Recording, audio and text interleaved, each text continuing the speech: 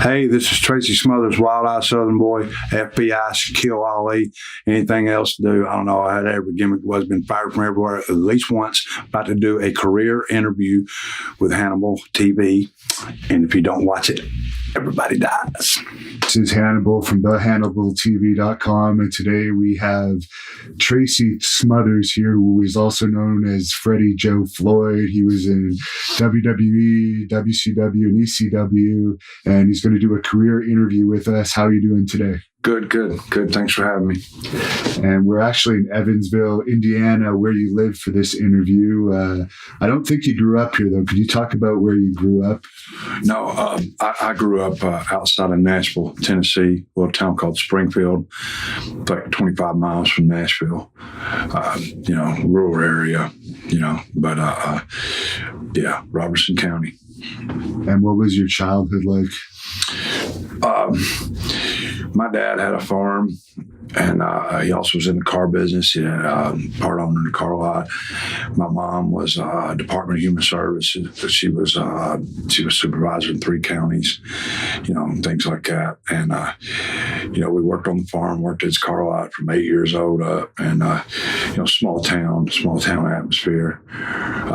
Everybody worked. For their parents, farm, did their chores, did everything, just country,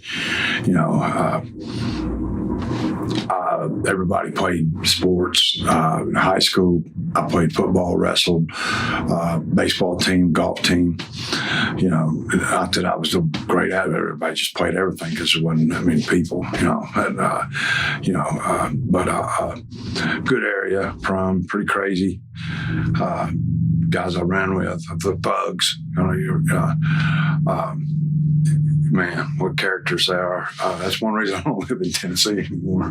but oh my God, you're going to hear some nicknames.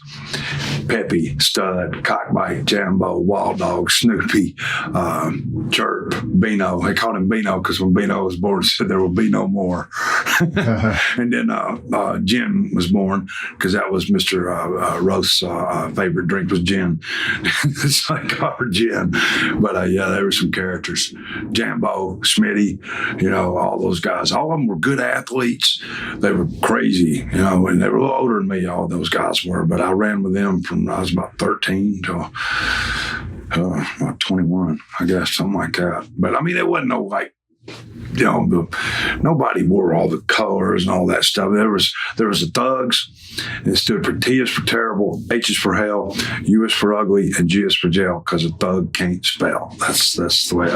There was us, the thugs. There was what do they call them? Southtown Rinky Dinks as the white boys. They were nuts. Donnie Wallace and them. And then there was Southtown, which was the black guys. Then there was Rose Hill, which is the black guys, and there was the boys called the Goat Boys. That was from way out in the sticks. We were in the country, they were in the sticks.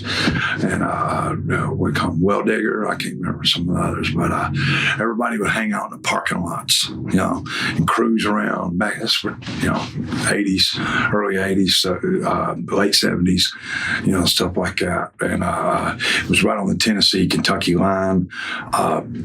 That Springfield was, for the longest time, it was really crazy. A lot of drug trafficking through there and anything on the state line.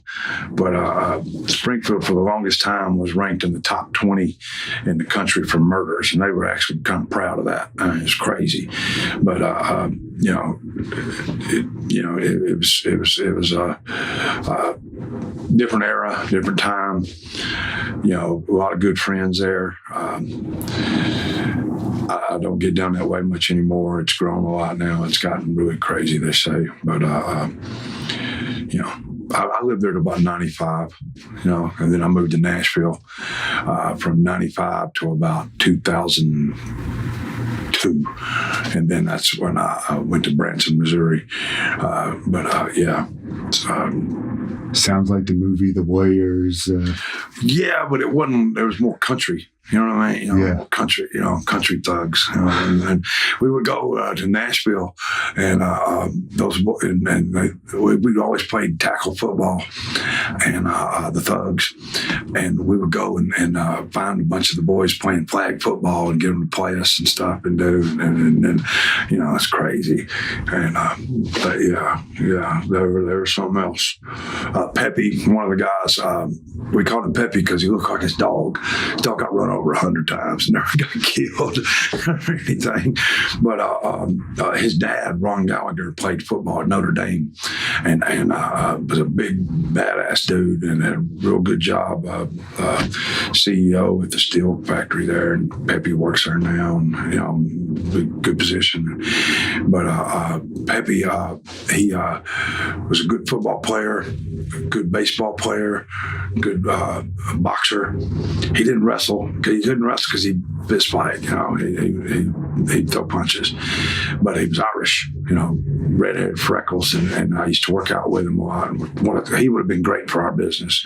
He was 5'10", 205. Not an ounce of fat, and he would have been great. But he walked on to University of Tennessee because his 40 time wasn't that good. He's about a 4'8", something like that, and strong safety. And Larry Sievers, that was an All-American wide receiver, played a little pro, 6'4", like 225, come across the middle. Pepe hit him, turned him, flipped.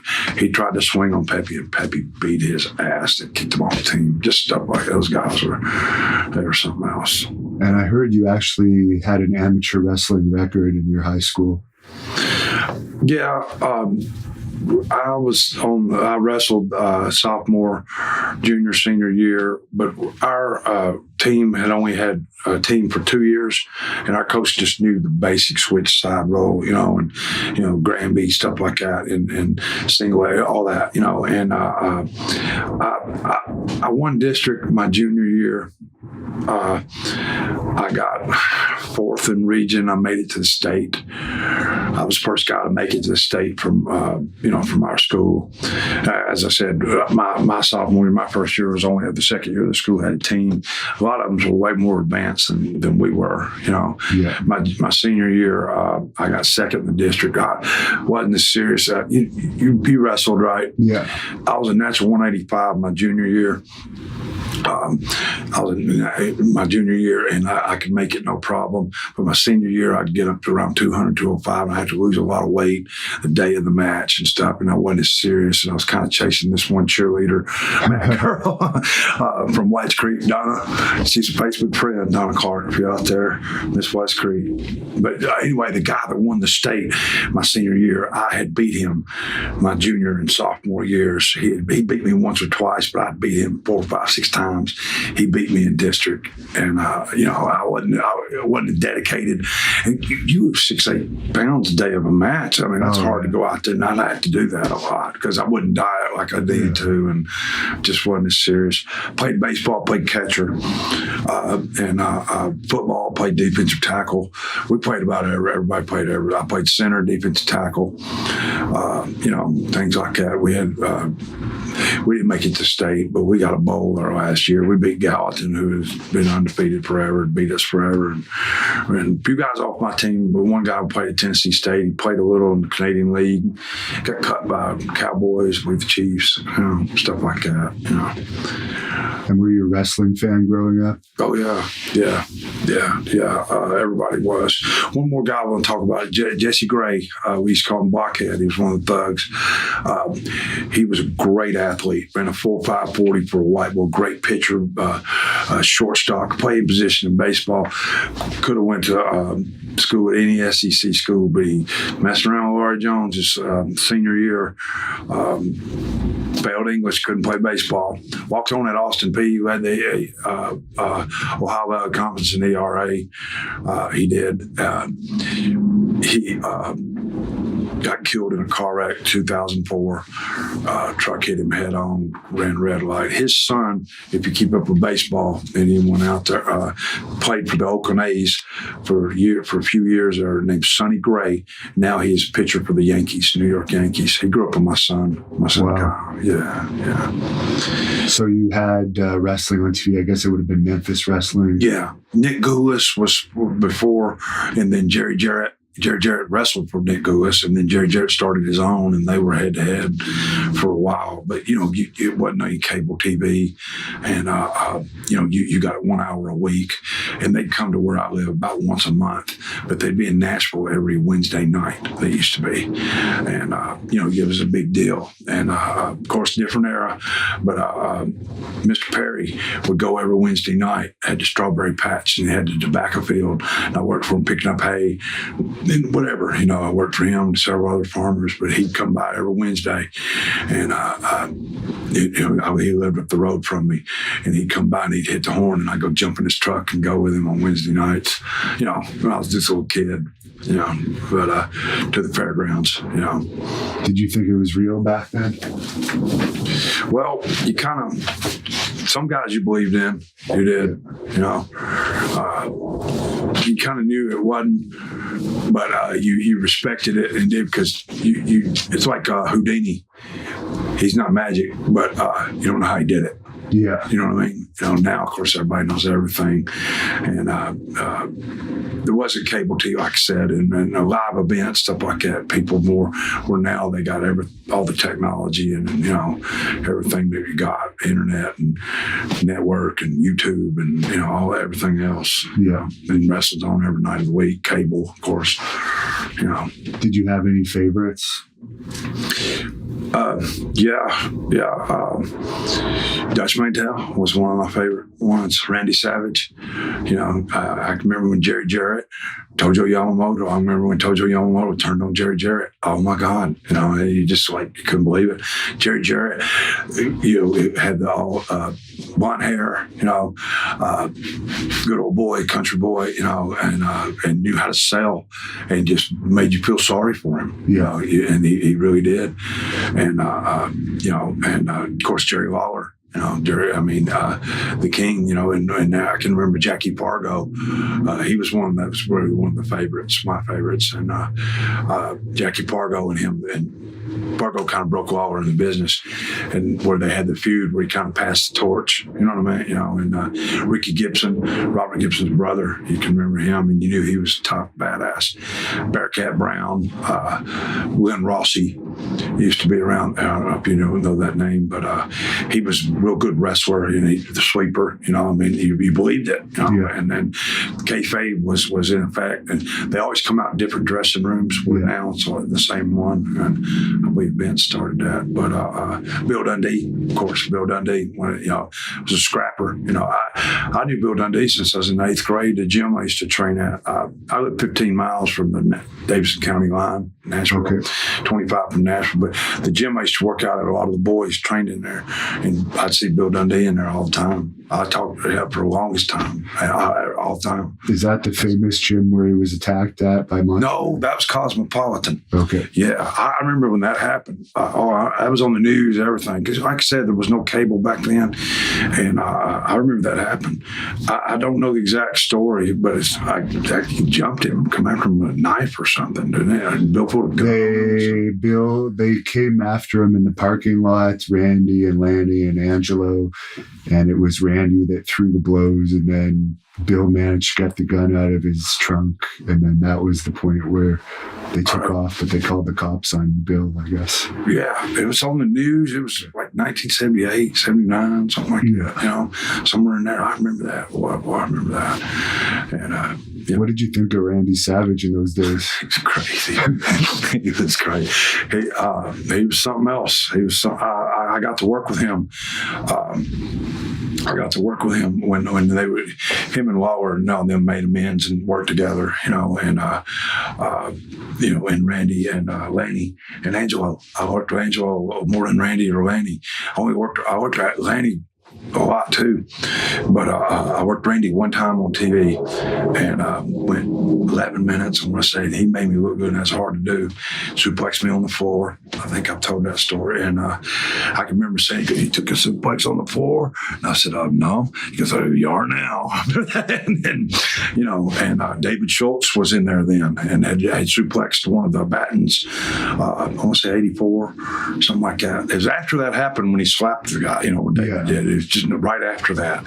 And I look up, and David's in the dressing room. And wow, because you didn't have the social media, you didn't have all that you have now. You didn't have cell phone, you didn't have internet, you didn't have cable, you didn't have. Well, yeah, cable was getting going. Yeah, it was getting going, and USA and all that, and that had happened with David, and he had done it one of the Battens, so Randy had to one up him. I can remember, and I thanked him for the match. It's like, thank you. To me, I was like working Babe Ruth or something, because he's Randy, and he goes, "Kid, never think somebody that suplexes you on the floor." I was like, "You got a point," But and that night I worked David and fought for my life. Dressing rooms didn't connect in Nashville, and he had to be strong, but he made me look good and didn't work. And he didn't amateur wrestler, but he was just tough. You know what I mean? He was a tough guy, just tough. Yeah, because some people say he was a bully, but I've heard from numerous credible people that he was actually very tough, legitimate. Yeah, just tough, just natural. Didn't lift weights, didn't train really or nothing. Just a big old raw bone, Jackson, Tennessee. You know what I mean? Country boy. So how did you actually break into the business, and what motivated you to want to get into it? I always liked, you knew they were athletes, and you knew they were tough, and you knew it was, you hear the fake thing and all that, but you'd watch it in some, and you go live and you'd see some, and you knew that it was, and of course the drama, the storyline and all, and Lawler was a heel. That's what people don't know. For the longest time was a hell of a heel, top heel for a long time, curved end, and then he turned babyface and never, backed. But he was, man. I mean, they sell out Memphis every week, sell out Louisville every week, Evansville every week. Nashville every Saturday. Jerry Jarrett, of course, had his head when Jerry Jarrett had his mind into it. You know what I mean? When he was totally into his mind into wrestling, and he was so successful, and he got where he let Jerry Lawler and Bill and Dutch and everybody kind of run it. And he had his place in Florida, go fishing. He had his place up in Canada. He go bear hunting, and things like that. They run in his business and do. And then when Jeff got working, he got back in it some, for a bit there. But when Jerry Jarrett was in his prime, all the gimmicks, what you see Vince McMahon do with the gimmicks, remember in the 80s when they did all of that, with all the gimmicks, you saw that. He got that from Jerry Jarrett. Jerry Jarrett did, and Jerry Lawler did all of that. And then really, Jerry Jarrett was kind of Lawler's mentor. Somewhat, and then Jerry Jarrett could come up with stuff, angles, just he'd be like singing or something, just come up with stuff and going, where did that come from? He was a genius. You've seen his place. He's successful in everything he's ever touched, and he taught me a lot. He used to take us in there and teach us doing interviews in that the big house on the hill in the ballroom and stuff. Jeff, Pat Tanaka, Paul Diamond, myself, and then we'd make Evansville that night in a limousine. I messed it up because I was driving the limousine a lot of the times, and I'd be like, we would always like trying to make time, get front doors and stuff and do it. And I would get people pull over. Not that I was reckless and do, but I was drove a little too fast. But I learned a lot from him, and a very smart man. And I saw the piece you did with him, which showed his home, and boy, he's with it. He's with it. What do you think about Bruce Pritchard in recent years saying that Jerry Jarrett's full of shit and he never did anything in the business? I don't know if you've heard about that. I have. And I'm like, Bruce knows better than that. He knows better than that. But I mean, Bruce's mentor was Paul Bosch.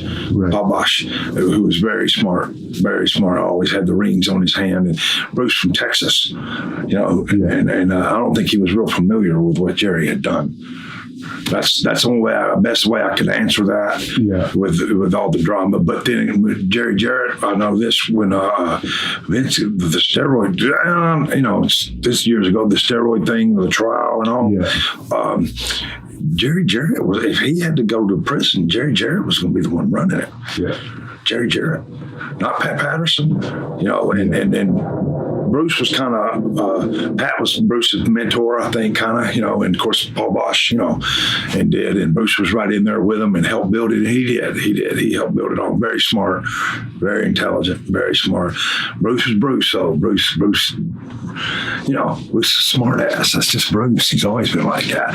Yeah. But I mean, you know how it is. You deal with guys and do, but I saw all that and do, but I think Jerry might have kind of let him know that he was the man when he was about to do that. And, you know what I mean? In a nice way, how he did. And I believe that was Bruce might have got a little pissed off about it. And Jerry could come off where you wouldn't think he had a clue what the hell he's talking about.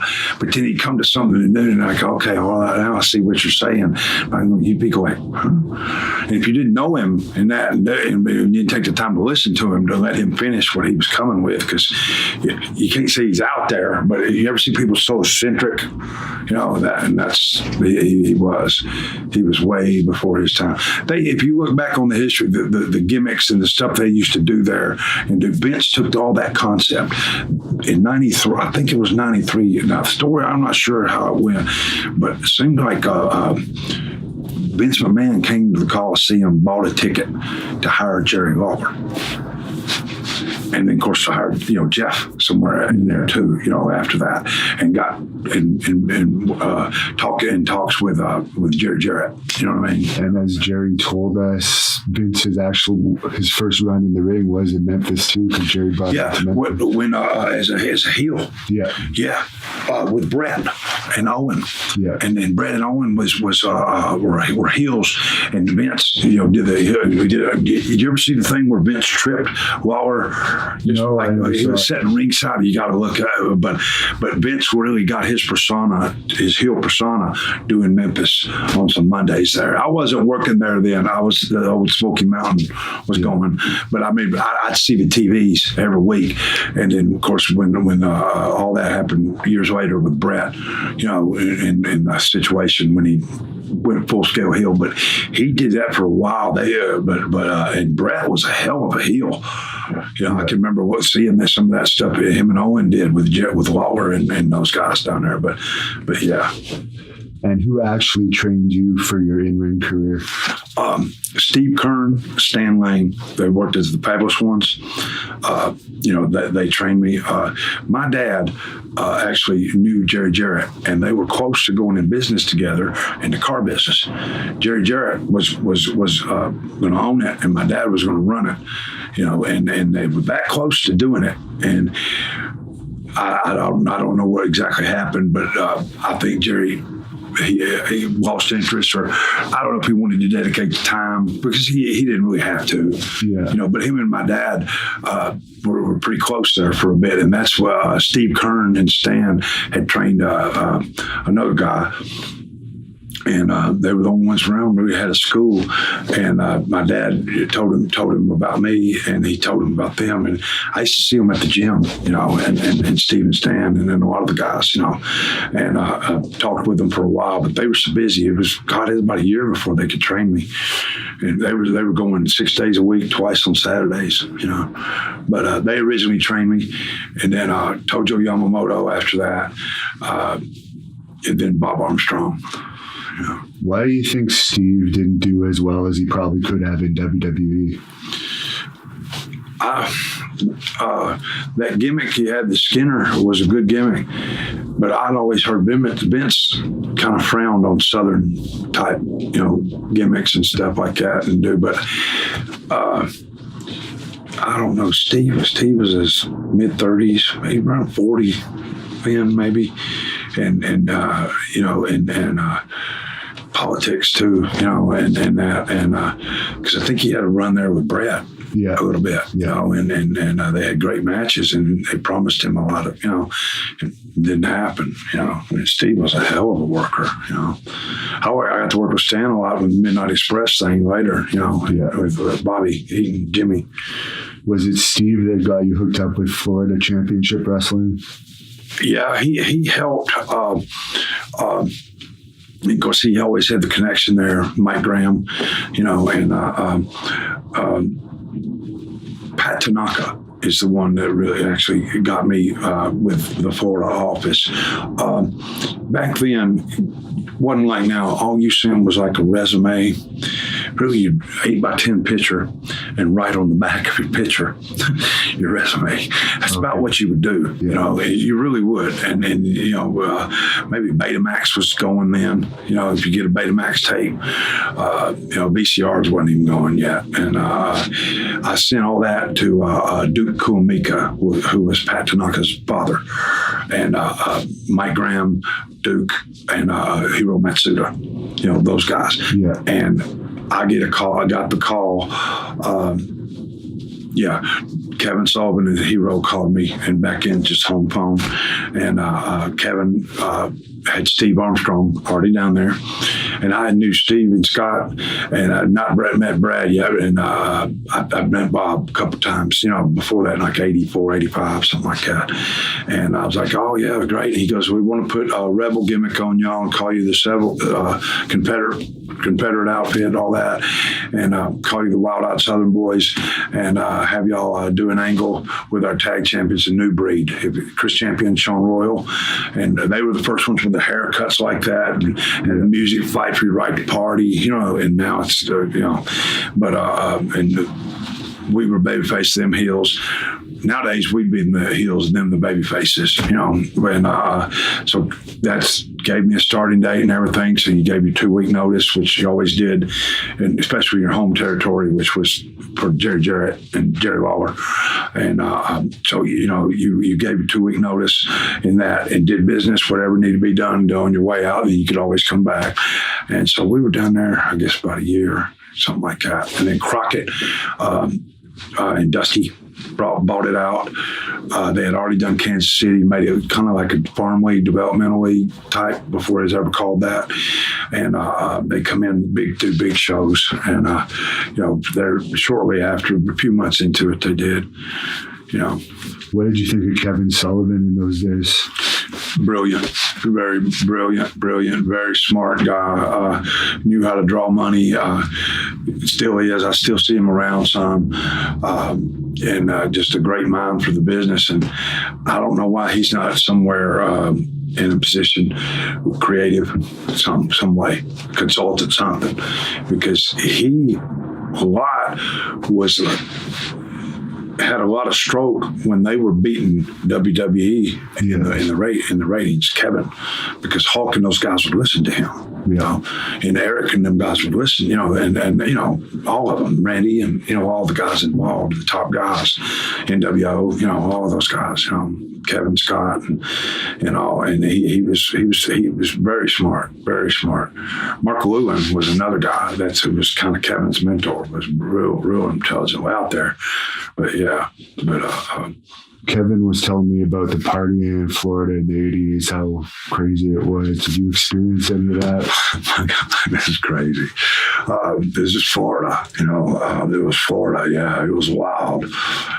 Good time, though. It was, you would do Tampa Tuesday nights at that college. Wednesday at that studio, I can't remember what it's called. Historic place. It's torn down. Fort Homer Esterly Armory. What was it called? The Armory? Yeah, the Armory, whatever it was called. Yeah. I can't remember what it's called. But you do that Wednesday morning. Yeah. Oh, I think they just called it the Sportatorium or something. It was the Tampa version of it. Yeah. The Sportatorium in Dallas, but whatever it was called. You do TV there Wednesday mornings. And 1 week you do Fort Lauderdale, 1 week you do Miami. Okay. And travel through the Everglades. That was cool.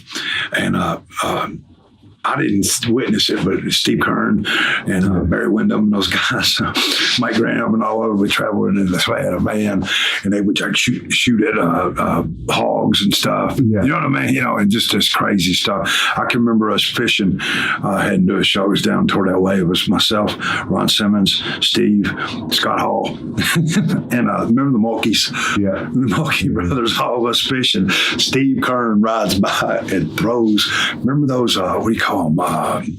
H-bomb, cherry bomb. Yeah. Into the water, those garfish, and he throw I think it's cherry bomb or something like that. I can't remember what he called it. He would do pull ribs, stuff like that. Mike Graham went by us one night and screaming out the window, said that we had messed around with his wife, and we didn't know he was disguised or something, and had a gun and then pointed it. We're all in that van, and we wheeled off the road, went through the field and everything. Just good times. But Florida was wild. It was wild. And you would do Lakeland once a month. You do Sarasota once a month. You Miami or Fort Lauderdale was every 2 weeks. I was there not long when I come in. It was after Bruiser Brody. Had the Lex Luger thing? Yes. Lex no-showed the towns the rest of the whole loop. And good business, right? Yeah. It was, and it killed it. It killed Florida, and Yeah, because the story Luger says is that he didn't actually run out of the arena. He claims that he's talked to Brody after, but other people have disputed that. I really don't know. All I know is what I saw, what they showed us, what on camera. Yeah. And then the story. I love Lex to death. God bless him. And I hate that what happened to him, but he's better mental place he is than he ever was. He's humble, But something to the effect. Lex called the next day and just more or less said he wasn't coming the rest of the week. This, other, that, and do. And Kevin Matsuda, Hiro Matsuda was a bad dude, man. He was a shooter, judo and the whole deal. He was. And those Florida, all of them guys, they're tough. And Lex just more said he wasn't coming. That's what we heard, Did you ever meet Brody before he passed away? Yeah. During that time in '87, he came in for a week and worked the original Sheik. Remember him? In Florida? Yeah, Kevin brought him in. And he worked Sheik in Miami, I know. Maybe she just did Miami. Well, Stevie and Armstrong, my old partner, he knew Big Frank Brody. His dad and Brody were good friends, okay. And you just you'd see him go, God, that guy, he's crazy looking. And Stevie go, yeah, he is. He goes, but I've known him since I was this high. He loves us. We're cool with him. He likes you. You're good with him. You're not. Get away from him. Like that. And I'm like, yeah, cool. So, and get that far away look. Well, Stevie, I never smoked a joint, nothing, in my life until this. In '87, Stevie, Brody's working original Sheik, Miami Convention Center. Stevie goes, you've got to hit this joint with me. We're going to go up at the top of this building here, and you've got to at least do it one time with me, because we've done this all our lives. Whenever Big Frank, they called him Big Frank or Uncle Frank, was working, all the Armstrong boys would get somewhere. Brian didn't ever travel as much with them. He was younger, but Steve, Brad, and Scotty always did with Bob. You know what I mean? But get somewhere where they watch Brody just tear the whole arena up. So sure enough, I go up there, and I did, and I didn't know my name, and I watched that man tear down. He ripped. I'm not exaggerating. Anything that wasn't nailed down, he destroyed it. I've never seen nothing like it. I've never seen it. A hell of a house, everything. Him and Sheik never even got in the ring. Never even got in the ring. Fought all over the arena. He tore everything up. You ever see them concession stands with wheels on them? Yeah. He turned one of those things over. he kept on. People just going crazy. And it was after the match. And he didn't get it. And then he went back to it and went back 3 or 4 times. Finally, he did, turned it over. Wow. Yeah. I've never seen that. And that was on a Wednesday, I can remember. And it seemed like he stayed like Wednesday till Tuesday. Yeah. Tuesday, Kevin did a thing with him and just a no count out, whatever it was, street fight or whatever they did, fought over. And I remember in the bleachers, Brody, we're doing a pull apart, all of us, and he goes, he grabs my hair and he goes, sell your back, bam! I mean, he thrilled me. I thought I was paralyzed, and I went down to all fours right there. And he goes, watch the punt, and he punted me. And I went down them steps like a Cactus Jack type bump. And I didn't mean to, And I didn't much feel the steps as much as I was numb. My back and I ain't never been kicked that hard in my life or broad arm. I mean, he was a beast. Back in when in his prime, he was about 6'8", about 325, about 350, and he couldn't spell steroid. And he just a big old West Texas, and just a romping, stomping, ass kicked, and he was the man in Japan. He was the man in Japan. I was in Japan my first tour that I ever did a year later when he died, when he got killed. Yeah. I remember him coming in telling us, Sakaguchi from New Japan come in telling us they were still mad at him because he had jumped and went to Baba. Yeah. He beat Inoki in the squat challenge, in front of the Japanese press. What was the squat challenge? I haven't heard of that. Who could do the most squats? Hindu squats. And he could do 1,000 squats. But he beat Inoki, and I think he's supposed to put him over. I think so. I'm not sure on that. Brody was a beast. I hear these guys telling stories about how they did this or did that or punked him or beat him up or something. I've never heard of it, and they never did. And they waited about 10 years after he died to even talk about it. Yeah. Did you have much contact with the original Sheik other than that night? Was he around any of the territories you worked? Some. I'd see him. I've seen him around and then he was always all right to me. He kept to himself a lot. He wasn't a fighter. He wasn't a shooter. And like him and Abby and Brody, when they'd be on shows, I've been on some with them, and if the house was good, they would kind of work together and get, they'd hold them up for money, in their own way, however they did it, they would. And what did you think about Abdullah overall? I know you were on a bunch of cards with him over the years. Yeah, I don't know, maybe he's that way with everybody, but he'd be all right to my face, and I'd hear stuff, dude. I know he didn't like the gimmick with the rebel flag. And isn't he from Canada, right? He's from Canada, right? Yeah. And that's what I thought. I thought he was a real brother. I don't mean that, but he didn't like the rebel flag. He's voicing, I'd just say, champ, it's a gimmick. I'll be Malcolm X, pay me, and things like that. But I can remember in '93 working for Japan, All Japan, and look up, and here comes Champ down Roppongi, that strip would come out of Ribera's, and he's in a big Rolls Royce, it's one of his sponsors, and I guess, isn't his wife Japanese, right?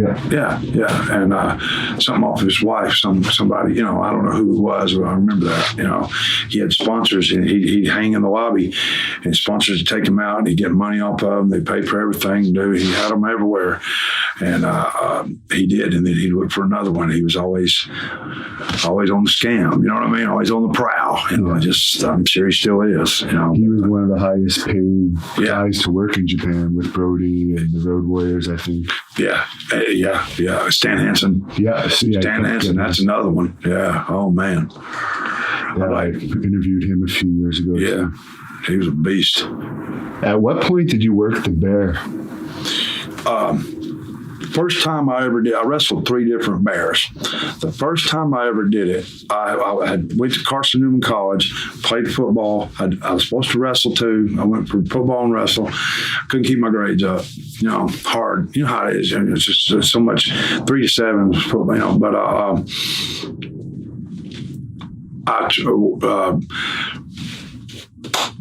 hurt my knee freshman year.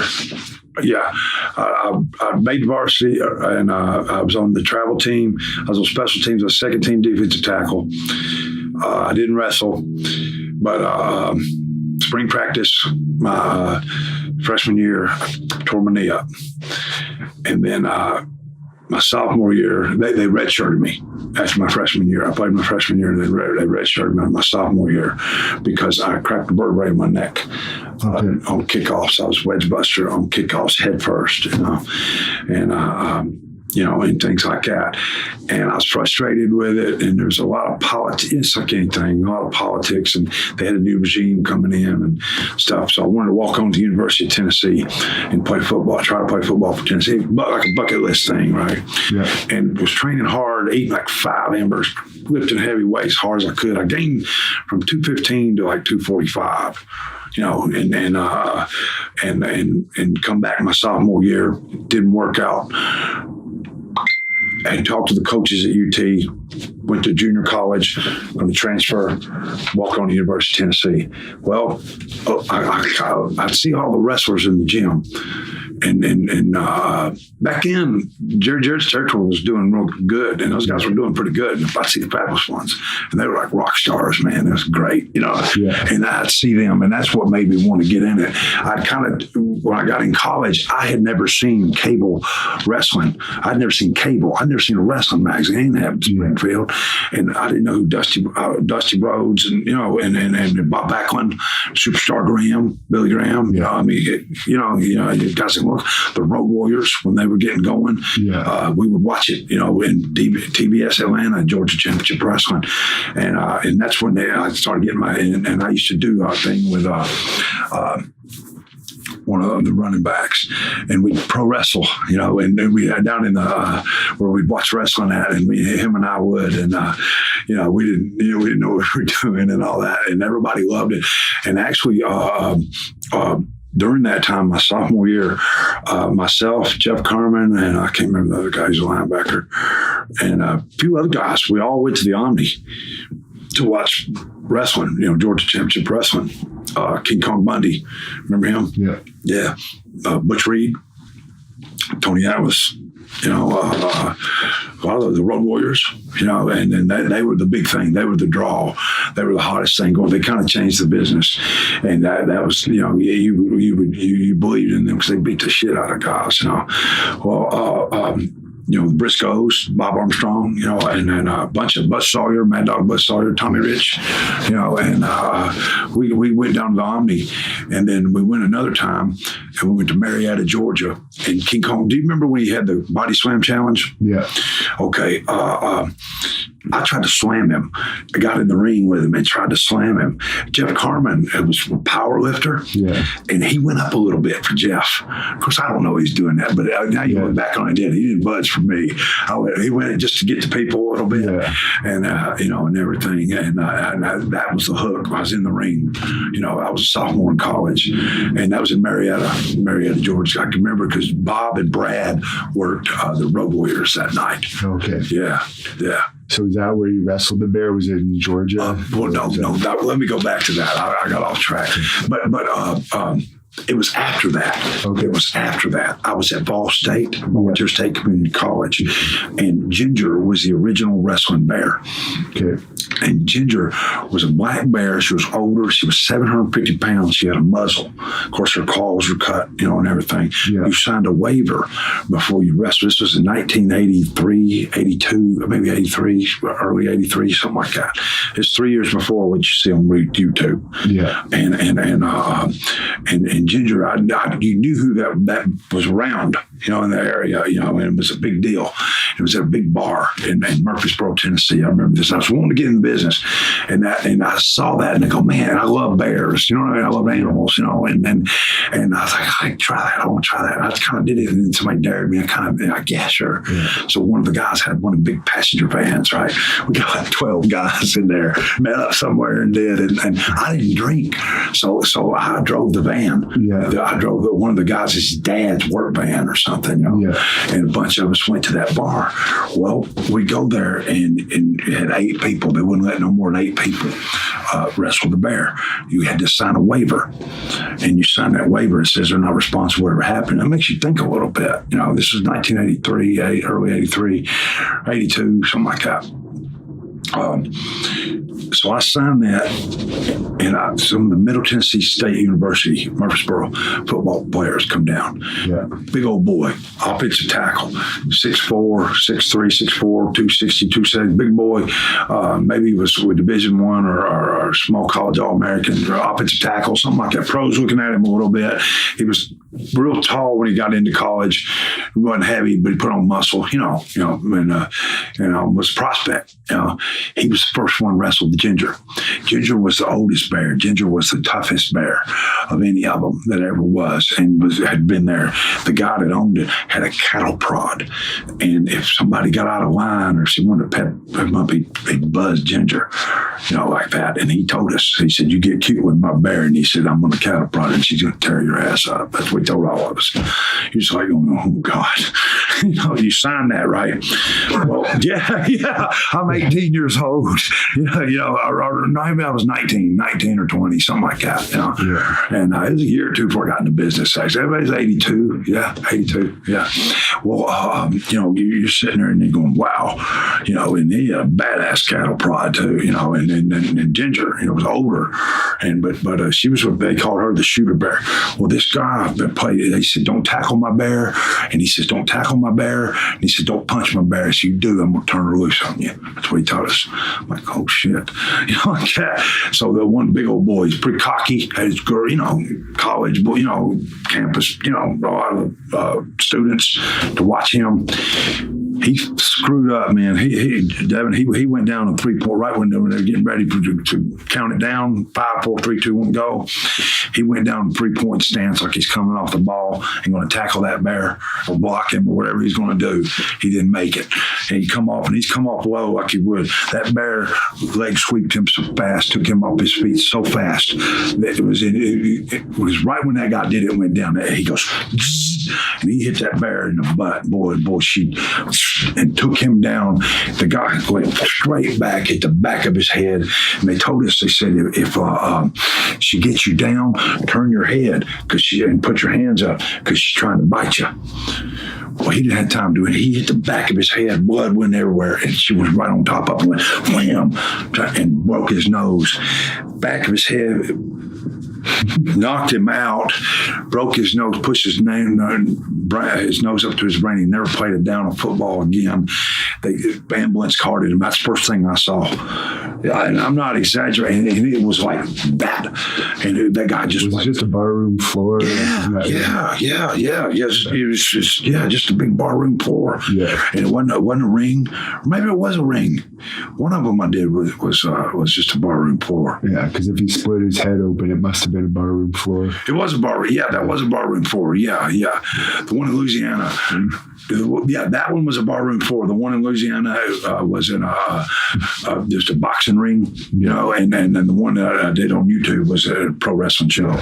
Yeah, that one was in a barroom floor because he hit the back of his head. Blood went everywhere. He was on top of him. Bam, right there. Broke his nose, pushed his nose up to his brain. He never played football again. Ambulance, he was knocked out. Blood was everywhere. I mean, the man's on his back, bleeding from the back of his head and bleeding his nose, just blood just going, just like that. And you're sitting there and everybody's going, fuck this. And me, right, I had the keys. So I took out, running to the car, and all the guys, there's 10, 12 guys. No, motherfucker, you're going to do it. You said you're going to do it. You're going to do it. You already signed that and that, blah, blah, blah. They were taking bets and all kind of stuff. Guys, college, right? And I'm like, no. I was laughing. I wasn't really laughing. I was like, no. And so I watched everybody. And I never drank a beer in my life before then. And I did a shot, and I was like on it. And I was doing a little coffee, and then I was studying, watching. I thought, well, my best offense is a good defense. I went 3 3-minute rounds with her, and just not because the Bears were kind of playing. But if you get with them, but I made it 3 3-minute rounds with Ginger, and that's just with her. That was 82, 86. I worked for Bill Watts, Mid-South, which was Oklahoma, part of Texas, Louisiana, all Louisiana, and part of Arkansas, part of Mississippi. Nick Adams had a bear, 7 foot, 1,500 pound grizzly bear, huge. And, this had been a few years. We worked Alexandria that night. I was single with a big, huge bar. They call it the Lighthouse, but they call it the Fight House. I mean, it was crazy. A big old warehouse it used to be, huge bar. All those Louisiana boys, and then the boys, And after Alexandria, they had a big party, and you knew the bear was going to be there, right? So we had a pro wrestling show, and a lot of people went there. Then went to the bar afterwards to watch that. And I can remember Duggan, Doc, Terry Taylor, a lot of the boys, But I was with, remember Chavo Guerrero Sr.? Yeah.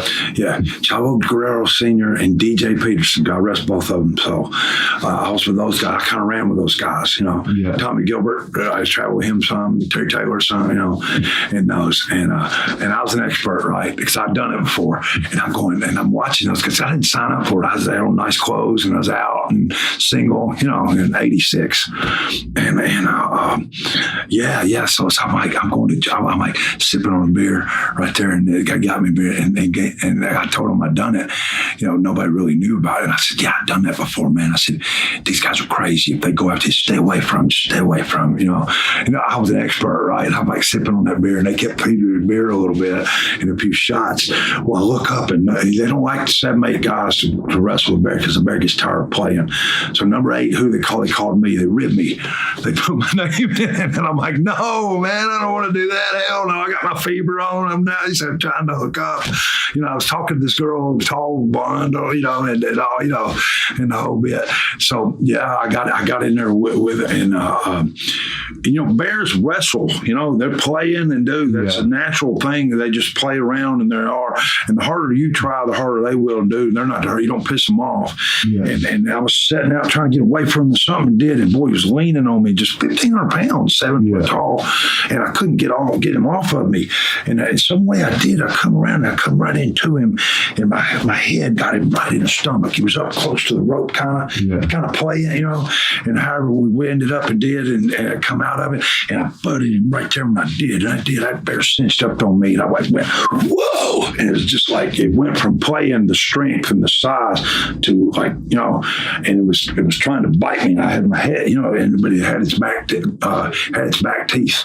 You know what I mean? It didn't have a muzzle, and it couldn't really do it. I had an air, and I'm like punching him. It's like a baby hitting a man, Yeah. And Nick Adams on the bear, and he used to pro wrestle, and he had that bear from when he was a cub. And I didn't do it on purpose, that happened. But my head got it, almost like spun around something, and bam, right in the stomach. That bear went right there, and I never, it like snapped. I thought he snapped me in two. And I'm not kidding you. He wondered why I'm limp. But honest to God, yes. And I was screaming, get this motherfucker. I was hitting him, bam, headbutting him, everything. And Nick jumped on him, just dove on him, and had the chain and run around him. And he went right to playing with Nick because Nick raised him from a cub. And I'm like, it was in that buckle, right? Well, I'm booking to get out of there. And I had on nice clothes, and they looked like a street fight. It was ripped off of me. You know what I mean? It was, and then sweat blowed up, and I'm booking to get out of there, right? Yeah. And that bear was from to my side was in that turnbuckle right there. Yeah. And it's no fish story. And I heard it, and I saw it look at me to the side of the eye, and I was to get out of there, hard as I could go. And I heard it go like that, and just roared and come at me. And they can outrun a horse for like 20 yards. They're that quick. And I got out of the ring, took a hell of a bump on the floor. I shit my pants, and I thought I had a heart attack for a minute, and everybody's laughing at me, pouring beer on me, and the boys, you know what I mean, and some of the guys we knew, the bouncers, some of them, and stuff, and it was all in good fun, but it wasn't funny to me. And I thank God I had my sweats and t-shirt I brought with me. Did have to go clean myself up. And did you pick up the blind in the end after all that? You said you started off with a hot blind at the start of the night. Yeah, no, didn't see her again. Didn't see her again. She was laughing at me and then hooked up with someone. Yes, she hooked up with one of the bouncers, actually. One of the boys, one of those big boys that he bounced some when he was in town. And she did. She hooked up with him. And he worked on them offshore oil rigs. They'd be gone 2 weeks and off a week, something like that. And he bounced was in town. Yeah, she did. I wouldn't even think about her after that, but that was the one you see on YouTube. Yeah, that was the easiest one of the three. Oh yeah. Dutch Mantell was working Wildcat Wendell Cooley, and Dutch was champion. Wendell chasing him. Wendell wanted to get a title shot. This was how the angle. Wendell said he'll sign the match, wrestle, do anything to get the title match. He signs it, doesn't read it, and Dutch says about the bear. That makes the bear, the bear is a heel. Yeah. And he said Wendell will have to wrestle the bear. Wendell had a bad knee. Yeah. Well, it got worse. I don't think he really wanted to do it. But in Prattville, he did get hurt, legit. He did. So they had nobody to wrestle the bear. So Robert Fuller, Dutch were kind of booking it, and you know how it is, right? They didn't build it, and you got it 3 days. They had Birmingham, and I believe Montgomery, and Florence, Alabama. Birmingham, Montgomery was every week. Florence was every 2 weeks, but 3 major towns that they had. So they got to do something. So they got with me, and I worked out a deal with Robert, and of course Dutch managed the bear, and the Dutch had already done the bear fight. You can look it up, bear fighting experience and all that. And then Dutch had done all the interviews and everything. And I worked a tag match. Steve and I were working with Robert Fuller, Jimmy Golden, and for the tag spot right there. Dutch was top heel, Wendell top babyface, things like that. Well, I worked 3 nights in a row, starting on Monday. I worked Robert and Jimmy, Stevie and I in the tag. And in the middle of the card, right before intermission, I worked the bear. And then I worked Dutch. I worked twice and wrestled the bear 3 nights in a row. And what was seen on YouTube was only the third of 3 rounds in the first of 3 nights.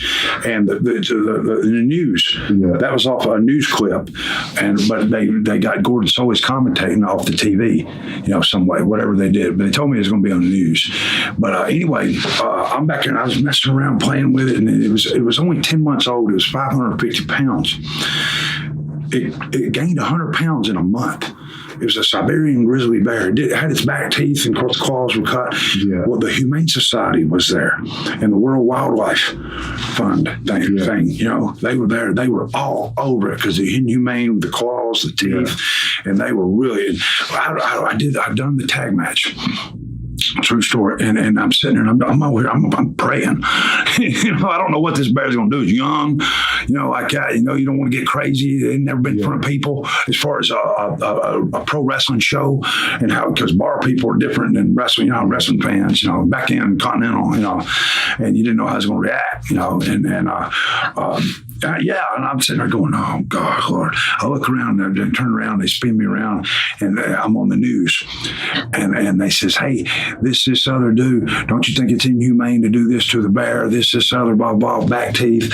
No, all has no teeth, but just back teeth, no claws, this. And I looked, and I said, look. The 2 people, the wildlife, and there. I said, look, lady, and the camera lady's on there, and I said, look, lady, I said, I got to work twice, wrestle twice, and I got to shoot with this bear 3 nights in a row. Why are you worried about the bear? Why was you worried about me? My God, come on. My music was playing right there. I said, I don't really have time. They didn't show that on the news, but I did it 3 nights in a row, and man, I was physically spent. I mean, I was. He gave me off after that, for a week, and I honestly, I could get to the whirlpool, the shower, lay on the floor, and but because working twice is hard enough, especially when there's a long break. But to do that between that's a shoot with the bear. But that was only the third of 3 rounds, and you're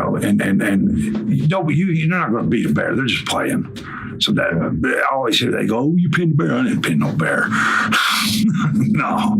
But that one was just a cub, really, honestly. And what are your memories of feuding with the Stud Stable at that time? Well, I'll shut up about that bear. But I have people come to me now, and they'll go, well, you don't look like you did when you wrestled that bear.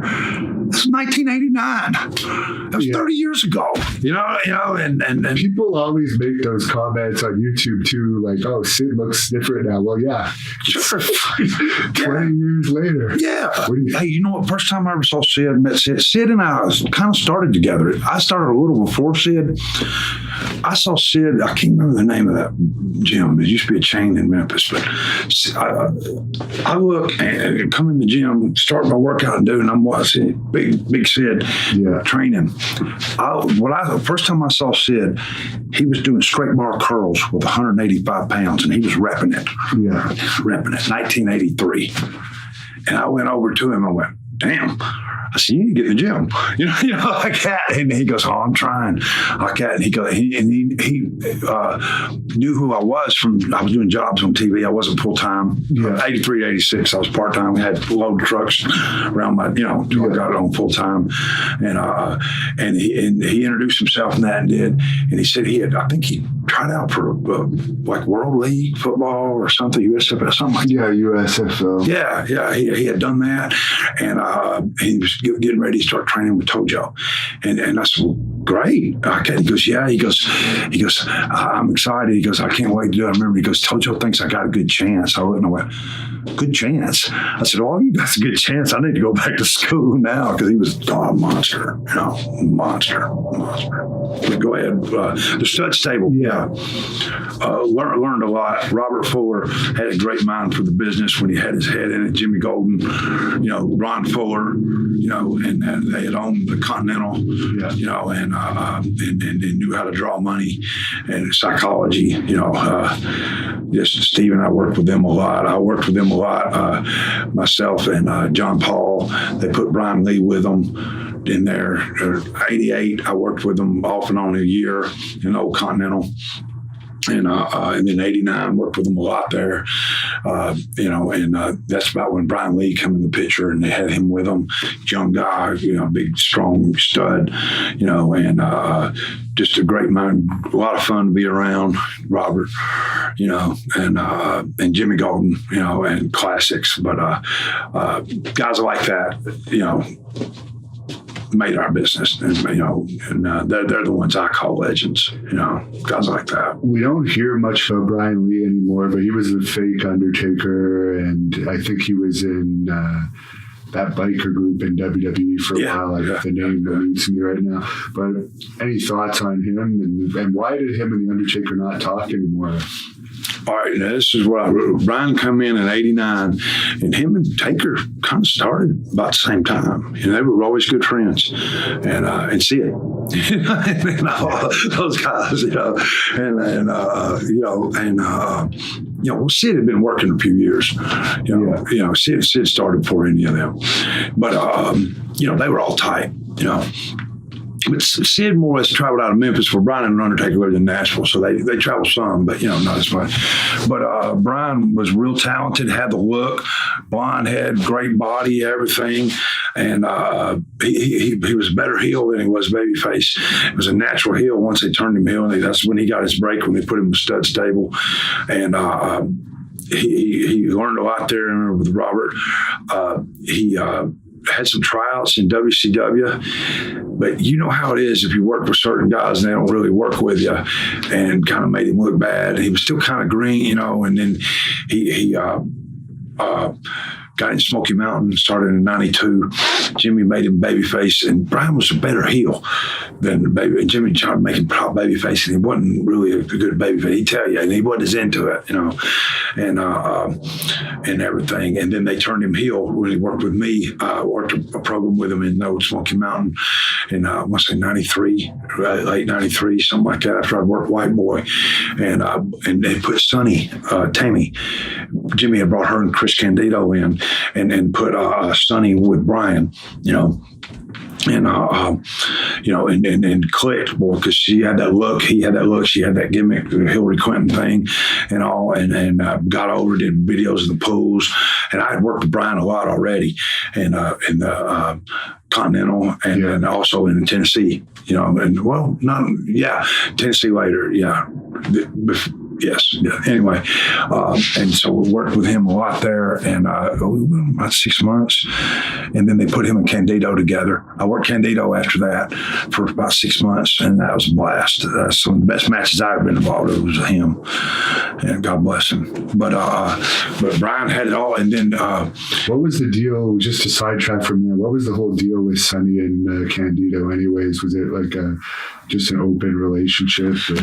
I guess. I don't know. I guess Chris loved her and do anything for her, and she was a college student and got away from home, buck wild, and everything. And I guess it was an open relationship. I don't know. I'm probably about the only one that I wasn't ever with her. I wasn't ever, because Chris, a lot of guys were, from what I hear, and I don't know what their trip was. And I don't know if this is true, but I heard something to the fact one time Chris was taking a shower at their apartment and invited Rex Keene over, and Rex and her on the couch, while he was in the shower, a quickie, you know what I mean? Stuff like that. I don't know if it's true or not, but, you hear stuff. But. Yeah, because we've heard that in recent years that people say he may have actually been turned on by other people fucking. I've heard that, and he was fine with it, and had no, and that could be the only explanation why he put up with it. Yeah. I mean, I never dug into that. One time in ECW, 97, 98, she was still with WWF, I believe, then, and she, of course, looked great and everything she did. But I was sitting down, and I knew her since 93, and that was like 97, 98, and all that. She was like one of the top girls in the business, and the most downloaded one, and any man, she'd have him, and all that, and of course she's hot, and she sat in my lap and was decked, looking good and everything, and of course I got a rise in my weave, but I'm a man, you know what I mean, but honestly, because I love Chris Candido to death, and I always believe in the fact you don't mess with one of the boys' girlfriend and wives, kids, any of that, and I picked her up and said, don't do that. All right, don't do it. And after that, she never with me, at all. And she was just kind of doing it, kind of flirt, but I've heard stories like you have, so. Of course, her looks aren't quite there anymore. But yeah, she's been in jail, right, for a few months, right? Yeah, I believe she's been in and out of trouble for the past numerous years. Yeah. So I know in February, I believe they come and got her. She's been doing conventions and everything. Yeah. I hope she gets straightened out. And Chris loved her, and I think her and Scott Hall have the record for most money spent on rehab by WWE. I've heard a dozen or something. Yeah, that's a lot. But I jumped from Brian Lee there. But to finish off Brian Lee, you were saying that she was managing Brian Lee for a time. Yeah, for a while. Managed Brian. I worked with Brian for about 6 months there, and then I want to say after that, that's when I started working with Candido. And she didn't manage Chris then. She just managed Brian, and then Brian started working with Dirty White Boy. They turned Dirty White Boy babyface, and Dirty White Boy's wife then, Kim. Her with White Boy and Tammy. With Brian, Tammy and Kim never got along, or they got in a fight one night in Johnson City. Backstage, everybody broke them up, arguing mostly, Was that over some? They just hated each other. Yeah. Kim hated her. She hated Kim. She was snooty, and Kim was a Southern girl, and her a Jersey girl. They hated each other. just hated each other. So what happened with him and the Undertaker? Because we've heard that they used to be like really close friends, and then we've heard one of the reasons why he didn't have a longer run in WWE is because their friendship ended. When they did that thing, the fake Undertaker thing, Brian wasn't as tall as Mark. He was tall. He was 6'4", 6'8", the lifts and all that. Did all that and of course that's Taker's idea. Him and Brian, 94, I believe it was. I remember that because he was going up and doing those, and he was still coming working Smoky Mountain as Brian Lee. They already had the working relationship with Smoky Mountain, and in WWF it was then, and they did the pay-per-view. What happened, they had a hell of a match laid out, but I think Brett and Owen's match went way too long, and they had to cut a lot of it out, and they didn't get to have time to really build it like it could, and it kind of tanked. You know what I mean? And they needed some time on it. Their time got cut like 3/4, and that was it for the Undertaker. That angle right there. It's just, and I don't know what, but Owen and Brett had classic matches, and I would have wanted to follow that, but they had to follow that too. But then they went way over what they were supposed to, and I don't know if there was friction with Brett and Taker or some way it was top guy thing, or I wasn't there and no, but that's what kind of killed that angle and did. And then Brian's run kind of when he's up Smoky Mountain, he was in ECW for a while, the Bulldozer thing, and Dreamer liked him. He did a lot of stuff with Dreamer, and then he was there during most of the time that I was there at ECW. And then he was always good friends with the Harris twins, and he was still good friends with the Undertaker, then. And then had that run, with them with that bike. DOA. Yes, that's it. And had that run with them there, and the road got to him, and he liked to drink and he liked to do pills, but then. And I'm not a dog, I'm not nothing. And he went to rehab for it, dude. But coke really got him, And he was. Mark was trying to Undertaker was trying to take care of him, And Brian was just spiraling, just out of control. I mean, wasted on planes and stuff. I've heard, stuff you hear. Ron and Don were trying to take care of him, but he just had a bad drug problem, and that's kind of what did him in. And he didn't really recover. He went back and started working TNA when they started going. Russo always liked him, and Russo was booking, had Ron and Don and had Brian back in there, but he could have went a lot further than what he did, but and I'm not hating on him by any means, but it's just things that happen. But he's out of the business now. He worked a little bit in 2014. And he looked great. I mean, he looked great and everything. But he had got in working construction. And his ex-wife's son was working for him. And then now he's in Jacksonville, Florida, works for his childhood girlfriend's family in construction. He takes care of his mom. His girlfriend lives right down the road. He's doing good. He's making money, doing that. And he likes construction and do so. God bless him. I love Brian Lee. And you mentioned you were in Bill Watts' territory. Any details on how you like that territory? I heard there was a lot of money to work there. Yeah, you were. I mean, I was underneath, and I made good there. Around $1,000 a week, and in '86, that'd be like $2,500, and you got paid off the house, and it wasn't as good as when Rock and Roll and Bill Dundee went in there, and Midnight Express, and of course Duggan and them were hot, and Terry Taylor was real hot. They brought Terry Taylor in there, but it was still good, but it wasn't quite what it was then. But long trips. You do Houston every 2 weeks, and then you go from there all the way up to Oklahoma, Tulsa, and Oklahoma City, and maybe a spot show around there, and Baton Rouge. was either every week or every 2 weeks. In New Orleans, every week or every 2 weeks. Lake Charles, Lafayette, Thibodeau, and Jackson, Mississippi, once a month, I believe.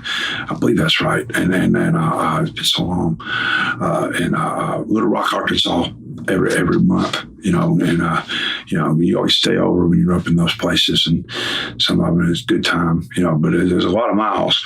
And now they got a lot of interstate through there. They didn't have that then. There's a lot of back roads, cops waiting on you, And I heard you were there the night that Dick Slater had his running with Sting. Yeah, I was. It was 86. Sting, Warrior. They put Eddie Gilbert with them, try to teach him, how to work and get over. Watts liked them, the look and everything. I'd worked with them in Tennessee before. I worked with them in the third match. Blade Runner, what do they call it? They called several. Blade Runner. A few different names. Do other things. Freedom Fighters, something. I think they were the Freedom Fighters here. Mm-hmm. Yeah, you're right. And then yes, and then the Blade Runners, Watts made them Blade Runners there. But they come out of bodybuilding and did, and I think Red Bastien, I want to say, trained them. I think that's right. But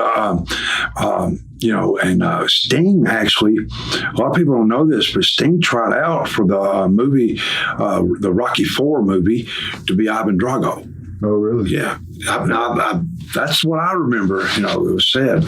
And we're competition bodybuilders, and everything. Well, they worked there. Jerry Jarrett finished them up. Bill Watts sent them to Bill Watts. Back then, they'd swap out talent, switch talent, and do, and not steal talent. They didn't go out of respected territories and, things like that. And they may not get along, but they did business. And, Well, anyway, Sting and Warrior, but he wasn't Warrior then, but Eddie Gilbert used to, they had Eddie get out of the ring to manage them, teach them, talk to them, teach them how to work, to look, and and eventually going to put Eddie in six mans with, so Eddie was so far ahead of his time, great, help them, but they had that kind of bodybuilder attitude, you know what I mean, and I don't know, but the story I heard, and who knows what really, but something to the effect, Sting kind of was a little cocky and rough with guys and reckless, and hurt a few guys. He hurt a few guys, and things. Ricky Gibson, he hurt him, and all I remember is we go in the dressing room. Tom Gilbert, DJ Peterson, myself, Slater used to be the booker. Now Taylor's the booker, had been for a little bit, Terry, and they didn't really like each other. And they're playing cards. So something's wrong, And Slater had his hands taped. And I can remember walking in and sit down, and I said, hey, Dick, hey, Terry, all that, get down, get dressed, and start getting dressed. And I looked, and I spotted that, and I looked at Peterson, I went, and his hands, I'm like, what the fuck, and he goes, yeah, it's on. Right there. We didn't know what was going on. He goes, Terry, I'll be right back. He goes in. He wasn't gone 5 minutes. He come back in the dressing room. We went out in the bathroom or something, right? Yeah. We went out of separate entrances, but the dressing rooms, and they dressed over here. We could get together and talk, some of the buildings. That one was Baton Rouge. And the story I heard was Slater went around to Sting and then said something about, I guess, Sting, Dark Journey, and a black girl who was Slater's girlfriend. He got her in the business. I don't know, they got a fuss fight, broke up or whatever it was, and her and Sting supposedly hooked up. Something, I don't know the real story, but that's what he was pissed about. And back then, you didn't do things like that. I don't know whatever these guys do now, but he didn't. You just didn't do that. You didn't. And they had heat with some of the veterans anyway, because the way they were treating the guys and stuff, but Sting, I think Dickie confronted him about it, and something, bathroom, bam, beat his ass, put his head in the toilet. Eddie Gilbert's like begging him not to kill him, you know. And Murdoch, I think Warrior just really didn't know, you know, the fact what was really going on, wasn't really involved, but he was trying to stop it some way. And I think Murdoch jacked him up and put him on the wall, hooked him, you know, and had him, you know. And you look at Murdoch and look at him, you wouldn't think that happened. Nick Merkel's another. Those guys, man, like that, they didn't play. But I tell you, Sting looked like a truck hit him. He did. And he worked that night. And you know what? After that, he started learning. He had more respect. He started he started getting better. But he did have one after that you never heard about. Ricky Gibson, Robert Gibson's brother, half brother. He had hurt Ricky. Something happened. All I know is it was a spot show. And we pulled up. And I can remember Ricky was out in the yard in the field with Steve Williams, Dr. Death. And God bless him, man, good, great guy, but a tough son of a bitch too. But Doc showing him, you know, amateur, you know, high school wrestling, you know, collegiate wrestling, and you know, and showing him shooting hooks and, you know, stuff like that. When I get out of the car, I go, what's going on?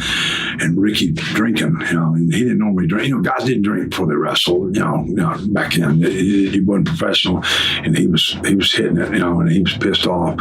He goes, we're in the tag tonight. He goes, fuck those motherfuckers. He goes, you just stay on the apron. And I said, Ricky, I'll help you, whatever you do. I said, they've hurt me too, man, you know, whatever, you know. And he goes, no. And we get in the ring, he told me the same thing. He goes, stay on the apron. He beat Sting's ass. He didn't punch him out like he could have, but then Ricky wasn't really a shooter and did, but he hit him body shots and took him down and stuff. And then Warrior, Jim got into, and he was trying to work with him. He kept telling him, I want to work. But after that, I think they talked and did it. And after that, really, Sting started learning, and the rest is history, you know. So, but yeah. How did the Warrior get along with Watts? Because it seemed like those two probably wouldn't like each other very much. I don't know. I think he left there before Sting did. I know that, and went to Dallas. Yeah. It was the Dingo Warriors. So, you know, they were gone there after I was gone, and I don't know how good they did. I think Sting might have got along with them better than Warrior did. You know. Were you back there when John Nord had his fight with Butch Reed? No, that's before I got there. John had Big John had he had a flu real bad. He shouldn't have been fighting. He couldn't even hardly walk. Sick. He worked, you know, and I don't know, somebody stirred that up. I don't know who, but I heard this it was stirred. I can't remember who. It was so long ago. And I don't know how well he's doing now, but I saw a clip of him on Judge Judy or something from a few years ago, and he's lost all of his size. Yeah. You ever see the one where he threw the guy through the windshield when he was selling cars? Yeah, no, he used to be great. Yeah. I don't know what's happened now, but hopefully he's all right. I met him a few times, never worked in any shows while he was on, but he's traveled, he's run with Kurt Hennig a lot. You see Kurt Hennig everywhere. Yeah. When I worked on WCW and WWF, these type of shows around the same time, they'd always beat us, they're there for us, you know. But you always see Kurt Hennig, and you'd always see Nord and Boss Man. They always ran together, those guys did, you know. And you mentioned Terry Taylor was booking Mid-South at that time, but he seems to have a lot of heat, Terry Taylor, with a lot of the boys. Any idea why? Yeah, Terry's a smart ass. He's always been like, he'll fire on you. And he could rub guys wrong. And he when he was office, and he was, you know, called a stooge, whatever it did. He's always good to me, but you know, a lot of guys he got heat with, you know. I got a lot of heat for riding with him, traveling with him. But I traveled with him, Tommy Gilbert, God rest his soul, Tommy, and DJ Peterson. And Tommy and Terry, you talking about oil and water, and they'd argue all the time. And Eddie and Tom and Terry did not like each other at all. Eddie did not like Terry at all. But Hills couldn't ride with Babyface, and Babyface couldn't ride with Hills. So Tommy, Terry, DJ and I would hook up, and sometimes Fergie, but Fergie a lot of times would be with Eddie, and Eddie traveled with some other guys, the Heels, you know, and stuff. And I a couple times traveled with Eddie, but we had really kayfabe it, you know, big. But yeah, Terry was labeled a stooge always in the business, What did you think about the relationship between Eddie and Missy Hyatt? When Ken Mantell came in '86 and had been the booker in Dallas with a big Freebird Von Erich run, and all that was coming kind of the end, and brought most of the Dallas guys, John Tatum with Missy, and I was finishing up, and I actually got a staph infection from Sting in a show in Missouri. Sting was broke out real bad, right? And I was toward the end. I was close to finishing up. I was writing was on the wall. Bookings were going because new regime come in, and everything. I'd been there close to a year, and underneath you're lucky to get that, and glad to have it. But Sting was broke out real bad, and I worked with him in a single match somewhere in Missouri, and I can't remember, but a big bear hug, resto, and I got it off of Sting, and so Watts let me go home early on that. But so I was on just a few shows with them, but they hooked up. Eddie and Missy hooked up pretty quick in there during that time. She left John, and then they made Angle out of it. And John Tatum was a hell of a worker and could get over and knew what to do, and great. And you never saw one of the boys take one of the boys' wives or girlfriends away from him. And I was already gone when that really went through there, but I can remember them, starting to talk, so, Eddie Gilbert was way ahead of his time. What a mind for the business. A hell of a worker, and he was very smart, very smart. How did you end up in WCW? He should be in the Hall of Fame, Eddie Gilbert. Jim Cornette, Kevin Sullivan, and Eddie helped too. Eddie Gilbert got us to try out. Yeah. Jimmy was, in '87, the old Florida office, Midnight Express come in. Stevie and I worked with them in St. Petersburg, Florida. Of course, Bobby Eaton then was just out of this world. Great, and but Stan helped train me, and Jimmy just a mind, and they made us look great. And then in there we got to come up for like a week to the Charlotte territory and got to work with them in Baltimore before the 1990 Great American Bash. This was in '87, and went good, and they were just great. We worked with them in Greenville, we worked with them somewhere else, and did, and we were supposed to win up in '87 after the bashes, and the territory was starting to decline. We were supposed to go up to the main roster to Crockett and work on the B shows with the Midnight Express. We got promised some things. The payoffs we got was good when we did this with Midnight up there in Carolinas and Charlotte. We worked with Charlotte, Greenville, Baltimore, and what we got paid was good, but Midnight Express got 3 times more than we got, and we walked out. We quit.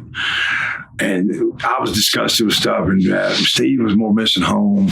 We were supposed to went to TBS TV and got 4 wins. Didn't go. We didn't go. We got screwed because the B shows we knew they weren't putting nothing into them, and we, you were getting a minimum, but you were on the road, flying, traveling, and you didn't know, we got screwed a lot. And bad mistake. I followed Steve and shouldn't have done it. So young guys out there do not walk out.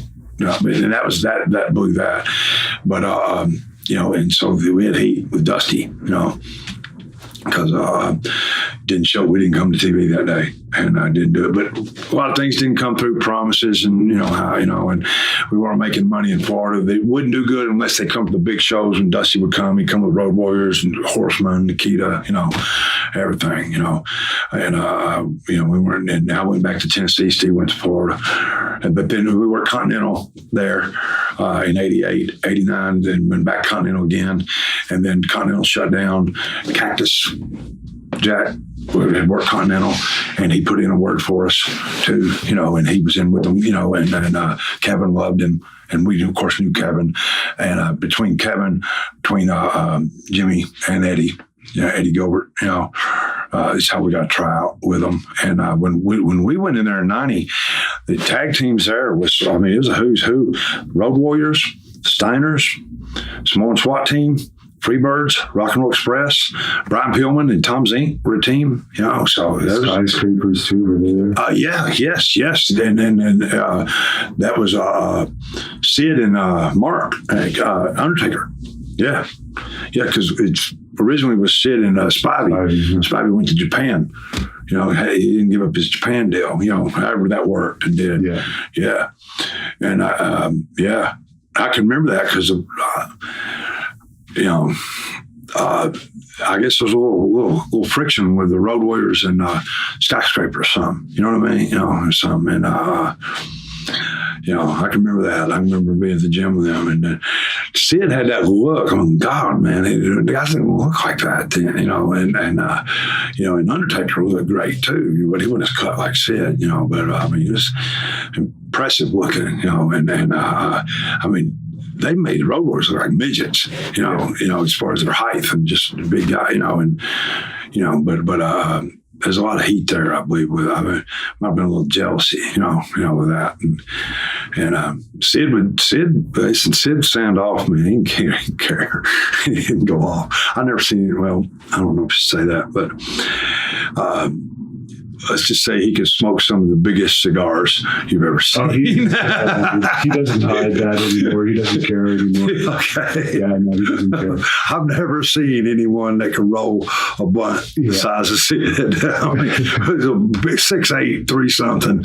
He trained like a god. He Sid, back in, honestly, what I can remember, Sid, I remember him saying this, he would take in 500 grams of protein a day. That's a lot. Yeah. And at one time, Big Glenn Kane would take in 600. Yeah. Wow. Yeah. How were the groupies in those days? Because you had a very Southern boys gimmick there that you'd think would appeal to the young ladies. Well, let's put it like this. Everybody did. If you didn't, you'd been a damn queer, and whatever. And you would have. I turned down a lot, but did a lot. But you always hear that about the rats and all this and some. And it was wild news that dude. But look, a lot of times we would. The girls, working girls, a lot of them had boyfriends and stuff, dude. They go get groceries for you. They birthday presents, bring food to the matches, run errands for you, come clean your apartment, whatever, stuff like that. And some to this day that I know is still friends with them. And he didn't disrespect them. And you didn't call them that. By no means, you didn't disrespect, you didn't. They bring their moms, dads, stuff like that. And you didn't do anything to hurt the business. Does that make sense? You know what I'm saying? But it was wild times. And if you remember, we stayed over at places a lot, like in the big companies and the territories and all that, and in the areas, like every 2 weeks, you were out every week. You stayed over, and people come, they get rooms, and they bring money to the town, and they'd spend money, there at the hotel restaurants and everything.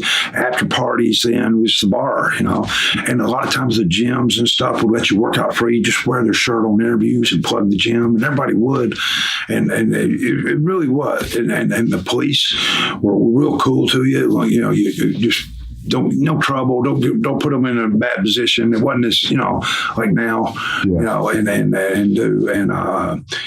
just try to keep it in the middle of the road, I guess you would say. But I was always single, so we would have like a talent sheet in a lot of different territories, like Continental. I had a big tablet, and it's official talent sheet, Continental Championship Wrestling. You had guys that were married, had girlfriends and stuff, whatever, live together or whatever it may be. I have their number. The girl's number, whatever girls it did, because they don't get caught. You know what I mean? Girlfriend's number and stuff. Smokey Mountain had talent sheet. Smokey Mountain, ECW, and stuff, and we'd have rules, no romancing. You know what I mean? And stuff like no fence building and stuff. We had it written on there, and we'd have little courts somebody did, and and stuff. But it's all good fun. It really was. Yeah. And why do you think that doesn't exist as much today? Like, it's seems like most of the fans now are male. Well, because they did one thing, they disrespect them, they talk, they call them, trash them. What the hell, man? I mean, these are people. Some have children, some are married, some boyfriends did, and they're just like anyone. That was their wild night out. And back then, the boys were kind of like rock stars, you know, in bars and stuff. You were singled out, and we'd plug the bar, plug the gym on interviews and stuff. And the best one at it ever was Ric Flair.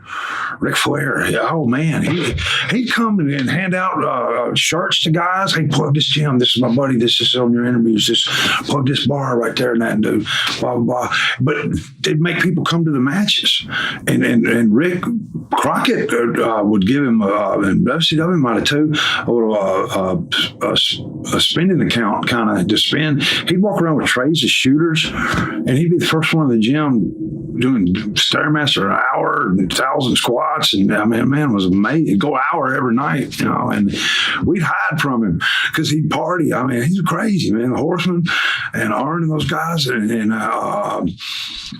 Barry Windham, and we'd be staying Days Inn, Red Roof, stuff like that. Rick would pay the guy, you know, like Hyatt, the shuttle driver. He'd give him $100 to go pick us up, to bring us to the bar. We try to hide from the guy, and he's finding us. He's calling us. And he'd go, "Hey, I'm getting paid, man. You guys got to come, okay? I ain't gonna get my money. You know what I mean? Because I'm getting 50 to bring you down. I'm 50 to bring you back." He'll twist her arm, you know. So stuff like that. Yeah, he would do it every night, man. Wow. He'd get the bartenders drunk, get the waitresses drunk, get the owner drunk, everybody. He's crazy. What's the craziest thing you ever saw Flair do? Well, always pull his pants down. He wanted everybody to have a good time. Yeah, he did. He wanted everybody to have a good time. He always had a good time. He had always had women, flight attendants, and everything coming. You know, just crazy. If there was cell phone cameras in those days, he wouldn't last very long. Oh my God! Oh my God! Oh my God! Yeah, he's something else. Who was running WCW when you were there? Was it Jim Herd? Yeah, so? Jim Herd, and then Ole, and then Dusty come in. Kit Price in there. Yeah. It rotated that many times. And what? Yeah, Bill Watts toward the end. Kit Price, his name was Kit Price, was for a while. I was going to say something about, we were just right from that. That with Arn and Sid. Yeah. Okay, here's one thing with that. The travel schedule they had then, those guys were burnt, man. Yeah. From what I heard, they'd had a long flight, had done a long loop in the States, had a long loop over here overseas, like a bus ride. I mean, it was insane how guys are going to be at each other's throats, you know, when things and there was alcohol. And alcohol being served. Yeah. On all the bus rides. Guys blacking out, you know, and stuff. And you know, things, and like the old saying, shit happens. And, you know, I remember that real bad. Yeah. It's crazy. That was great. God bless them. And I know Sid regrets it, and they were kind of both at fault in it, from what I understand. And I guarantee you, they blacked out, and neither one of them remember it. Yeah. No, have you ever been wasted and blacked out where you don't remember things? I have. I can't remember how many times, for sure. And you know, that's not good. I don't like that when you don't remember what happened and things. So I mean, you know, so that's you know, you had a fun night. Sometimes you can't remember anything you did. Right, nothing. People tell you what you done or said, and you're like, whoa, you know, and it's like a dark side in you, you know. So anything can happen. Yeah, that's scary. I try and avoid those days now. Yes, yeah, you couldn't. Is it true that Bill Watts had a clause in his contract that if he quit, he wouldn't be continued to pay? He get paid, but if he got fired, he would still have to be paid the remainder of his contract. So he purposely may have gotten himself fired from WCW. He was there, you know, my last year he was 6-9 months, something like that. He was in charge, and really, about all I didn't do 6, 7, 8 months. All I did was TVs. Right. That's all I did was TV. I hardly did any house shows, and guys' contracts were finishing up, and he was finishing everybody up. And I think a lot of guys might have took cuts in pay. And for what money he saved the company, supposedly he got paid, had incentive in there. And I think he got in trouble with something about Hank Aaron, something about his racial slur. Now, I'm not saying he did. I don't know that. But Bill Watts was always good to me. I mean, he was fair. He was an asshole to everybody. Apparently it wasn't a racial slur. Apparently he said he felt that if business owners didn't want to serve blacks, it was their right to not serve blacks. Something like that. People considered it bad because he said that a business owner should have a right to deny service to someone, I guess. So which I don't agree with that either, but it's not for me to decide. But he put the belt on Ron Simmons, pushed Ron, and did, and of course he made Junkyard Dog and everything. He had that coach type mentality, and on time, fine you, things like that, making everybody stay for the main event, old school mentality, everything that he did. He ran a tight ship. Very demanding, and very smart, and but I'd heard that about the incentive thing, that and do, and whatever deal he made when he went in, that was his job, was to save him money, and then I don't know what he made on the back end off of that. He did, but that's what he was hired for, so, and a lot of guys got hot, you know what I mean? A lot of guys got hot, and I kind of knew when he come in, he more or less told us, his Terry Taylor, Ricky Morton, Tommy Rich, myself, a few other guys, it was 7, 8, 10 more. The contracts were close to coming up, and he told us they weren't going to renew us, and they didn't have any plans, and we kind of all, he didn't lie to us, but I just got custody of my son. So it was kind of a blessing in disguise that I was a single father, and then when I was on the road, my mom and dad were keeping my oldest son, Kyle, I was grateful to have that and to have guaranteed money coming in, and get, to bond with my son. He was a year old, Was Jim Ross working backstage at that time too, or was he just an announcer? Really, he was one time kind of on that committee thing and had a say-so kind of, but he did, but not so much.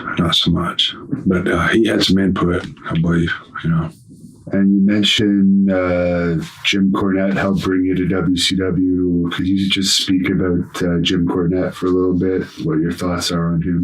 Oh, yeah. I first knew who he was, but met him in 87 when Steve and I worked with Midnight, Bobby and Stan. Like, as I said, in St. Pete, Florida, did in Charlotte, did in Baltimore in 87 before the 90 and Bash and stuff, and it was just what a mind for the business. And I always thought like two guys that I thought they always hate each other, what minds they had. Jimmy old school and more over here new school, Paul Heyman. Yeah. And I didn't read much about him, but I knew Paul from 87 in Florida. Kevin Sullivan brought him in there, and knew him in Tennessee, and then in Continental, of course in WCW, and then I worked for him in ECW. But I always thought those two guys, if you could ever get them together to book something, keep them killing each other, you'd have the best of both worlds. That's two of the guys. Tom Pritchard, very underrated. Tom Pritchard, very underrated. And you worked a little bit with Buff Bagwell when he was Marcus Bagwell during your WCW run. Yeah. Any memories of that? Yeah, he was a handsome stranger on that global, what it was called, out of Dallas. And I used to see him in the gym. And so was Raven. He was waiting for his Raven, Scotty Mingo. Yeah. But Buff had that look, and Dusty loved him. Johnny B. Bad, too, was in there. Mark Merrow, before he was Johnny B. Bad. but Dusty liked that look, because really the two guys that really had that look back then, young guys, of course Luger, and Sting looked great, but Brian Pillman and Tom Zink were kind of had that heartthrob type look, and Buff come in and Dusty liked him. Dusty booked him and gave him the name, Marcus Alexander Bagwell was his real name, I believe, and then later on Buff. But he was eager to learn, wanted to learn, was a Georgia boy, Marietta. I worked with him a few pay-per-views, and a lot of house shows and also worked with Steve and I worked with Mark Merrill a lot before he was Johnny B. Bad, and one tag match we had, and Mark hadn't been working long, and some stuff got messed up in there and did, but anyway, afterwards, Dusty liked his potential and his look, and he goes, "Hey baby, we're gonna make you like a little Jimmy. What's Jimmy? Little Jimmy or Little Richard? Little Richard. We're gonna make you like a Little Richard." And sure enough, next pay-per-view or Clash or whatever, they had Mark going, and with that gimmick, but Buff. I worked at, one Clash of the Champions. Terry Taylor and I were Buff and Brian Pillman. And in Topeka, Kansas, had a hell of a match, and went good, and everybody seemed to like it. And another one that was called where they draw the names. Oh, the lottery. That's it. Yeah, Battle Bowl. Yeah, Michael Hayes. No. Or Jimmy Garvin and I worked Buff and Michael, maybe, something like that, But and I've worked Buff on Independence 100 times. He's told me, Buff, I need to be your designated worker. But I worked with him so many times. And the easy night off. Worked with him a lot over the years. Is he still wrestling now? You don't hear about him too much. He's maybe more appearances. It seemed like his shoulder. He had one shoulder operated on, and he had the other one operated on. I believe something like that. Pretty bad. Yeah. Your contract ran out in WCW. You already told us Bill Watts was cutting. Cornette had Smoky Mountain go into that company. Yeah. My last. I don't know. Jimmy used to see him every now and then. And my last year there, he called me about once a month, and he didn't tell me what he was doing. But he showed up one night somewhere, I think Columbia, South Carolina, and just asked me if I still had my Rebel flag, Rebel gang, the whole gimmick. And we were the young pistol thing then. And, Dusty had done that and to put the U.S. belts on us, turned us heel. And then Steve wouldn't sign his contract because Steve had music and they wanted the rights to it. So then shortly after us, when Watts come in, they let Steve go, and I was just kind of there. I was kind of down on the business and wanted to go back, finish school, and go coach. Yeah. And Cornette would stay in touch with me, and then he told me to give me a job at Smoky Mountain. I had like a couple of months there because he'd do his TVs once a month or every 3 weeks. So I worked rock solid security. I did stuff for the country music stars. They do a lot of stuff, big videos and stuff like that, big events and things, worked bars, worked a lot of stuff in that. In between, did that for a few months, and then started with Jimmy in November or so, 92. And he'd had it going about a year, maybe something like that. Ricky had not been in there long. When Ricky finished up WCW, he went there, for Jimmy. And kind of lost my train of thought. You're talking about going to Smoky Mountain Wrestling for Jimmy. Yeah. When, Steve had, was supposed to have started for Smoky Mountain way before, after he had gotten let go. But Steve got a job with WWF through Jerry Jarrett, I believe it was. Yeah, I believe it was. as Lance Cassidy, and he had bookings with Jimmy and didn't go. See, he took that job, and he didn't like being on the road. Steve he's a homeboy father, and he liked hunting fish. He didn't like travel. He grew up his dad gone a lot, and he never did really like to travel. He didn't. He was only there a few months, and then Steve was wanting to come back, because originally Jimmy wanted Steve and I together as a team to work the bodies. But then Ricky became available, so they did that spot there. And then when Steve left WWF in '92, that's the Lance Cassidy thing.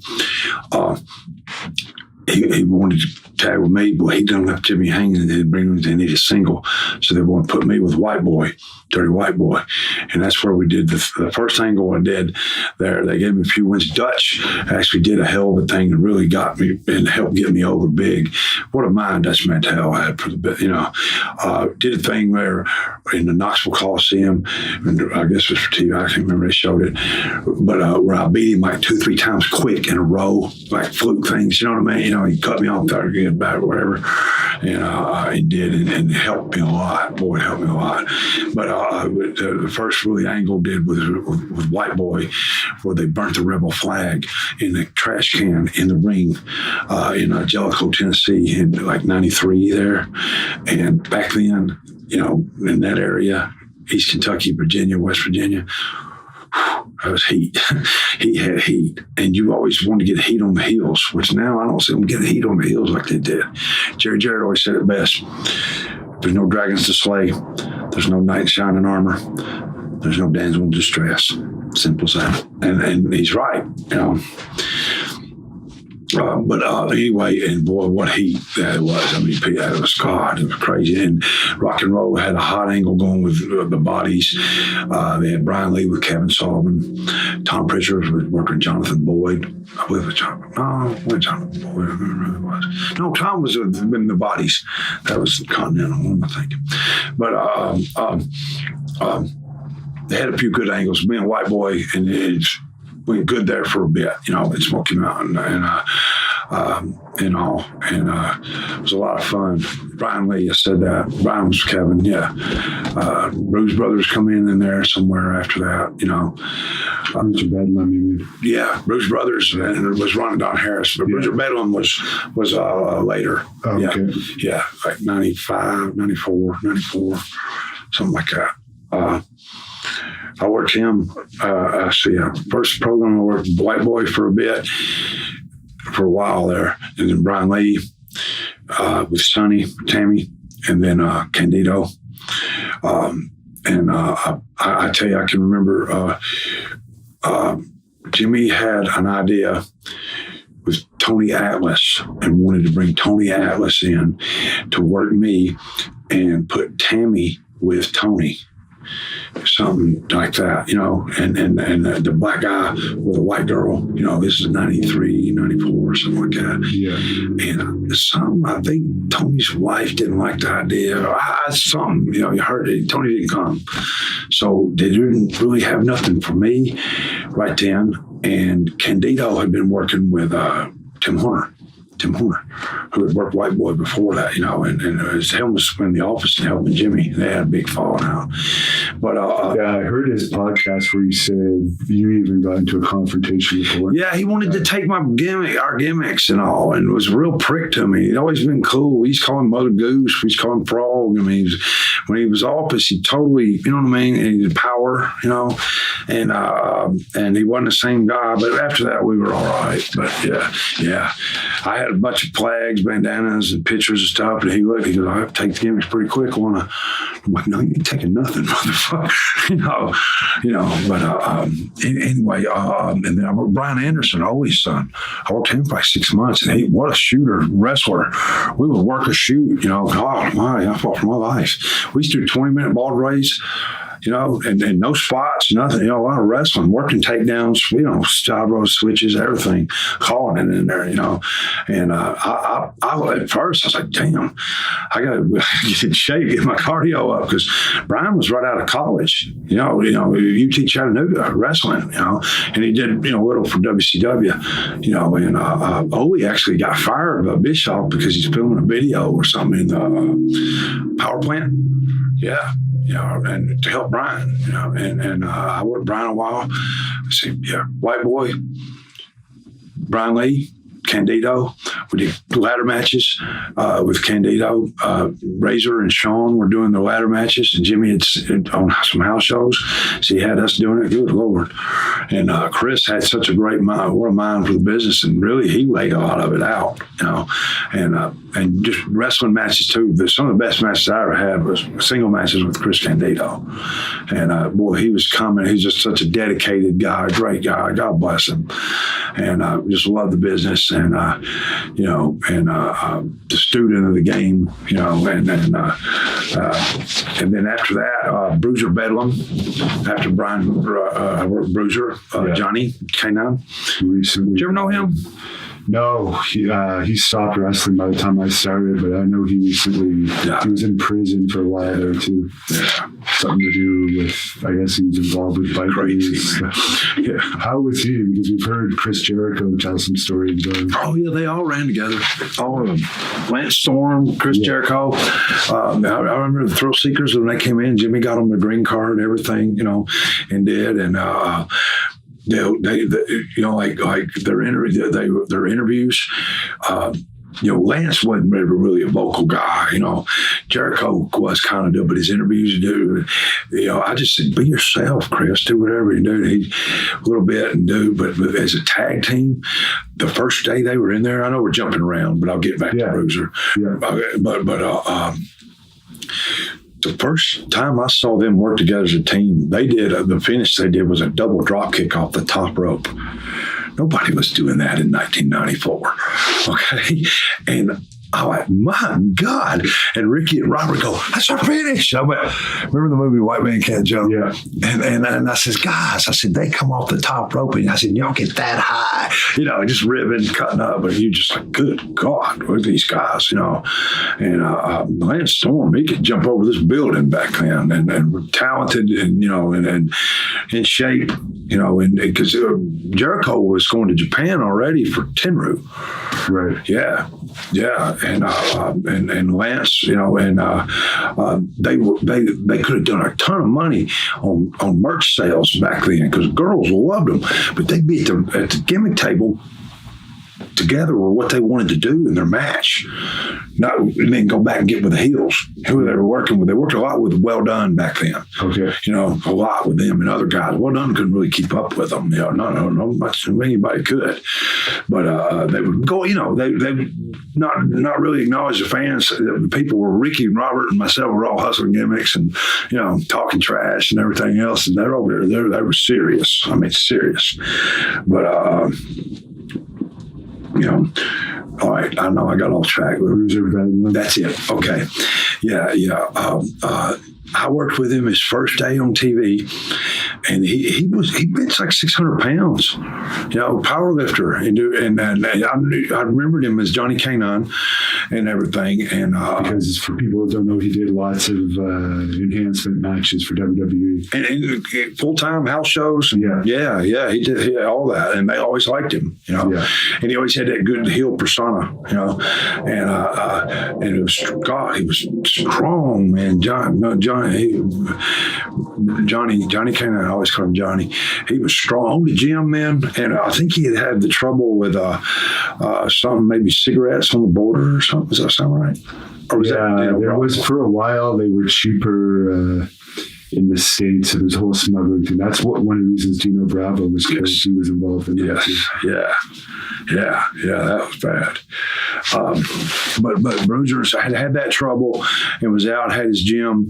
Jimmy was bringing him in, and I was working with him, and I just caught in the ring with him, strongman stuff and do. And I think there's a YouTube match we had, one of the best that we had. And the first day I worked with him, he kicked out of my finish. And back in, they weren't really doing that, And all that. And then he beat me and everything and did. And I don't know if it was for the TV belt or the regular belt or even belt at all. I don't know. But I worked with Bruiser for a bit, and I always liked a hell of a guy, strong. God, he was strong, and didn't know his own strength. I mean, but great guy to be around. A lot of fun. the gangsters. You had Bruiser, Jericho, Lance Storm, all them. Mark Curtis, God rest his soul, the referee, and all of them lived in the same house or something. No, Lance did. Lance's wife was with him, But I think all those guys, and Boss Mahoney, Bruce Bradley, So as a crew, the Cactus would come in some after his between runs between WCW and when he went to WWF the last time, and stuff. Al Snow was there. Oh yeah, I remember, and I knew who he was. He started a little before I did. For the Papos, started about a year before I did. I knew who he was, but never met him. And did. First time I ever saw Al work was Bobby Blaze. He worked a ninja gimmick, and what a match! And I saw some tape on him with Sabu, back then. And of course Jimmy is the one who brought him in. Brought D'Lo Brown in. Remember him? Oh yeah. And of course Kane.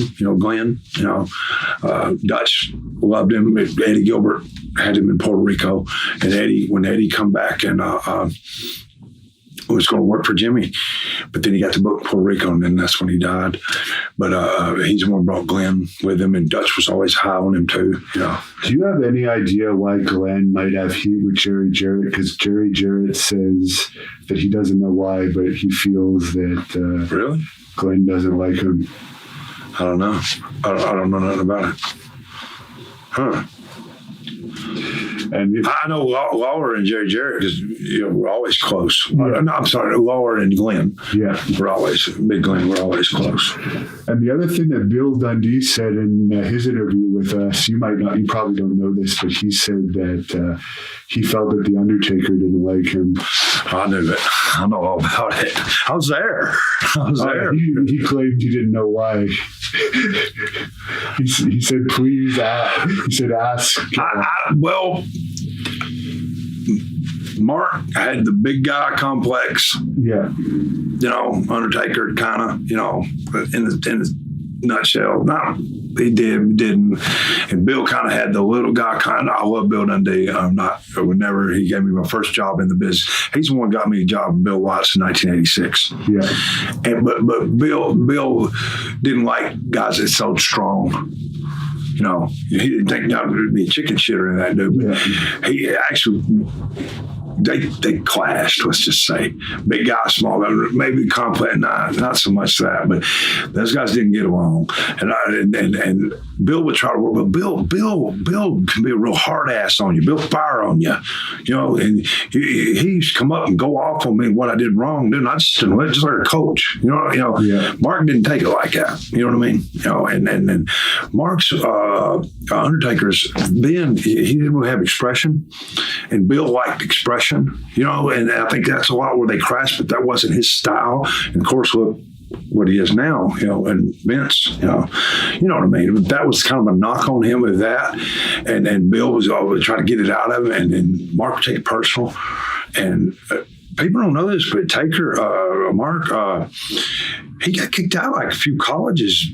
Basketball player he was for fighting, and they found him, and he was like a bouncer in a big biker bar or something. You know what I mean? So he wasn't used to somebody talking shit to him. And that's Bill.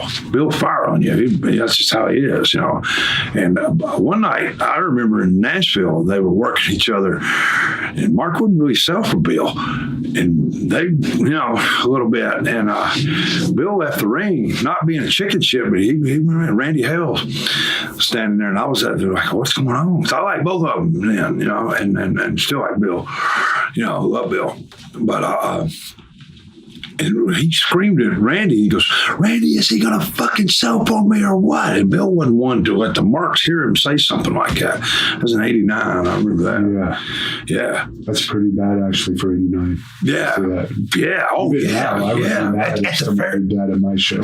Exactly. At the fairgrounds. Yeah. Nashville Fairgrounds. So to go, so it was bad. And you kind of, that rift. Sid and Bill didn't always get along either. I remember this. Oh my God, I remember this.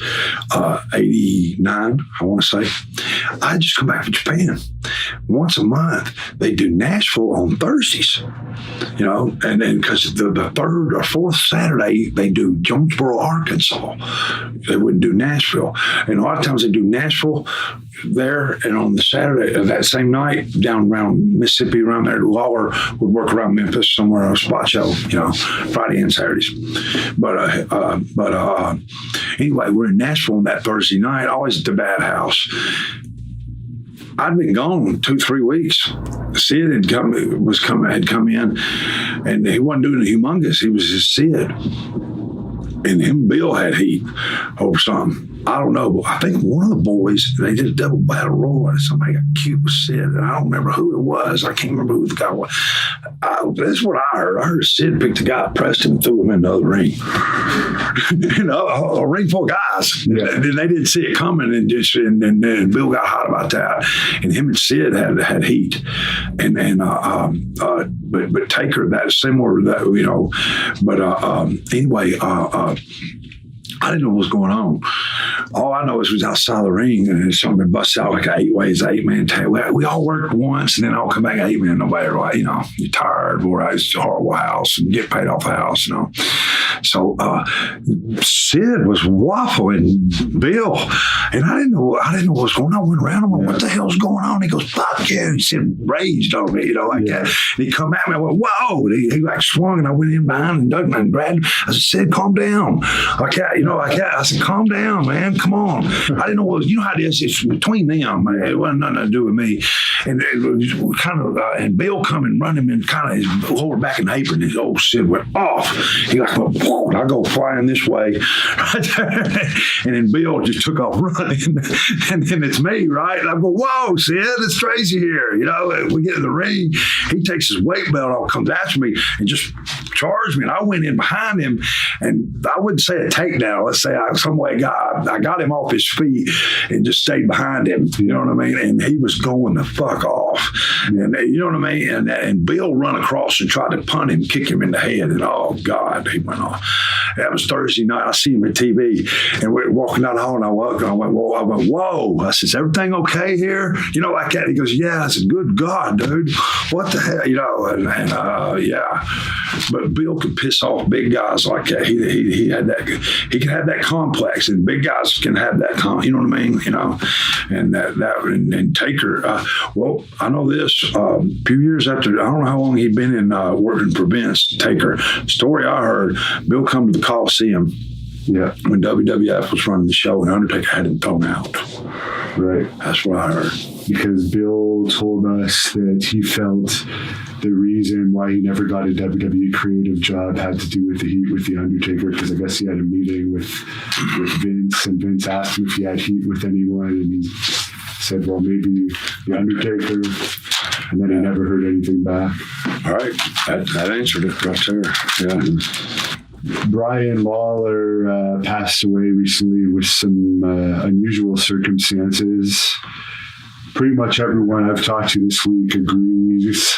I've talked to them both on camera and off. They believe something suspicious happened regarding that death. What's your thoughts on the whole situation? You know, you read, see, hear a lot of things that you hear, and regardless, one thing, he's dead. He's gone. And it's so sad. It's horrible. He had, you know, Brian, when I knew Brian, he made, you know, little physically and handsome is the only kind of drug you take. You know what I mean? You know, shit, he didn't smoke, drink, nothing, you know. And then whatever happened when he, the border thing in Vancouver, with that, after that, he kind of, you know, you never see Brian party, you know. Never. Always so dedicated. Pittsburgh Steelers fan, football, you know, just and hell of a worker. Love working with Brian. We worked a lot in the 95 before Louis Jack broke his sternum on clothes. I remember him. Oh, yeah. Yeah. Well, anyway, but in 97 there, when I worked with Shaquille Ali in the Nation of Domination thing, all that, and worked with Brian a lot. Great worker. You know, and worked with him lots after that, all through, you know. And After that happened in 01, 02, he got more into partying, let's just say, all right, whatever he was doing. And then he went back in 04, and I think he was late a lot, and you can't do that with him, And Brian's just Brian. He'd mouth off, and he'd rub people the wrong way if you didn't know him, if you didn't know him. And you had to know him to love the guy. And I love the guy. We were both Pittsburgh Steelers fans, and always loved working with him, always a lot of fun. Always, he's either real happy or he's real mad. And but he got some skirmishes with police a few times, and where he was living is Bolivar, Tennessee. His grandma's or something. His mom, I believe, was there or something. And I think when he was, him and Jessica were together, was around Jackson, Tennessee area, somewhere in that. I can't think of the name of the town. It's outside of there. He had some skirmishes with the police there and Bolivar and maybe around Savannah, Tennessee. Those are buried areas. West Tennessee.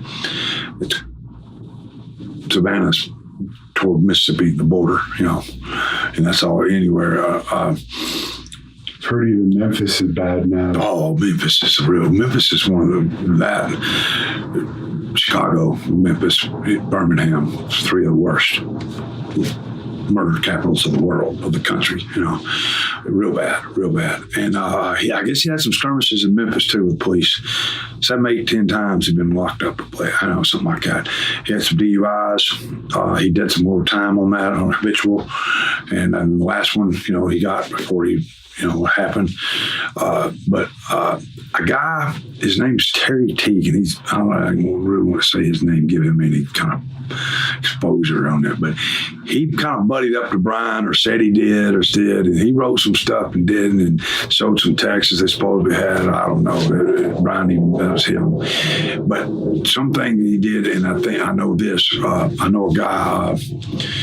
So he picked Brian up at the airport some time back. And what I'm saying I'm leading to is for the way he would treat society itself. Roscoe Brown, big guy, big black guy, good dude, hell of a worker, beast. But he said it right on the Facebook post. He said, Brian, or comment, he said, is not used to natural laws because his dad always got him out of trouble, and things he knew that he could get. He would like to say, and he would, I got friends in high and low places. And Roscoe picked him up at the airport, I want to say, around Milwaukee, I think, something. He almost got arrested at the airport. You can't, you know what I mean? You can't act like that. Like one of the boys, like you're in a dressing room, you can't do that in public and things, wherever. He almost got arrested at the airport, almost got arrested at the convenience store, and almost got arrested at the building within an hour. And Roscoe loved the guy and said he put him off on the mark because he didn't want to deal with him. He would get in trouble. He would get home to his family. And he said, and then it's hard to start living normal life when you got to start doing it and abide by what everybody else does when you're in your 40s. Yeah, you see what I mean? And then reality. And then Brian. The pressure of being Jerry Lawler's son, and everything, and then that happens with a lot of, in all walks of life, and not just wrestling either. Look at Sylvester Stallone's son; he committed suicide. Yeah, what the hell do he have to worry about? You know what I mean? Graham too. Yeah, a lot of guys. Yeah, and then because Mike's father had, his son had before that, but you don't know what's going on in somebody's head. But now I've heard this from a lot, and I'm not by any means going to try it. I'm just telling what I was told, secondhand, whatever it be. But a lot of times when Brian get arrested, he kind of laugh at the cops, kind of laugh at the guards, kind of act like, and be a kind of, that attitude. He wisecracks. You can't do that with them guys because they're around and they're going to remember you. And things. And I ain't saying he did or didn't. I don't believe nothing till I see it. And all. But supposedly he was by himself a while, but then they said the day of he got in a fight or something. Playing cards, somebody sucker punched him or something. I don't know, but it was said there that T guy, and I don't know what information it is, but that the guards used to tell him that if he quit laughing at it, quit smarting off and whatever, or they're going to get you eventually. Yeah. And if you see that, and I just did a little digging because I repo cars, a bounty hunter a little bit, and I was always interested. I like forensic files. I love First 48. I love cops. I love YPD. But I just started a little digging and come out and heard some of those things I was telling you. Yeah. And knew and that area, Bolivar, Tennessee, has a legit crazy house. When you wrestled there in the day, what I remember, you always got out of that town right away. You didn't stop a store. You did nothing. Where this all happened at that jail. Other people have died there. Another guy just died not long ago, about a month ago. So there's something going on there. And why would the cameras be turned off? All right. And Tennessee Bureau of Investigation is going to take 11 months. Come on. And then have you seen that picture where they show the mark like a cord or a rope or whatever it is, but like right here, like that much, because he's trying to keep from, it sounded like to me, just looking at it whether it was the guards, the cops, or the inmates, or two of the three, or all three, or whatever it was. He didn't hang himself. That mark right there tells it all. Right there, that crease, there was no rope mark. Jerry said that himself on his podcast, like he was trying to, fighting for his life to keep, from being strangled. So and even Bill Dundee told me he would hurt another person, but he wouldn't hurt himself. Right. He loved himself more than anything. Exactly. That's exactly. That Grandmaster Sassy was Brian, So no, I don't think he killed himself. It's foul play, and I hope no father should have to bury his kid, and that's just so sad. And that day, and during when that happened, I remember getting a call, and I'd just come in from a show like 5, 6 o'clock in the morning, and they said that he had no brain activity, and they were just waiting for Jerry to get there to kiss him bye. He's like, oh man. And then the funeral, I can't deal with funerals, and I had a show somewhere, a long trip, and I remember just Facebook and everything going. You just can't. It's like surreal. I know a friend of mine went to it, and a lot of other guys, boys, they did, but a friend of mine not in the business went. It said it's just surreal, and the civil rights lawyer was there then, and they were, they're investigating. So I hope they. Nothing gonna bring him back, but I hope they get that solved, and I hope whoever did what they did, Is Jamie Dundee doing any better these days? I know he lives around here. He's so... I don't hear much out of him, but I know this. He took that real hard with Brian. He runs with a motorcycle gang. That's about all I know. I don't see or hear much out of him. JD, I do some shows with JD here and there, and it's been about a year or so. And he'd always it'd be late out, however it was, but he'd always have a bonfire going in the backyard. He's got a little trailer out there, and then he had a job. I don't know if he's still doing it or not, but Jamie's Jamie. He does what he does. Him and Bill are not talking, and big stink with that. With I guess the will, his mother, and things, and I think his mother switched the wheel, and Bobby and Donna are at the house, and Donna's been there with but I know Jamie since he's 13, and he's not in a good way mentally. Drugs, and not good at all. I hadn't heard anything not positive at all, and I hate that. And I just hope, but he took that real hard because him and Brian, similar background, everything, so it's just sad. And was it Jim Cornette that brought you into the WWE? Yeah. After Smoky Mountain shut down the last night, he talked to Tony, White Boy, and I. Tom Pritchard was already working for him, and doing Smoky Mountain too, trainer and wrestle, everything, But they put us on that deal. We could work independence as long as it wasn't like TNA, or TNA wouldn't even have been what I'm talking about. Anything, against them, whatever. But,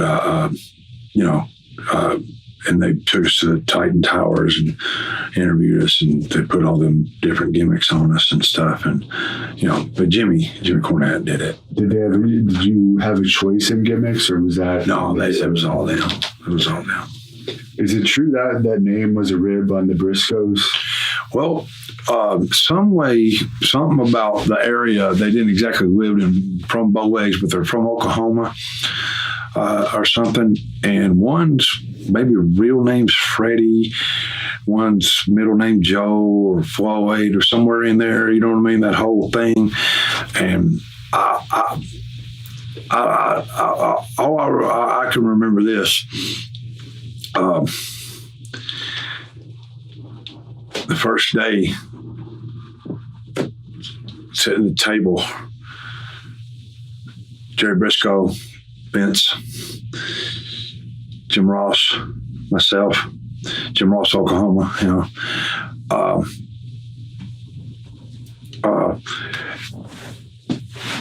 something was said, and Jerry Briscoe brought up about somebody went as a Briscoe in the old Florida territory, and he wasn't really that good. I don't think he was that good a worker, and he sure wasn't a shooter, And Jerry brought it up that said that Jack, I guess, went either talk to him or personally or call, I don't know, call something, wasn't happy about it. And when he said that to Vince like, oh, I bet Jack got me, and his eyes just lit up. And I looked and I thought, I'm fucked. I'm through. I had got a chance here. I didn't know what was going on, and all I knew is they called me that. They told me what my name was, and gave me the wristbands and green boots and green tights, and I had banjo music and all that. And I didn't know nothing about the Briscoe thing, now, as I said, a lot of things you don't know first, but I think when Jerry and Jack worked for Vince as a team, I think Jack, that's when they were having insane loops, like 3 months without a day off. Yeah. And I think Jack somewhere in there quit, went home, and might have got heat with Vince. Okay. So that's, now I'm not, God rest his soul, Jack Briscoe, Bob Armstrong were the reasons I got into business. Yeah. You always knew Jack wrestled, Bob fighter, But I thought, whoa.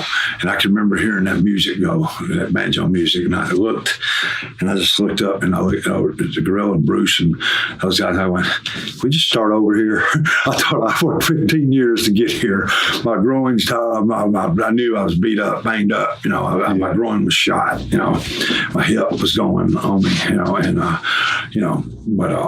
But I worked Bradshaw and the Texas Oklahoma thing, and we did a thing where Bradshaw put me over, a fluke win thing. Then he got the win on me the next one, and then we did a thing where Dutch did another deal. Same thing he did Smoky Mountain, put me over like quick wins, and Dutch was it wasn't Zeb Coulter or something else. Uncle Zeb Coulter.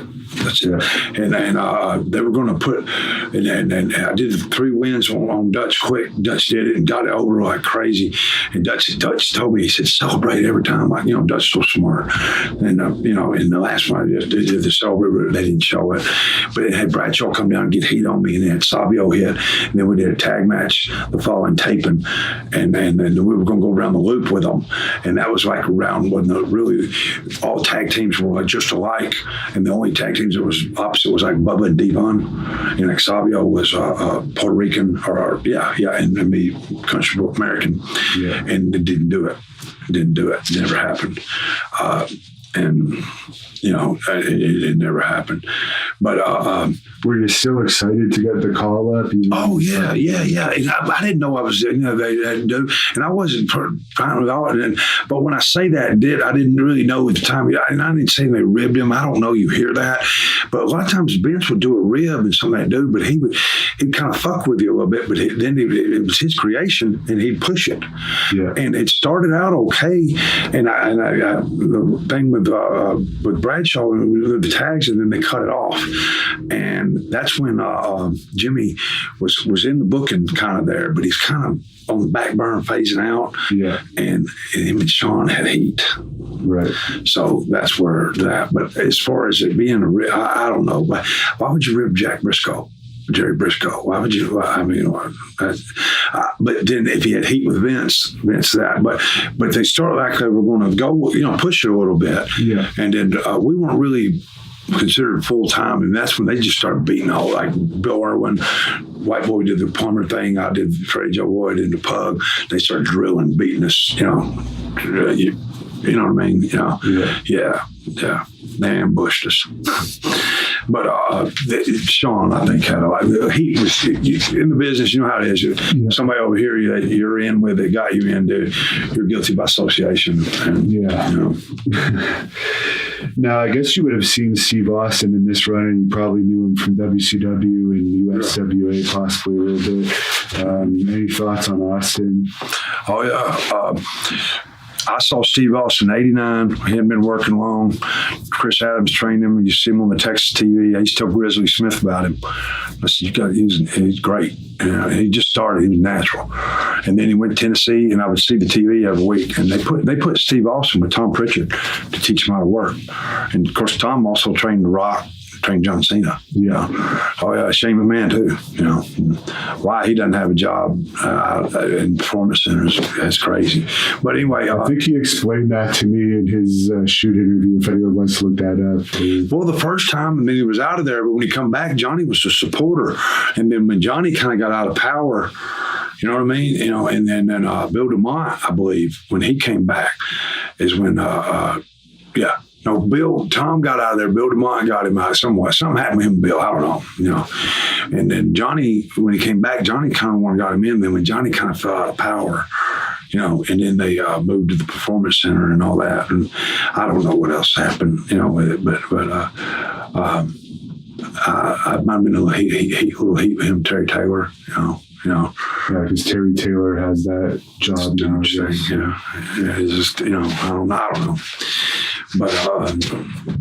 But as for Austin, you worked with him, I guess. I worked with WCW. He was doing the TV champ thing, and a lot of the baby faces, like guys in tags, baby faces like Rock and Roll, Robert and Ricky both worked with him, put them all, TV title thing. I did, Steve did, a lot of guys did, and I worked with him, WCW there. A lot of guys, and Dustin worked a lot with him. And then in WWF, got to work with it right when he started talking about Brett. Yeah. As soon as he started talking about Brett, that's when the people really come to him. You know what I mean? I can remember I worked when he did it on the Raw the night before. They do 4 Raws. And he had Steve talking about Brett when Brett was coming back, the negotiation thing with WCW, all that. And, of course, Brett was coming back and was super over and had done the thing with Shawn, and put the belt on him and took the break and everything, and then coming back. Well, Superstars taping. They do 4 Superstars tape. Whoever it was didn't take Steve's finish good. So I was supposed to have a dark match. Didn't happen with the fake Diesel. And Jake Roberts come to me. He goes, hey. He goes, Floyd. He goes, hey, let me get it okay. He goes, but with the gorilla up here. But he says, I want to put you a competitive match a little bit, but we want Steve over good with his finish. Because Jake was booking a bit at the time. Yeah. He was agent booking, helping with a lot, and did right there. And I went like 6 minutes, 8 minutes, something like that. And Steve, great heel. People don't realize that Steve was awesome. Watch the matches with him and Ricky Steamboat. God. Well, anyway, Steve, when he got the mic, I'm in the ring with him. When he hit the mic, when he said Brett's name, went on Brett, people, he's like, wow. You know what I mean? And then he was a machine, and the rest is history. And WrestleMania, the people turned him. But he was a machine. I mean, Austin he worked his ass off. He seems like a very down-to-earth person. Did you notice that he changed at all? He kind of in that position. They kind of got to stay to themselves, and you got to take care of yourself. And you do the jealousy and everything. He just catapulted, man. I mean, it was crazy. Good Lord, he got hot in about 97. And you know, back in, people related to that, the Boss, you know, the Concussion, you know, and Austin 316. I was at the 91 King of the Ring when they gave him that, you know, and did all that. And then Jake, Michael Hayes, and all of them come up with that, you know, and it's amazing. Like the ringmaster thing wasn't his, you know, didn't fit him good because the ring was such a great worker. But that, when he started doing that and oh, hell yeah, and all, you know, all that, and the bird, you know, and everything, and nobody cussed, you know, and everything. And then the King of the Ring men used to become the catapult guys, you know, and I've heard you say The Undertaker, you noticed that he had changed personality-wise. Yeah. Back then, I guess you take it personal, you know, especially when they screw you over. You really do. But I guess in that spot, guys, they're got to be paranoid. They got to be their spot, insecure, and they got to stay to themselves and do. But I've heard some stuff. I know he's done some, you know, he's you know, he used to have a smile on his face all the time, but I guess in that spot, in that position, you know, they think everybody's against them. And maybe they are, maybe they aren't. But guys want that spot, and they feel the pressure and everything, and do. But I mean, look at the run he's had. I mean, it's amazing, you know, what the guy's done. You know, I mean, you can't, no. But him and Shawn got me out of there. I'll tell you that. And not just me, a lot of guys. I know a guy. I don't want to say his name because I don't want to get him in trouble. But it was in a meeting, and this kid was in developmental, and he hurt his arm or something, or elbow, or had to cast some kind of way. And it was in some kind of meeting. I don't know, Undertaker was there or something, whatever. His cell phone went off. His arms, or whatever, and he's trying to turn his cell phone off. You know, and he can't really, so it went a little longer. And I guess Undertaker got pissed about it, and I think he tried to make amends with him and bought him like some real nice bourbon or something like that, and did. Got him fired just because of that. Well, if as you wouldn't feel too good, would you? No. Not too good at all. Not too good at all. But I mean, you hear stuff like that, whether it's true or not, you know, I don't know. You know, as you get older, you kind of look at things, and I mean, you could say this guy did that or that guy did that, and do, but a lot of times, 9 times out of 10, you look in the mirror and you go, well, you know, maybe that face in the mirror didn't help it either. You know, we all mess up, you know, so. But I stand by whatever I said about him in the past, you know, and what he did, because he did it, and other guys do too. But what are you going to do, right? What are you going to do, you know? He's number one in my book. You know? But no, hey, you know, him and Shawn were 2 of the greatest of all time. I mean, without, you know, but sharks, I guess you got to be a shark. Does that make sense? You know, and maybe a little snake. I don't know. You know, we've all experienced that in this business. Right. Been in it long enough and had enough friends that have made it higher than you. That's about the nicest way to say it, isn't it? You know. Yeah. Now, I haven't heard you. It's a lot of politics. Yeah. Right. Oh, definitely. A lot of it is to do with politics. Yeah. And Shawn, I never heard anything about Shawn with you before. What made you think Shawn? Oh, Shawn ain't like nobody. But he's not like, you know, I mean, you know, I pray to walk the bathroom. I think he's legit on that and do. But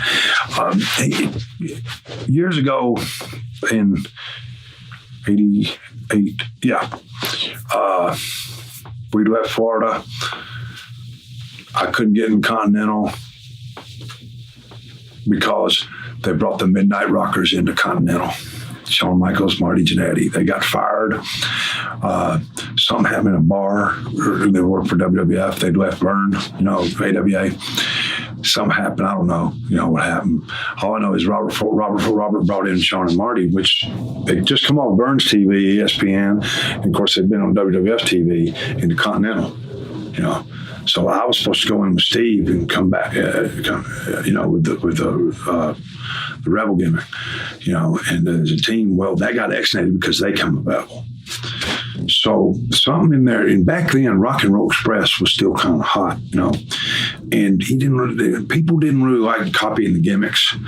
And down south, and they were, of course, a great team, unbelievable, 2 or 3 things they did we stole, Stevie, but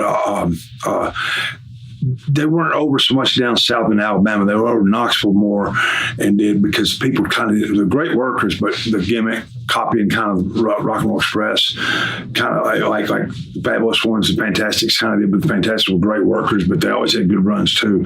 Fantastic always did, but people kind of did that, and Ronnie West, who kind of ran it, was Bob's boss. Bob was booking, and Robert, Bob was helping with it, and Robert, of course, was a man, but Robert Fuller. But as a rib, made fun of a kid who was one of the sponsors' kid, and he put something on there, something like "Queers are people too," something like that. And Ronnie told Bob to fire them. So he did. They walked out. So Bob called me, and we come down, and Steve was already working in there with them, and they put us back together as a team. And I think he kind of took it personal. I had nothing to do. I didn't know him. I knew he was, but I never met him. And I think there was some heat with that, and he had some heat with him and Bob, maybe, and he'd said some things about Steve, me, and Bob over the years after that. But when I got in there in '96, I can remember Candido. That all happened with Sonny, Shawn, thing with X-Pac, like shit on her sandwich or something. I don't know. Yeah, we actually heard this story, and yeah, I don't know. Apparently, X-Pac admitted it. Yeah, whatever happened with that had not been long. I was just starting, so a lot of heat with Shawn, Chris, and a lot of guys would avoid him because they didn't want to get hit with Shawn. And I didn't look at it like that. He's my friend, and Chris. So I'd hang with him, so I'd piss him, and I'm sitting there, I'm just talking with him, and not many guys would really with Chris a little bit, and Sonny was doing her thing or whatever. And I don't know if they were still messing around. I don't know, but none of my business. Yeah, that's right. Because Sonny has told stories that apparently her and Shawn were a serious item. Yeah. Including having sex backstage, apparently. Right. Going on trips. Overseas and everything. Yeah, going on trips and whatever was going on with that. And I don't know anything. But I just told him, Chris just in the dressing room hanging, and I heard Shawn go, yeah, White Boy was talking to him, the plumber, but White Boy knew him better than me. And Tony, and he goes, Ronnie West told Bob Armstrong to fire me because I said that, wrote the thing on the kid's back. Yeah. And he said he hired Smothers down there, Tracy Smothers down there, and his son to take our place, like that. And then he said something derogatory toward Bob. Not just this is in the cafeteria. No, it was in the dressing room. Oh, yes. And he's at one end, and we're all clear on the other end. He kind of sitting, everybody's just sort of, stop, and Shawn was the man, and I guess this is less than 10 years later. At this 96, less than 10 years. That was 88. This is 96. So about 8 years. Yeah, yeah. And I looked and I went, well, that ain't cool. I don't care if he trashes me. He can trash. Don't trash Bob. So I started walking around just to talk with it, and he was heading out. He was fixing to go to the ring because do you remember when they did the thing and they put all the stuff on Sonny? The Godwins dumped the buckets on her. There was spit, piss, all kind of tobacco juice, whatever you want, cigarettes in that thing, everything, all kind of stuff in that. Guys were, Henry Godwin walked in and goes, we're going to swap Sonny tonight. Everybody, guys were doing, because she had heat with a lot of people. She did. And, all that's going on, and it ain't none of my business. I ain't about with this before I got there. I don't know nothing about it. It ain't none of my business. You know how it is, and I was cool with it. But anyway, he was heading to go do that. And he did put a cake in her face or something. And I can remember I said to him, and I just went to him, I said, hey, Shawn, I said, whatever happened, like, years ago, 6, 8, 10 years ago, that was the end of it. I had nothing to do. I was just working. He goes, oh, stop it. Like I did. And he just kind of walked off, and he had heat with him, And plus, he was something happened with him and Jimmy. They got into it about something, and there was heat with him and Cornette, so, yeah. Interesting. And you did score a win over Triple H during your time there. That was a DQ thing, but sounds like similar to Duke the Dumpster's experience. You got a DQ win over Triple H too. And he was screwed after that, right? But no, you know what? He was always... And he was dropping to T.R. Hopper a few weeks later. Yeah. And why would you put Dirty White Boy as T.R. Hopper? He was Dirty White Boy, great worker. But anyway, God, go back to that. What was it? The Triple H win. Yeah. Hunter, he was always good to me. I mean, I can say that. I worked with him. I worked with him at Madison Square Garden, a house show match. And we were going to have a good competitive match, and then they put us on after intermission and then before intermission was Sid and Vader, and they had Austin interfere to cause Sid to get beat by Vader, and because Austin was coming back in the Survivor Series in the Garden with Brett, and then so they put us on after intermission, and they wanted Hunter, and they had Hunter take a choke slam from the apron with Sid, into the ring, and then they wanted Hunter looking strong, and we started back push Hunter strong again. But I worked with him in the Garden, I worked with him in the Superstars taping, I worked with him on that Raw, and he was real busy all night. They were giving him back to push. He was getting ready in '96. Following year he won the King of Rings when he started getting back push good. But they were starting to push him again. He had a lot going on that night, 4 tapes, and whatever we had laid out, I said, I'll just call it out there, okay? I said, I know you're real busy. He's got all these interviews. He was doing something with Kurt Hennig on that match right there, where Kurt come out with his girls or something, or took his girls, and he called that dude and that, and because he was supposed to pedigree me some way, and I don't know, it was a DQ, but I think it rubbed a lot of guys wrong. But it wasn't my finish. I had nothing to do with it. I was just doing what they told me. But anyway, I said, I'll call it out there. I called out there. He goes, hey, thank you. You're a hell of a worker. He said, thank you. I had so much going on. He said, I'm not dissing, wasn't that dude, but thanks for out there, because he had a lot going on. 4 tapes, 4 Raw tapes. Yeah. Wow. Yeah. What was your greatest memory of your time in WWE? Probably that one night stand. That was fun. That was years after when I was there in 96, 97. Well, we may as well jump to that now, and we'll go over to ECW after, because everyone's going to want to hear about that one night stand.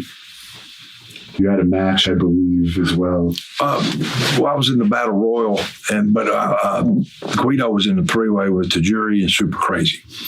And we just out of the ring, JT Smith, Big Sal, myself, and we called them. We did the dive thing, and then we had the Battle Royal thing with the ECW guys and the WWF guys, JBL, is that what you're talking about?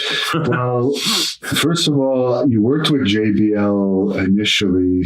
96. In 96. Yeah. Any issues with him at that time? No. Well, he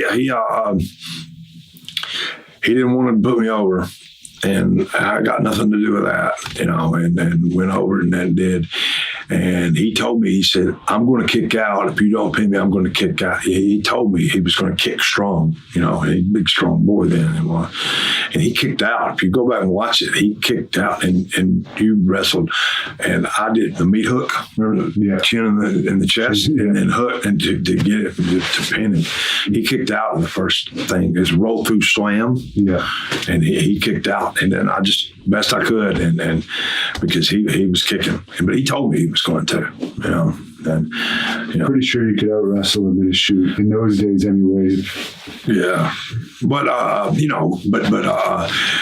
guys were getting in his ear too. Yeah, you know what I mean? Right, because you had Heyman against you, as you said, right? And he was working his way up in the political. Yes. He'd been there longer, of course, than me. He'd been there maybe a year, right, already. Yeah. But after that, I never had any problem, you know. And we worked a few times after that and worked, never did. And we're all right. We're cool. And in '99, I did some extra stuff in there when I got released from ECW. And I was getting some stuff, house shows, and a few TVs with ECW when they'd be in the area, in the region where I live. And I'd get booked on the way up, get booked on the way back places, and WWF, some TVs as an extra, and some house shows with WWF too, you know, in '99, and it was still cool with him and everything. Would you be Tracy Smothers or Freddie Joe Floyd? I was Tracy Smothers, cool. and no FBI, none of that. It was just me. Yeah. But for Paul Paul a little bit of FBI, but I did a TV work Van Dam. You can look it up in '99 in Atlanta. Just myself, had Tommy Rich managed me. We weren't as the FBI or nothing, and a good competitive match. I worked with Van Dam when he's 19, when he was kickboxing, you know, and stuff, and you know, you knew he'd make it. I worked with Jeff Hardy when he was 16, Smokey Mountain, dark match. Had worked 3 times that day. I had a concussion, not for Candido on the ladder match. Didn't know my name, and Jimmy had me on a dark match, and I'd seen him. Him and Matt did some TVs, and they threw Strongbow, and they come up and do WWF TVs. I said, Jimmy, I'll do whatever you want. I know I'm jumping around. I said, I'll do whatever you want. I said, but I got to work a dark match. I said, you know what happened to me last night? I said, man, I'm throwing up. I got a concussion. I don't know my name. He goes, you got to work with this kid. He's fucking great. And I said, who am I working with? He looked, and I said, yeah, I've seen him. And I said, he's wrestling? He goes, yeah. He goes, didn't you say, what, they've been working TVs? I said, okay. So I went over and introduced, you know, that, and I knew him a little bit. And I said, what can you do? He goes, whatever you want me to do. I knew he was great. And, you know, he was being caught out there, and I was glad I did it. And I didn't remember much of it. I didn't know my name. But it seems weird for a dark match if you had a concussion. Right? Oh, yeah, yeah. And it worked 3 other times on the TV. Plus, I did another ladder match on that. Crazy. Yeah. How much did you make that night, if you don't mind me asking? I guess you're on a weekly pay system. Yeah. Wow. Yeah. I did good on gimmicks. But I mean, it was a blur. But Jeff Hardy, when you was out there with him, I can remember that. And I remember saying to the referee, Mark Curtis, God rest him, I said, God, he goes, how is he? I said, he's fucking great. He was 16 years old. Yeah. And I didn't, once, when he said that to me, he goes, whatever you want to do, I'm like, all right, man. All right. You know, I was ready to pat me up. Yeah. You know, because I was a young guy, you know, I wasn't then. But I mean, and, you know, I knew he was wanting that, and you knew he was confident, and he wasn't cocky at all, and out there, and you knew coming out of the ring, it's like going, he's going to make it. You know, and I obviously did. Still on TV. But I says to Mark Curtis, the referee, I says, oh yeah, he's still going. He's 40 years old now, and his body's put through. But I says to Mark Curtis, and he goes, how? I said, great. He goes, he trained himself in his backyard. Hardys were like one of the first backyard guys that ever made it. And then D'Lo Brown was the same way. I just got bored in Japan, and D'Lo wasn't called D'Lo then. It was called Austin Connor or something like that. They put him with the gangsters that night. After that, I worked with him out there in person. That same thing too. Mark Curtis told me that he trained himself in the backyard, and I'd just come in Japan. I was wore out, tired, and he was unreal, natural, you know. So back to that one night stand, could you give us the long version of that night? And I'm surprised you say that's your highlight of WWE. Well, I guess because it's the most memorable. Well, it was a lot of fun to see the old ECW guys and a lot of friends, and did, you know, in 96, 97, you know, there was always crap going on. Jimmy had heat, you know what I mean? And so heat on us. I did a house show loop during that time, and 10 days, and got good reviews, good matches with the headbangers. Remember, I'd worked singles or tags with them each night. And I knew them from Smoky Mountain and Burt's before that, you know, and did. And then I actually was frustrated. I can't remember what the deal was. Yeah, and during that, when you say about the highlights, I know I'm jumping around, but I'll lump some of it together. Yeah, but they talked about putting Bart under a mask or a hood, some type, and me under a hood and put us in that Truth Commission thing. Okay. And they had Bill Buchanan, and they had another big guy. You know, they never did it though. And I was working ECW some and in WWF, and that never happened. That was kind of it. So, you know, a lot of stuff got soured. But yeah, that with Bradshaw in that. There was heat there. We had the hardcore homecoming thing that Shane, Jeremy Borash, Bob Ryder, and those guys all put together. A lot of the ECW guys in the arena, Raven and all them, you know, and that. And Shane booked me on that. And then Dreamer called me a few days later and booked me on the WWF one and said we could do it. Yeah, okay, and everything. And the WWF guys didn't want us there. The WWF, you know, the brass kind of, you know, all the, you know, just didn't. And it was friction kind of, and you could feel it.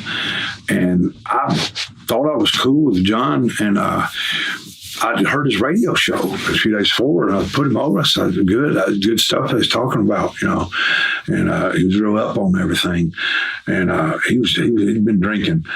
And we were out by the ring, and you know, we were going to do that battle royal thing, and we were getting bad vibes, and like they were going to shoot on us, and we didn't really know. And Vince had talked to us and talked like they were going to go with the brand, and we were going to have jobs, you know. And I just got back working full time, and had not been working full time since about 2002.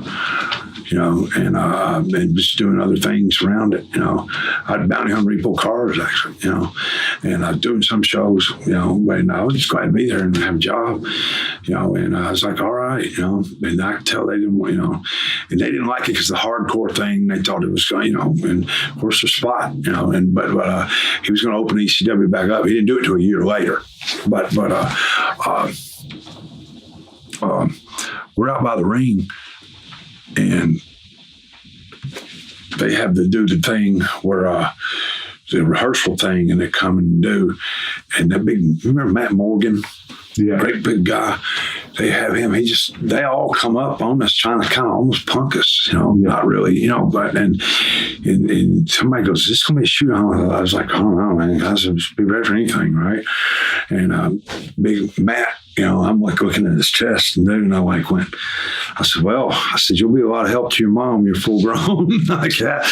And I said, you know, he played football, basketball. I knew Jimmy liked him. And he looks at me, he goes, hey, he goes, do something that I do, and I tell you, nut shot me, and that means my way might get out of there. He didn't, you know, he didn't have no problem with us, and a lot of them didn't, you know, it kind of started up. Well, John, we're outside of the ring, Chris Chetty's standing beside me. John's talking, and some of the agents are over there, and some of them big boys, you know, Tomko and Matt and some of them other boys, you know, a lot of, you know, they had a lot of big guys in. And John said, he was kind of drunk, he said something, this, other, that, and do. They get cute, don't hesitate to knock them the fuck out. Yeah.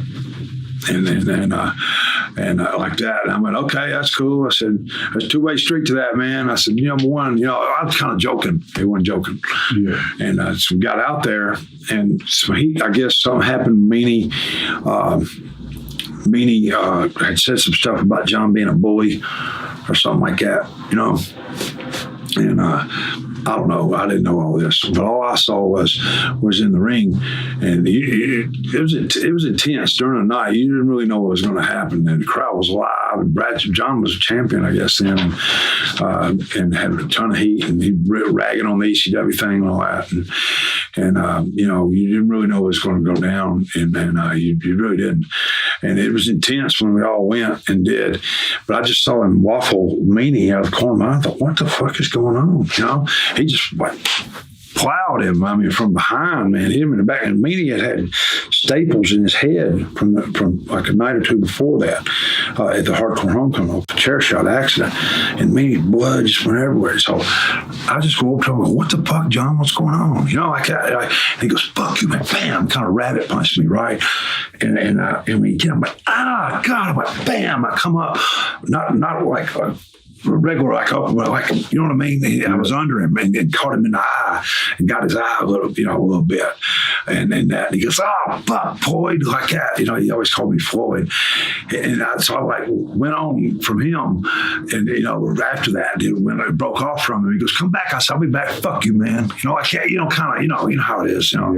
Yeah. And I look over and Regal, Steve, was doing something. I go with Balls and Axel, and I go, hey, Steve, come on, maybe you're safe.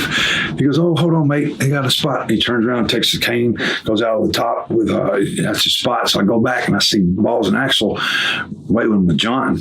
And Sandman come up behind, like looked and come up behind him and got him from behind. And when he did, I got shots on him, body shots right there, right? Pretty, you know, put him in there. It's pretty good, you know. Yeah. And it was, everybody was kind of, you know, and then happened in the ring, left in the ring, all that did. He popped me back, you know, and everything. And they got him out of the ring, whatever happened. Go backstage, and John was legit pissed off. Beanie, I remember going, he shot on me, man. You see that? What the fuck? He goes, thanks for helping me. You know, I said, yeah, you know what's going on. I go, what the fuck's going on, man? You know, I can't, because I don't know. He goes, I think he's mad because something I said about him on a shoot interview or something like that. So we come back, and John was pissed off. The agents were talking. Johnny Ace was screaming, we don't do that here. We don't do that here. And we got in the dressing room, and Johnny come back up and go, Meanie, what the fuck's going on? What brought all that on? All that. I kept my mouth shut because they'd said we were going to, you know, he was going to open up ECW and we were going to have full-time jobs. I was like, great, you know, heck yeah, man, I'm down. And I didn't say nothing about it because, you know, you didn't want to get heat with the office. And, you know, I didn't want to be unprofessional. You don't want nothing. And then I got started getting off the internet. You know, remember MySpace? Yes. Was going.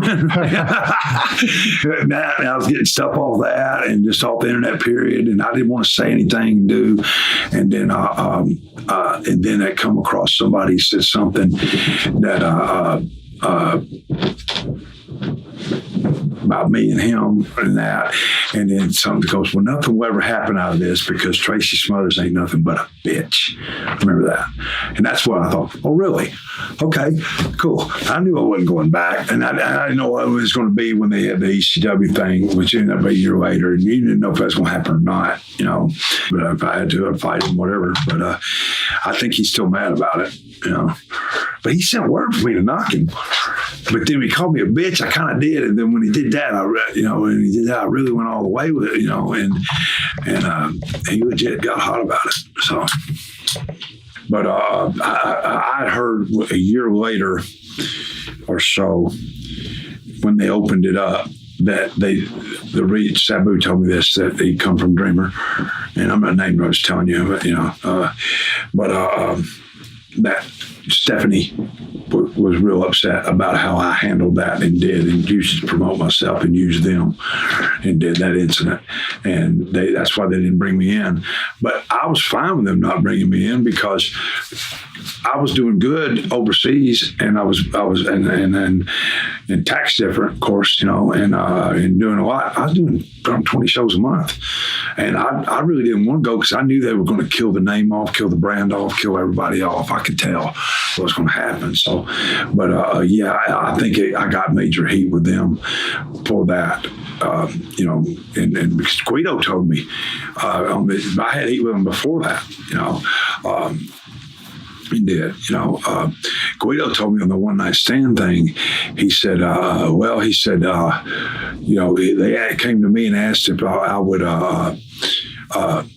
you know, do the one night stand thing with you and the other guys, and they asked specifically about me, and he said, and he goes, and Trace, he goes, Guido take us Trace. I told him, I said, I had no problem, I had no heat with Trace. I'll work with him, you know, no problem on that, dude. He said, but Trace, I think you had heat with them. I said, yeah, because I worked for him as a trainer, which we'll go to that later, you know, and the way that the whole system and everything, and then spoke out against it, let's say. But then when that happened and when they did, I used that whole thing. I exploited it all the way. I mean, they'd had me at a house at independent shows do interviews about it in the ring or backstage. And one really big time that set it off. And I remember being on the road after I did a backstage interview and called him out, and they said, any place, anytime, anywhere, I put up my life savings, and I said, oh, you got to put up the donut, and I said, I'll put up my dog. You know what I mean? I always plug my dog. I still have my dog Ruthie. But I mean, I'm promoting dude, but I was kind of shooting and dude. And then when I got word when he called me a bitch, and I thought, okay, well, then he sent word, and he got mad when I knocked him, and he told me to, kind of, and stuff. So whatever, if I see him, I don't know, maybe I would hit me with a big boot and close on me, punch me. I get juice and go, oh my God, he beat the hell out of him. I get sympathy. I don't know. I don't know, but whatever. It is what it is. It's whatever he wants it to be. I'll just say that. But I think I hate more with Stephanie than anybody. Stephanie? Over that, because I used it to promote myself. That's what I was told. What was your reaction when you heard that Joey Styles knocked JBL out? Joey was tough and but he chastised people, kind of bully people. I'd heard that. I never really seen it, and Joey was Italian, and Joey's not no joke. I mean, he boxed. Joey boxed, and you know this. You've seen it happen in all walks of life. Someone's in the wrong sometimes. They get put in their place. You know what I mean? When your heart's in the wrong spot, you're going down you're floating wrong here. It can happen to you. We've all been humbled. And most recently, mentally, physically. Most recently, of course, there was that incident, the issue that I guess Mauro Ranallo allegedly had with JBL, and Mauro quit for a while. And it was interesting that they were saying, oh, nothing came out of it. But now Mauro's back, and mysteriously JBL's not with the company again. Oh, the ring, the commentator. Announcer, yeah. I know him, yeah. My bad. Okay, yeah. He's a great commentator, too. Yeah. He's a great commentator. Yeah, I saw all that. I don't know if it's a coincidence that he's back and JBL's gone now or not. And I'm just going to go back for a minute because I forgot to ask you about this guy during your time in WCW, but was PN News there when you were there? Yeah. What did he do that got so much heat with everybody? He kind of, they pushed him hard there for a bit, and he kind of got to his head a little bit. And I remember in St. Louis, he might have called Stan Hansen an old man. Stan had just got off the plane from Japan. He's like reading this, Stan always reading newspaper. Yeah. And he looked over, he goes, he just called me an old man. And the boys, that drew the boys. Nobody left. We watched. And somebody, like, I think Spivey might have been like, yep.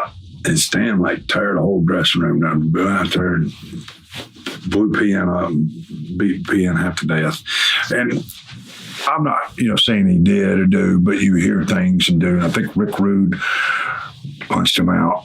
And I think it was because they was on an overseas tour. And supposedly they had said, and I'm not saying he did or do because I wasn't there. I wasn't on the tour. Said that PN stole from some of the boys. So, I always got along with him, and I ain't saying he did that, but that was the word.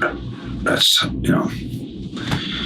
I'm not the bearer of news. It's nothing that nobody didn't know, but that was known. Scorpio also mentioned something about that. And he never, from me, it never was nothing but cool to me then, so he lives in Germany, lived there a long time, And how did you end up in the real ECW? We'll go back to that. Scorp was another one that should have been pushed to the moon. He was great. Well, we've used him in our company in Canada, Great North Wrestling. He's doing my age. He can do all that stuff. He can do. He's amazing. He's amazing. I actually had a match with him last year. It has 60,000 something hits on YouTube. Tough guy, great worker. God, man, athlete. Amazing. So could you Go ahead. talk about your time in ECW? Oh yeah, a blast. I was working for Vince. Candido had left already. Candido, they fired him. He worked a pay-per-view with a broken neck. Shawn got him fired. Shawn admitted it to Tammy. She said it, but whatever. And Shane had talked to me about it before for a few years about coming in, but Paul does everything last minute. A lot of times I'd already be booked. Yeah. And it'd be people, you can't do that. You wouldn't want me to do it on your show, right? You know what I mean? Yeah. You know, I wouldn't want you to do it on mine, and stuff. So, and would love to have done it. And Paul, Paul would do stuff on, spur of the moment. And or mind, Paul, he'd write a whole card on napkin or something crazy.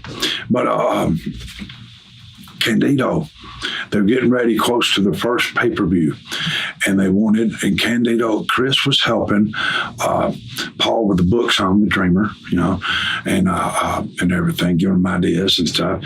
And it was one of the guys, and they had kind of working relationship with Vince, and Sonny was still working for Vince, and Candido would come to the shows and do his ECW shows, Independence and everything, and he's already gone, and got back in great shape. And he asked me, he says, hey, he goes, Paul wants to bring you in, and he said, we want to bring it, and then he said, you're on the loop with Tammy, and he said, do you mind traveling with Tammy and just, you don't need to travel by herself. She'd stay at a nice hotel, I stay at Red Roof, stuff like that. But he said, y'all have an afternoon show in New Haven, Connecticut. He said, that night's the arena. He said, do you mind, we want to book you the arena. He goes, do you mind putting Terry Funk over? I said, duh, quit. Hell, I'm there, man. Terry, and I worked with him, Dory, a lot, and hell yeah. I jumped, I was like, yes. And so did the afternoon show with Tammy, and Tammy was picking Chris up that night to bring him home, at the however it worked, I don't know. But so go up there and do, and that was my first night. Lance Storm couldn't come in for some reason. Paul, I think, tried bringing him in last minute, stuff like that, and flights out of Canada, or something. Couldn't get a flight, I don't know. But they said I was going to work Van Dam. Right. And so I'm like, okay, cool. Whatever you need. I'd worked for Rob in 92, when he was like 19 or something. This was 97. And I said, yeah, sure. Whatever y'all need me to do. And WWF, you go in their office, book and sheet, everything, who you're working on it. And then Paul, it could be anything, stuff happens, that's Paul. You just knew Paul. And then they said, hey, do you mind putting Taz over? He said, Taz and Sabu were going to work the pay-per-view, the first pay-per-view. And Terry was going to work Brian Lee, because Brian had a little thing, doing a little something with Raven. And Raven was working Terry, taking the belt off. Terry taking the belt off Raven. Yeah. So, sure. So worked Taz, went good. Taz liked the match and that, and did put me over to Paul. And Paul told me he wanted to use me. And he wanted me to do the pay-per-view. And I said, Paul, I got a 10-day loop. I got a solo a tour to Kuwait in 97. And I said, I got a week tour there, and then I got a 10-day loop after that. I can make some money there. I know I'm on the way out. I kind of do. And that's when they come up about it, possibly put me in the Truth Commission. Didn't happen. And I said, I'll do whatever you want. I said, but I do got that. He goes, do that. Go do that. Make your money. He said, you have a job here, when you can come back and that. And the next time when I come back is when Dreamer he had already put Tommy Rich with Guido that night. First night I worked Taz, and he put me with Guido. And it was 10 to 8, and I didn't know who I was working. And I'm used to, knowing days ahead, weeks ahead. And I go up to Sabu, and I said, hey, Sabu, I said, I don't know who I'm working with. I know I'm on early. I said, but I don't know who I'm working with. So he goes over and asks Paul, and Paul goes, you want to work with me? And Paul goes, and Sabu's like, no, I'm working Spite, remember? Because Taz trained Spite. So Dreamer comes over to me and goes, "You got your red flag?" I said, "Yeah." He said, "All right, you're working a tag match. You and Chris Chetty, baby faces, working Tommy Rich, Guido. You're turning on Chetty. We're gonna put you with BI with Guido. It's 5 to 8. We're on first." That's how it happened. That's how it did, and that's the way Paul do the main event. So Tommy do the meat and potatoes, and a lot of that whole gimmick with the FBI thing with Tommy Dreamer, all that stuff, the dance off stuff, the stuff with the videos and everything. Did a lot of it was Tommy Dreamer, and of course Paul, input, and but it was a good time. The dressing room, WWE, you dress code, everything, and when you on time. Don't party in a dress and go to ECW. It's like the land of the misfits. Yeah. And I knew a lot of guys there already. Of course, Terry, the Eliminators, remember them? Perry and Cronus. Yeah. Worked Sabu Ran Dam that night. I remember that. Taz, I knew Taz. Him and Candido come work Smoky Mountain. And Paul was making these guys. Sandman, I never met him. That's the first time I met him. And just all of them drinking, partying, hanging, but doing their job, working their ass off in the ring. And such a different atmosphere than WWF over here, and it was a good time. The Pit Bulls, remember them? Yes, Gary Wolf and I forget the other guy's name, but yeah. And I got to go back for a second because you mentioned Kuwait. I remember that WWE tour in Kuwait was pretty eventful. Any memories of that? I worked Vader the night before that happened when he slapped the guy. He had food poisoning, and he was working me. So they were like 3 minutes or something. I got a little shy, and then he cut me off, beat me with this thing.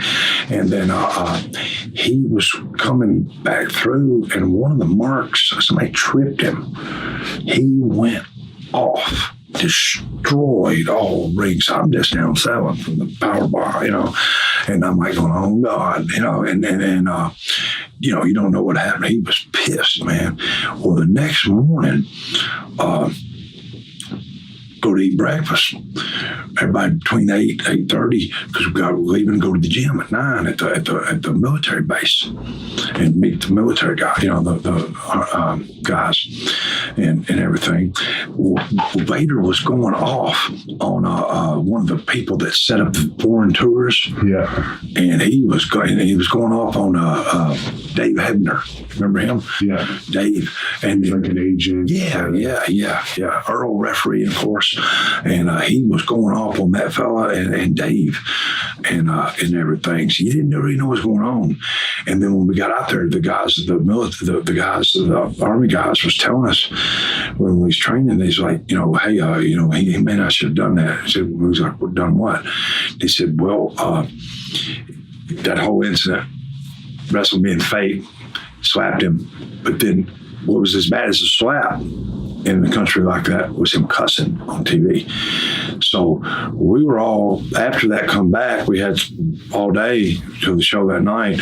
Everybody was laying up on the top of the building right out in the sun. Davey Boy comes out and says, oh my God, you're not going to fucking believe it, man. He goes, the Delta Force guys had Vader, and the guys from the embassy or whatever it is, or, the boys, you know what I mean? Come to get, they went right through them and just took fucking Vader. He was crying and everything, because he thought he wasn't going to see his kids again, and they, whatever they did, took him, brought him back, and he was on house arrest in the hotel. I don't think he worked again the rest of the loop there. Maybe he did, or maybe it was by the end of the loop. I don't remember how this worked. All I know is we left, and Vader had to stay for 10 days. And he had to stay. They have some Ramadan or something where they can't eat meat. Big Leon, you know what I mean? And you've been around him. He can eat. God bless him. But actually, I could eat more than him when we had food. Yeah. But that's he actually told me that the whole real details of that. when he had a couple of drinks, and it was pretty crazy, some of the stuff that happened to him. He was wired, was drinking. We all were.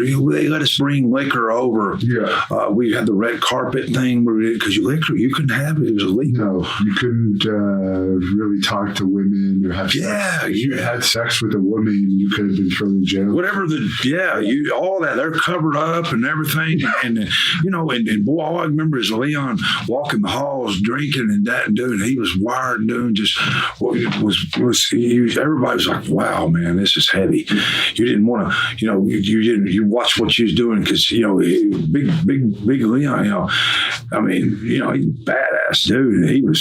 He loved his family, his children, and his wife and all. And he was like, man, you ever see him on that crying drunk kind of, and guys was like feeling for him going, man. And he'd come to room, just hanging and doing, talking and just doing, and he just like, I'm not one to, be religious, pray and that dude, but boys, pay a prayer for him, stuff like that. And when we were all taking off on the plane, not being really being addicted toward Vader, and that dude, everybody goes, what time is it? And everybody goes like, Vader time. God bless him. You know what I mean? Like not chanting. When them jet engines and you got up in the air, you were fucking glad because because I don't think they ever came back, did they?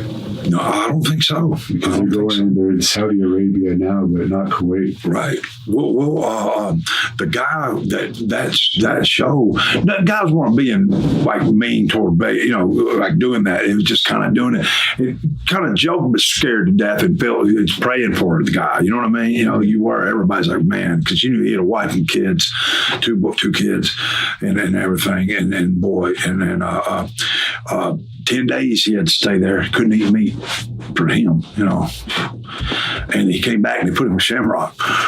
Yeah. After he just come out of UFC, and yeah. But yeah. That was crazy.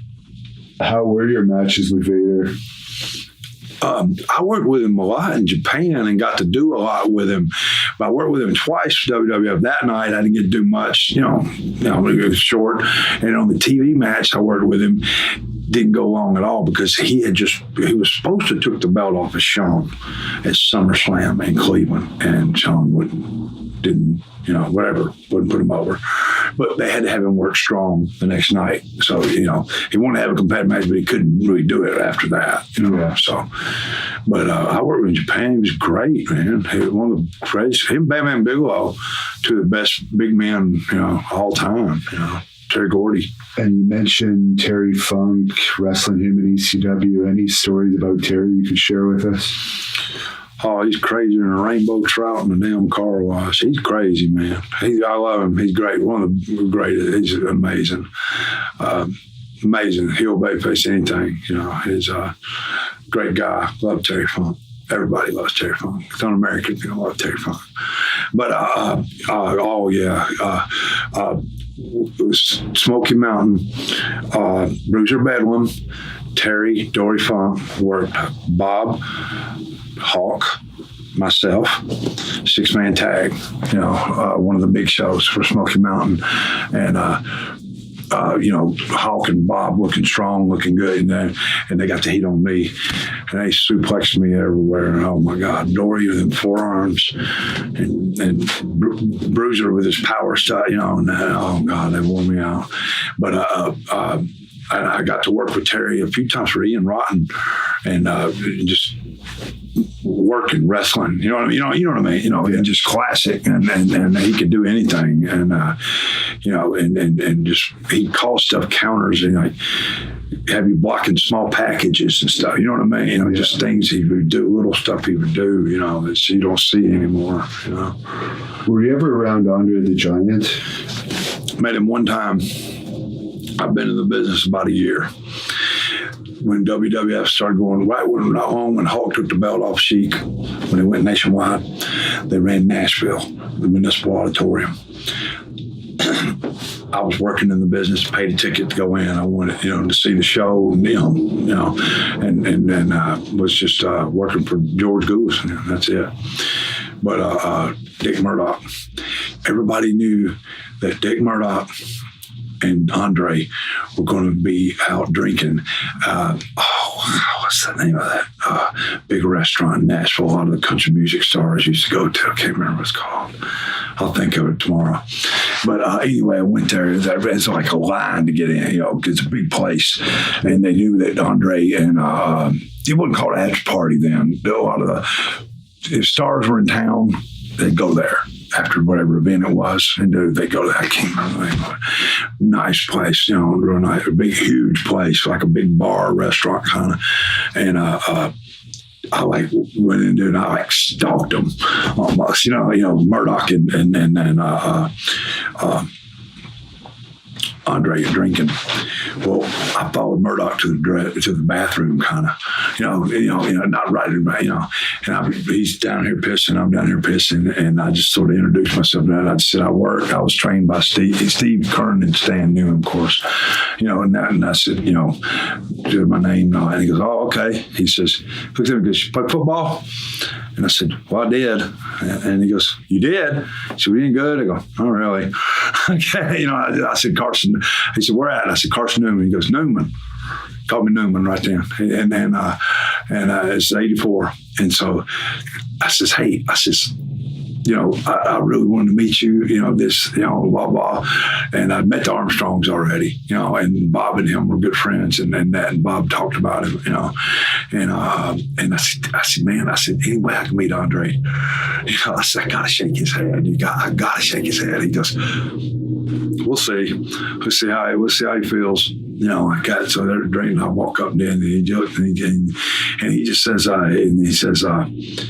he goes, hey, boss, Andre. And he just started people all over him, around there, people keep him, Andre. You just sitting there looking at him. And Andre was 7'4.5". He was when his prime, he started running this tall, but he was nearly that wide. I mean, he was a giant hand. Like Big Show's 7 foot, he's a giant, but not near what the base of a man what the guy was. He couldn't hardly get through that door. Yeah. And you just look at this guy, man, my God. And he goes, Newman wants to shake your hand. He goes, Newman? Like that. And I said, I played football, Carson, and he nicknamed me out. We go way back 20 minutes, joking. Shook my hand. And I looked. I'd never seen him. He took the wine glass, the wine pitcher, like you would a beer glass, and just turned it up and drank it. I mean, that was his glass.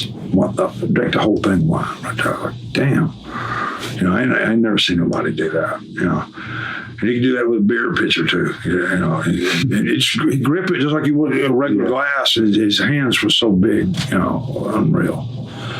That's great. Yeah. That was in 84, think about it, I was like 22, 21. I was like, damn. Wow. Did you ever have any contact with Hulk Hogan over there? Another time I met him. Hold it. Yeah. I never met Hulk. Yeah. Met him on the elevator with Brad Armstrong on 90. And God bless them, both of them gone. And Andre could be moody, and of course, 6 years or later, Brad knew him. Yeah. And was on the elevator, and Brad goes, Andre, what's up, boss? This is Andre didn't talk to him. He wouldn't look at either one of us. Andre didn't like attention. He was a real giant. He didn't like that, everybody like looking at him like a freak. But Brad didn't, and Andre wouldn't look at him for the longest time. He looked and he goes, tell your dad bye, hi. That's all he said. And then went on and did. And then he goes, okay, Andre. He goes, and I says, he all right? He goes, oh, man. He goes, he's in a lot of pain. Everywhere he's at, he's crumped up. And he gets frustrated. He's on the road. People treat him like a freak. And Brad understood. I remember that. He took up the whole fucking elevator nearly. I swear to God. I mean, I never seen it. I remember he was going down he was way up top, and we were somewhere and stopped, and there's Andre DeJohn on the elevator, like wow. And Brad, trying, and like I said, he wasn't in a good mood. It was early. I think he had early flight. Did you work for ECW till the very end? No. I was out of there about maybe a year, 6 months before it shut down. Okay. Yeah. At what point did they make you the trainer there too? A few months in. Yeah. Few months in, I just they were all working out in the ring, and I just got in the ring with Spike Dudley and just started that chain wrestling with him and working with him and and Paul liked it and just started got guys going, and I just out of nowhere did it. They were all working. I said, guys, they were wearing all these moves. I said, just chain wrestle and work and go around and do whatever comes up, call it in the ring, and then Paul, of course, did that then, A couple of times I did it, and then he had me doing it. Any extra pay for that? Or? Yeah. That's good. Yeah. So you're almost like an agent at that point then. I'd help them with their matches, but Tommy, Paul, of course, Bubba kind of, Candido when he was there. Yeah. But I'd help them with their matches, and they kind of like give them what they wanted out of it, and I try to help a little bit, somewhat, and or help after the match, something could help them with, and find out what I wouldn't say, Any specific reason why you left the company? Well, it was close when Steve Carroll was coming in, and my run was kind of up. 2.5 years I was there, tagged with Guido, and they'd put the belts and push, but we'd been getting guys over for a bit and they wanted to go a different direction with Guido in a cruiserweight type thing, and with the stuff with Tajiri, Super Crazy, and some of them, and put Guido more in a singles role, and then for a bit, and then Mama Luke, that was before Mama Luke ever come in, he ended up tagging with him, and they were bringing guys in, young guys, a lot of young guys that were driving from all points and had not had to pay them as good, and where they were flying me and paying me better, and stuff's cutbacks, I guess.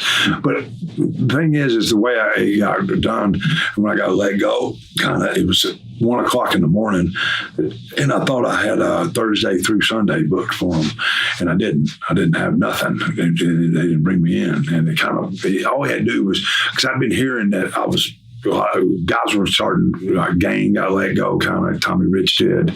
A couple other, older guys. Rob, what's his name?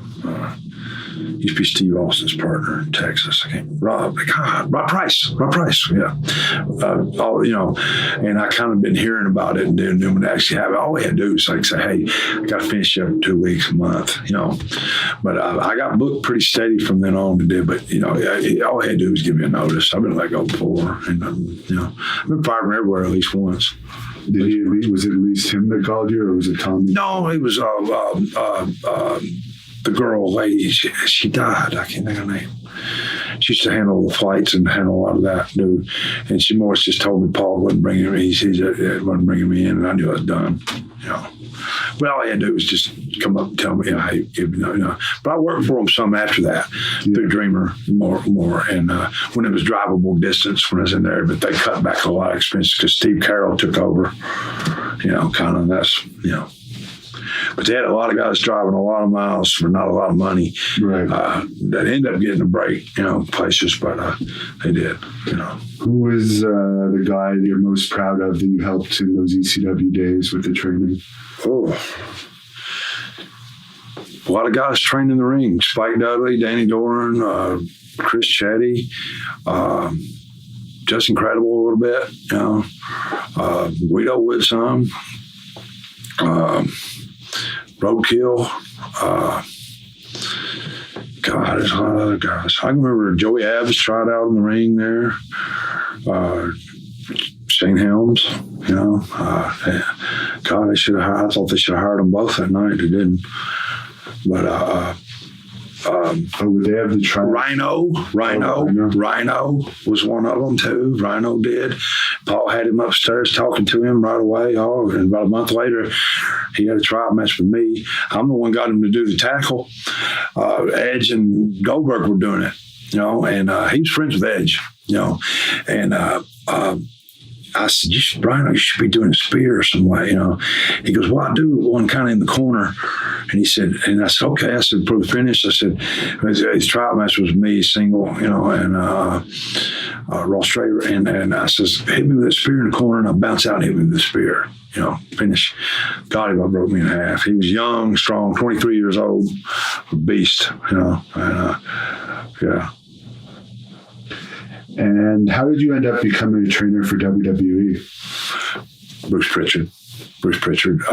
I was 99. I was getting a lot of extra shots, and now they pay extras $200. They're paying extras $500 then. You know? It was $400 even when I was doing it. Okay. Yeah. How long ago was that? 2005, 2006. Yeah. Went from 5'4" to 250 to 200. Yeah. And, you know, sometimes you get 2-3 days, you know, on the first of the week. Back then, we're doing pay-per-view on a Sunday, and they do the Raw Monday and the other Tuesday, you know, stuff like that. So, and then I get some house shows when they'd be in the area, you know, because there'd be one less guy that had to fly, you know. So, and in '99. They were doing $400,000 or $500,000, you know, house shows. Steve was hotter than a firecracker, Austin, and of course Rock, and I remember being on card with Steve working Kane and Rock working Hunter, you know. So God, you know, I mean, I worked with Kishi a lot of them when he started. That gimmick with him, he's another one. That gimmick, you knew he was going to work. You could tell the reaction, you know. You could tell the reaction, you know, with him. As of '99, you know. So I guess they'd see you working with the guys in the ring before the shows, isn't it? Yeah, I've done it in ECW, the trainer there, and then you know, from 2.5 years, and I'd helped a lot of guys that had been up there, that were there already, you know, in WWF, you know, over the years, and Bruce Pritchard is one come up to Jimmy Cornette. Actually, I take that back. Jimmy and then Bruce. But when OVW was already going, before it was developmental, Jimmy, Danny Davis, wanted to bring me in as trainer there. And when they were starting the developmental thing there, right? Well, they had Rip Rogers and Nick Dinsmore and maybe Rob Conway, all there, you know, kind of helping guys already. So Regal was in Memphis, and Jimmy had talked to him about me with that, and then Bruce switched it and said, "Well, I said we got all we need to help them there in OVW." I said we need someone down in Memphis because you know, Regal, they was going to bring him up, and so that's how I got in. You know, in 2000 there for them. Well, I was supposed to start it around holidays of '99 as trainer, but Jim Neidhart, God bless him, got the job after Owen died. Yeah.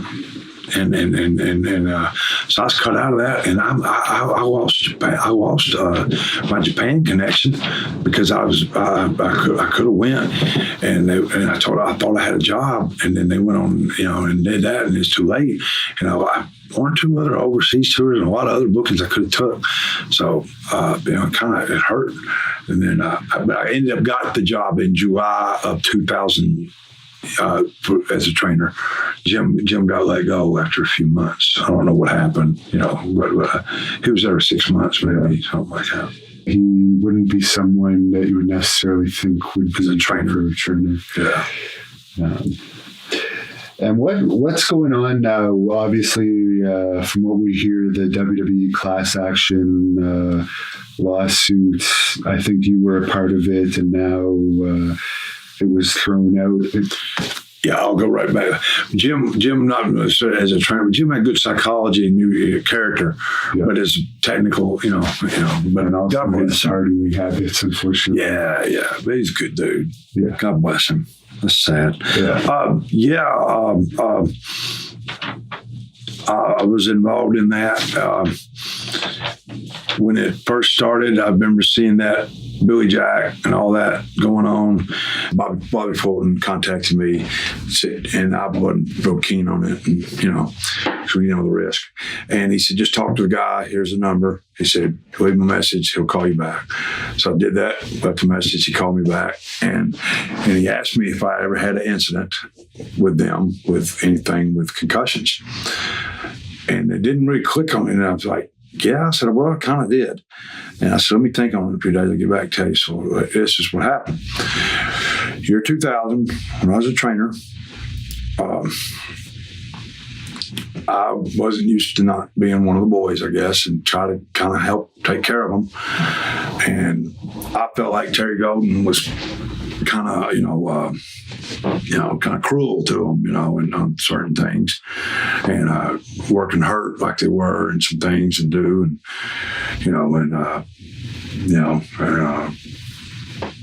all Bruce and Pritchard and Kevin Kelly knew kind of what Terry told him, and Terry I thought was kind of bitter because he never could make it in the ring really that good businessman as far as running businesses, but not so much as a wrestler. And I'd kind of take up for the guys and kind of give me a double-edged sword because they'd come back to bite you because they'd stab you too. But to punish me, and one day they had said something, this, that, or do, and they said, well, Tracy, we want you to teach them how to work. And I said, well, I would. I'm trying to teach them how to work, but y'all keep fucking with them. I said, they're in such a bad mood, and their morale's so bad, they don't want to train, they're not motivated. And some of the boys heard that, and so I got heat for that. So next thing I know, we're at a TV taping, and I'm working Joey Abs. Remember him? Big, strong guy. Yeah. Good, hell of a talent. Couldn't believe he was there. I think he'd had some problems. And they brought he was in WCW, right, for a while? He might have did a little WCW, but he was Main Street Posse. Yeah. Oh, yeah. With Pete Gasparoni and Rodney, Shane's friends, and did. I think maybe he had a little problem pills. I don't know, but I couldn't believe he was there. Great talent, and got back in great shape, and he was getting ready to go back up. Steve had already left Regal. He was there when I come in. Well, they had me working Joey. Kevin Kelly took us outside. And I thought, whoa. And I knew they were kind of miffed at me. And maybe I should have been more office. I don't know, but I was just trying to take care of the boys. And, I'm working Joey. He said, you're getting Joey over this, and I figured this finish. And, but no, he wanted Joey to hit me in the head with a chair, on TV to beat me, right? And that unprotected headshot. And it was unknown in the business that I had problem concussions since '92, right? I'm shortening and I didn't really need to take a chair shot from a big strong boy like Joey, and Joey didn't want to do it. And Kevin kind of got hot at Joey, and I didn't want him to come down on Joey because Joey worked his ass off to get back and get this spot back and everything, and did. And I was like, no, Joey said, don't worry about it. I got it. We got it. Don't worry about it. Put it in there, dude. I'm there. And I'm going, oh, fuck, I hope I can get through this. So, yeah, sure enough, the match went good. Everything, dude, hit me with a chair. And man, I'm going to tell you what, I went down Monday and I went numb. Because you got to make it look good as TV. Chair shot, but I had to take a chair shot from a big strong boy and he didn't want to do it. He didn't want to do it. And I'm not saying Bruce told him to do it or whoever's told Kevin to tell him to do that, but the ones that Kevin Kelly told him to hit me in the head with the chair like that. And it was because I wouldn't play the game with them. And I respect them, but guys like Bruce, Kevin, never been in the ring.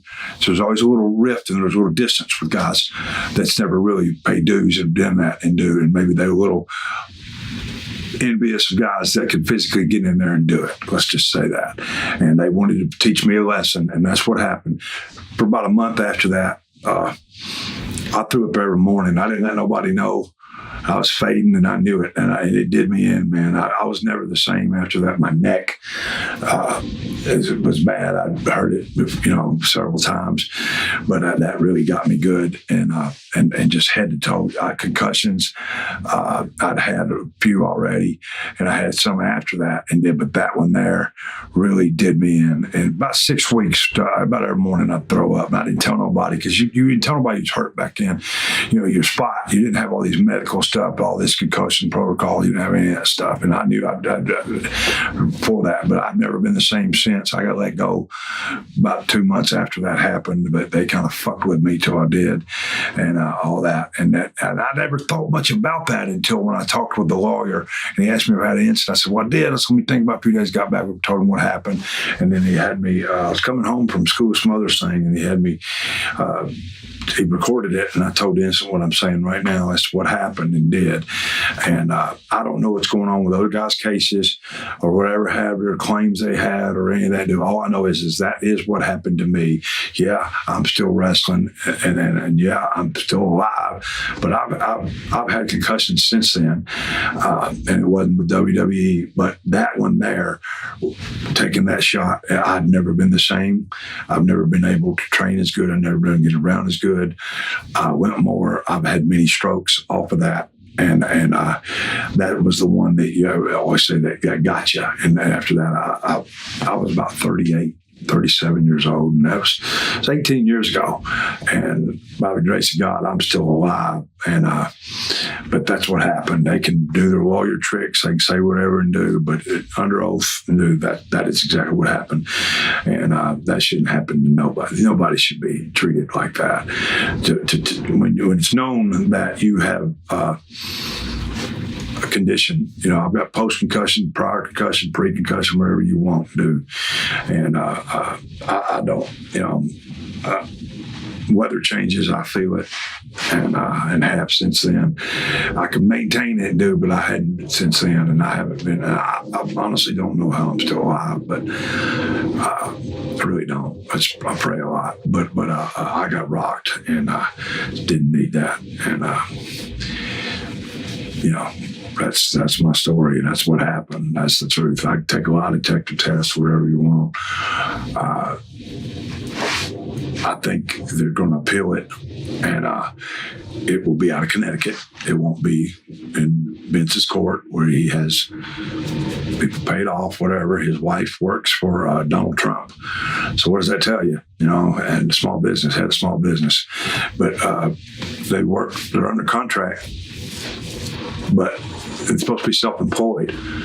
How are they self-employed? I don't know, but it is what it is. I've got a lot of flack off that saying all you had was a cup of coffee, this, or the Freddie Joe Floyd, and make fun, call you jobber, this bitter, or whatever else they want to say. And if you stand there and let a man that could, big, strong, 6'2", 6'3", 260, 270, bench 400 or 500 pounds, hit you in the head with a chair. When I was close to 40, and you live to tell about it, you're a lucky man. So I hadn't been the same since then. I've swept thoughts. Like I said, weather changes, man. I mean, it's bad. When I get up out of this chair, I can't hardly walk. And my hip, my body, it affects you down. Many strokes. It's like somebody putting a suction cup on you and just suck the life out of you. But I've had about a dozen of them since that, off of that. And do all I know, and you see the spin that they put and do, but I do know this: a lot of guys are gone, are not with us, and I think that's real sad, and it's horrible, and you feel for their widows, for their families, their kids, and you just wish there'd be something to do that could help those people's loved ones, that aren't with us anymore. And I'm, whatever happens. That's my story, and that's not a story. That's the truth. That's what happened to me. And I've heard other instances of things. It's just a cruel, rough, brutal business. It's as simple as that. There's wrestling's a different animal. It's like you see the rock stars, dying every day, and look how many wrestlers are gone. It's just so sad. Mentally, physically, spiritually, nothing in this world will take the life out of you more than the business. And it's just too bad. And then this Carlos is trying, and he doesn't know the business. And I think he like boys to get benefits and things, which that's hard. WrestleMania 2, Ventura wanted to do it. Jesse did. And Hulk didn't want that because he's making more than all the guys combined. So, it's a me business. So, don't look like it's changing no time soon. But they are appealing, and they feel good about it because it's out of Vince's home court. So, I don't know. We'll see. Did you replace Regal as the trainer at that? He was already in there. It was a trainer, and he lost like 30, 40 pounds. He had bad problem with the drugs, with pills in WCW or something like that. And he did the working man thing, something like that. And he was trained, he for 3-6 months, wherever he was there, to get back in shape. And he'd helped Triple H a lot when Triple H started, in Atlanta, he told me, he said, this is his last chance. This is his last chance. And of course, the rest is history. He's been there since. And they brought Robbie Brookside in to replace Regal. And I was going to stay under both, Robbie was going to be head trainer. I was going to be under Robbie. I was under Regal, and I was totally cool with whatever, And Robbie did not want to give up his Japan deal. He was going to have to give it up. He had a good Japan deal. Of course, he was booked solid in England, Europe, all over, Germany, everywhere. And he didn't really like the States then, and Memphis, that's a crazy town. And I know now, of course, he's in Orlando, so. And I've heard Jim Cornette tell his story. I forget who it was against, but you got into some fight with someone on the side of the road, and the cops came, and you guys said you were practicing for wrestling. Tom Pritchard. Oh, that was Tom Pritchard. Tom Pritchard. And it was something that should have never happened. And it should have never happened in Built. It's kind of some of the boys started up a little bit. And he said, you said stuff that, and then we should just sit down and talk, which we did the next day. Guys broke it up. And we did do that. We got an argument, then we got a little tussle, and they broke it up. And, rock and roll, Brian Lee, everybody, did. And then some marks saw it and called the police, and the police come in. I looked, and we both were the same thing. And we told them we just practicing wrestling moves. And wasn't it like 1 a.m. or something? Yeah. We're coming back from like Paintsville, Kentucky. It was up around Hazard or something, and heading back to Knoxville. Yeah. We sure did. They said, we just practiced wrestling moves.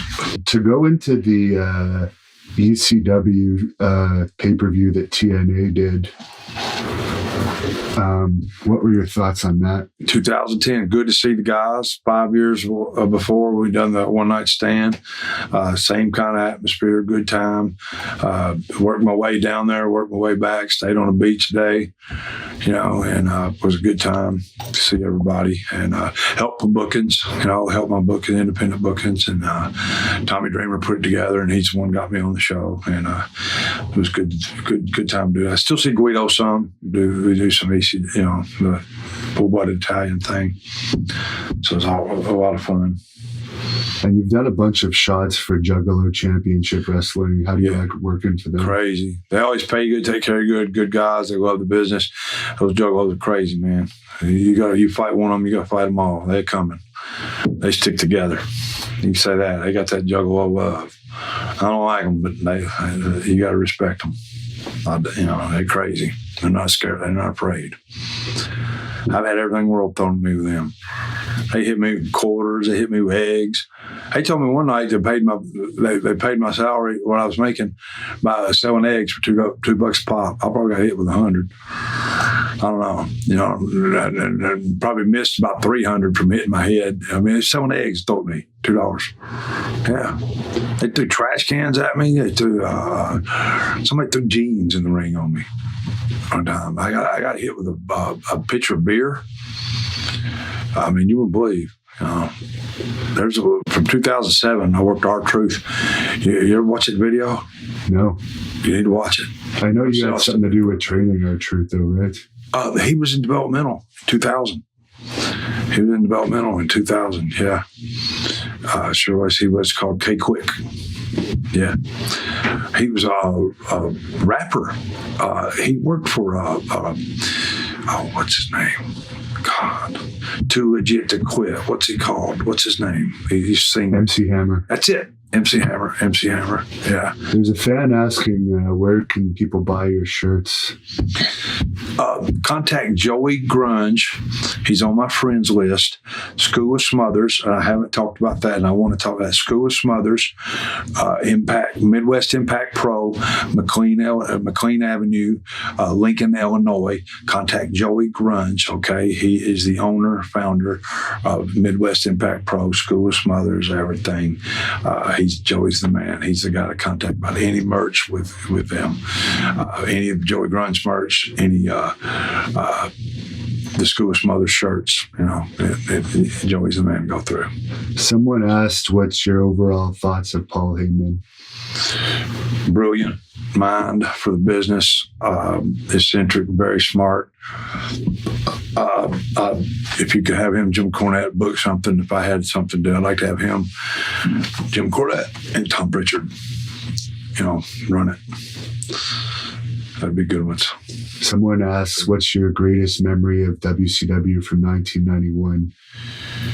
Well, 90 was when the Midnight Express, we worked them in Baltimore, the Great American Bash. Jim Cornette, Bobby Eaton, Stan Lane, of course, helped train me. But 91, we did the 91 Great American Bash. It was Stevie, myself, the Young Pistol thing with Dustin Rhodes. I worked the Freebirds with Brad Armstrong's Bad Street. That was a good one. There's several more. What's the most fun match you've had in your career? Anytime working with Chris Candido. Who, in your opinion, who is the best technical wrestler? Right now? Yeah. Or ever? Right now. I'd say Brian Danielson in there, AJ, Dolph Ziggler. Yeah. Was the Wild-Eyed Southern Boys meant to be racist? No, not at all. That's Kevin Sullivan came up with that gimmick. He put us together, and it just showed the Southern heritage. And people don't realize in Florida, that's where there's a lot of rednecks in Florida. Man. I mean, it's crazy. Someone's asking how old you are now. I'm 26. 26 plus 30. Very good. And what about your iconic dance in ECW? I got that from Steve Armstrong. We were in Mexico. We did 2 tours in 89, 94, went to WCW. And I remember looking up and see people going off, and Steve was doing that's where I got it from Stevie. But the other little dance and stuff, they're just, I don't know. Bullet, Bob Armstrong, really. He didn't really do it like that. I did a little different. But, Tommy Dreamer came up with the dance off. He's the one who invented that. That's all Tommy Dreamer. Someone says, do you have any mullet stories? No. Where's my pizza? Was that one of Oh, yeah, that's a chant. They used to chant, where's my pizza? Okay. We did some videos, stuff like making pizza and stuff. And Guido was the only real Italian, many of us. Someone says you should be in every Hall of Fame. And do you have any Dusty Rhodes stories? Well, thanks for that about the Hall of Fame. But Dusty was booking, when we were in 87 in Florida, Dusty was booked for Crockett. Of course, and Florida territory was like a farm league for them then. They'd bought it. Crockett he'd already took Kansas City. And then in 91, he's the one, and we had to switch off the Rebel gimmick, the Wild-Eyed Southern Boys, to the Young Pistols because of the Rebel flag thing. And Dusty's the one come up with Young Pistols. But and then I was on some shows with Dusty in ECW, but he was always good to me, and what a mind, and God bless him. Him and Bob Armstrong were always tight, and Bob was really hurt, when Dusty passed. So, which passing has hurt you the most of all of the people you knew? Every one of them. Whenever someone dies, you it's like you relive everyone else that did, or you see old cards and stuff, or every time you look up, somebody's passed away, or it's the anniversary of them passed away, or their birthday, and it's just like you relive it all again. It's just sad. Who was the toughest wrestler in and out of the ring? That I ever been in the ring with, or the toughest? Both, I guess. Haku. Did you ever see him in action? No. Favorite moment in the FBI? All of it. That was a lot of fun. Every bit of it. Opinion of Ole Anderson? He was always good to me, and Steve. He was always good to me. He's the one put us in with the Freebirds. He's the one put us with the Midnight Express. So he was always good to me. Oh, he was an asshole to everybody, but he was equal and he was fair. But I was on a convention show with him a few months ago, a year or so ago, something like that. Did you ever get a title match with Ric Flair? No, never got to work with Rick. Worked an 8-man tag with him one time, the Horseman, and Steve I and a couple of, I can't remember. And Sid was with them, and Sid was upset because Rick and Sid never got along. Sid would speak up, and his look, none had the look like Sid, But I worked Bobby Eaton. Steve was sick, and I worked a single match with Bobby Eaton as a Day Cornette, and Jimmy and Stan Lane quit. They wanted to put over the Match Blasters, and Rick asked to work with me after that. Wanted to work with me, and Dusty had us plans with us, or Ole did us as Steve and I as a team. Rick asked to work with me, and I didn't find that out till later. I said, "Wow, I was honored," but I would have loved to have gotten to work with him a few times. That'd been awesome. At what stage of your career were you happiest? All of it. It's never a job when you do something you love. It's not. It's still fun. I can't hardly walk, but it's still fun. Could you still take on a bear? I can't even walk. I would try. Better sports through chemistry, a couple of pain pills maybe, and a protein bar, and I'd give it a shot. I've done some stuff, mock stuff, where with the bear, but it's someone in a bear suit, So I don't know. Why was the name changed from Southern Boys to Young Pistols? The Rebel thing was so controversial, and it was around too. Remember when Rodney King and all that? Yeah. Remember all that controversy and the rebel flag thing nationally, and it is, and it still, of course, still is. And I never portrayed it like that. But the TBS couldn't, they had to exonate it, and Dusty come up with the Young Pistols. Did you ever have a match that turned into a shoot? Yeah. With guys you never heard of that were badass guys too, that weren't really trained right. You know what I mean? But yeah, didn't want to. They had no choice. Somebody sucker punch you. What are you going to do? Trying to, the damage is done. What do you think is lacking in today's wrestling? Able to ad-lib off the hip. Scripted interviews is not good, I think, and more calling it in the ring. You kind of, if you know what a guy can do, you feel when the people that's right and do, What's your most memorable wrestling moment?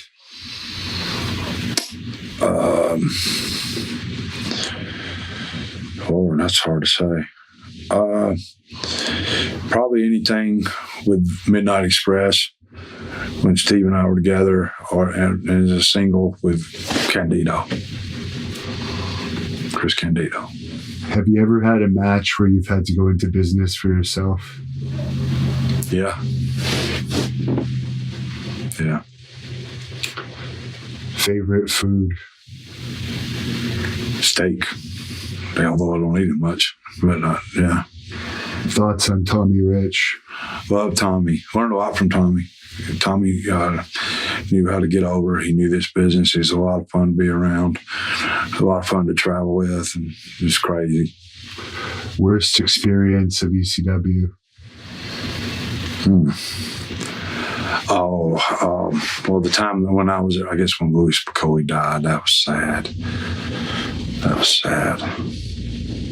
Which wrestler challenged you the most in the ring? Well, it's hard to say. Probably to keep up with him is Candido. I mean, he's coming, man. I mean, my God, his cardio was off the charts. He was amazing. He's so dedicated and just he's coming with every ounce of energy and he's got. Favorite movie? The Warriors. This guy wants to be a pro wrestler. What does he need to do other than join your school, which you could talk about now if you want? Where does he live? See if it pops up. Where's your school located? Lincoln, Illinois. Okay. How far is that from Evansville? 4 hours. Someone's asking your favorite Chris Candido story. We were on the road, and I think we passed Tammy and Chris. I can't remember who was with me. And there was water coming off a rock, and it purifies the water. And I got Chris to drink it. He wouldn't drink it. He's a city boy, you know what I mean? And he drank it and loved it, and he started doing it all the time. So, it was just like, it's weird. The fan that asked you about the school lives in Oklahoma. Well, contact Joey Grunge, School of Smothers, Midwest Impact Pro. He's on my friends list on Facebook, and he'd be the guy to talk to because Joey has some connections with people and some things in Oklahoma, I believe, Tracy Gator says he loves you, if you know who that is. Yeah, love you, Gator. And where could people find out more information on your school? Just said what you just said. Yeah, Joey Grunge, Midwest Impact Pro, School of Smothers. And how's your health doing right now? You've been alluding to it a bit. I'm alive. It's about as far as I can go. But when the weather changes, I have problems. I've had problems for a while. I limp. My whole body beat his head to toe. I've been in the ring with 3 different bears. And all those big guys, like Kevin Nash, Scott Hall, Sid, and all them big boys like that I've been in the ring with. Took press slams from them, everything. You name it. Steiner suplex you 12 feet. We worked with them 3 months. It's crazy. Is Paulie the greatest liar you ever met? He's in there. He's a smart guy, though. He last really, in the mix somewhat run. It was Paul that, used me. Did you see the Conor McGregor fight last night? No. Does that work? The Fallout? Yeah. Is it? I believe it's shoot. I believe they're crazy. Did you ever work Rick Rude? Yeah. He helped me a lot when I first started. I got work with him a few times, and I hadn't been working long and made me look good when it's hard to do. And then I was around him, of course, in WCW, but I didn't get to work with him. And I was around him in late 90s there, when he's at Paulie. Any memories of wrestling in Boston? Yeah, love Boston. We brought Worcester, Revere, worked Boston. Oh, man, great food up there. Best clam chowder. But Boston food in Boston. Boston's a cool place. I always like Boston area. Who's a better mouthpiece, Cornette or Heyman? Man, I seen them do a debate, and Jimmy cut him up. But both of those guys did talk, man. God, Bobby Heenan, Cornette, Paul, greatest managers ever, Thoughts on New Jack? Love New Jack. A lot of fun. I worked with him in Smoky Mountain a lot when he was getting going. And, a lot of good times with New Jack. I love New Jack. And then you could tell us about how you started going to Japan, and some details of your tours there and who you worked for. All right. So I went to Japan. Yeah. Okay. For the first time, who brought you over? Hiro Matsuda. We worked Florida in '87. Steve and I did, and Hiro liked us. Of course, Kevin's one put us together and everything. And it was about a year later, though, before we got a tour. But Hiro is the one that originally got us in for New Japan. And Hiro was, had because they brought Muda over, to work Florida, Nagasaki, guys like that, and and Saito, Masa Saito worked Florida in the day too, when he was younger. But Hiro did for New Japan. We did four tours, 88 to 90. Top guys, of course, Inoki. I got to work a lot of 6-mans with Inoki, a few singles, 4-mans with Inoki, 8-mans. Fujinami, Hashimoto, remember him? Yeah. Chono. And it was before they were getting close. Chono and Hashimoto were a team for a long time. And I never got to work with Muda. When Brody got killed, I can remember it's when I first met him. The next night is when I met Muda. They got Muda out of the country. He was working in Puerto Rico then. Also worked Koshinaka, I think it's his name, Koshinaka, a lot for New Japan. And the guys over there, Americans, with me was Vader. He had not been doing the Vader gimmick very long and was selling out everywhere with that gimmick. They gave him the gimmick and with the steam and all that. I mean, it was over. But also Scott Hall was on a lot of tours for him. Buzz Sawyer, Manny Fernandez. And Buzz and Manny were a great team. Bob Orton Jr., Dick Murdoch for New Japan, on a lot of tours. Someone was telling me Bob Orton was attacked in Japan. Did you ever hear about that? Attacked? Yeah, like backstage. Oh, I never heard that. Okay. I never heard that. I was in Singapore with Bob Orton, an 8-man tag. Actually, I think it was Sid telling me that off camera. But go ahead with the Singapore story. I don't know. I ain't saying it didn't happen. I don't know. 8-man tag. Don Morocco, me. I can't remember this. Anyway, Bob Orton Jr., Kamala Jr., or Kamala 2, whatever. Somebody else. We were in Kuching, Malaysia. And it's like an island, where it's like headhunters in the mountains, they said, and everything. And 2-day deal. And Sheik had done a thing where Mark Lewin, tore up the whole ballroom at the hotel. Big, sold out both nights. But 1990. Bob Orton, they're getting heat on me, and Bob goes over to get a chair to come to hit me with a chair in the back, right, some way. And I'm just selling on the floor. Or something, or maybe over the ring announcer table, and the guy grabbed him or something, and Bob slapped him, something like that. I'm not sure how that went.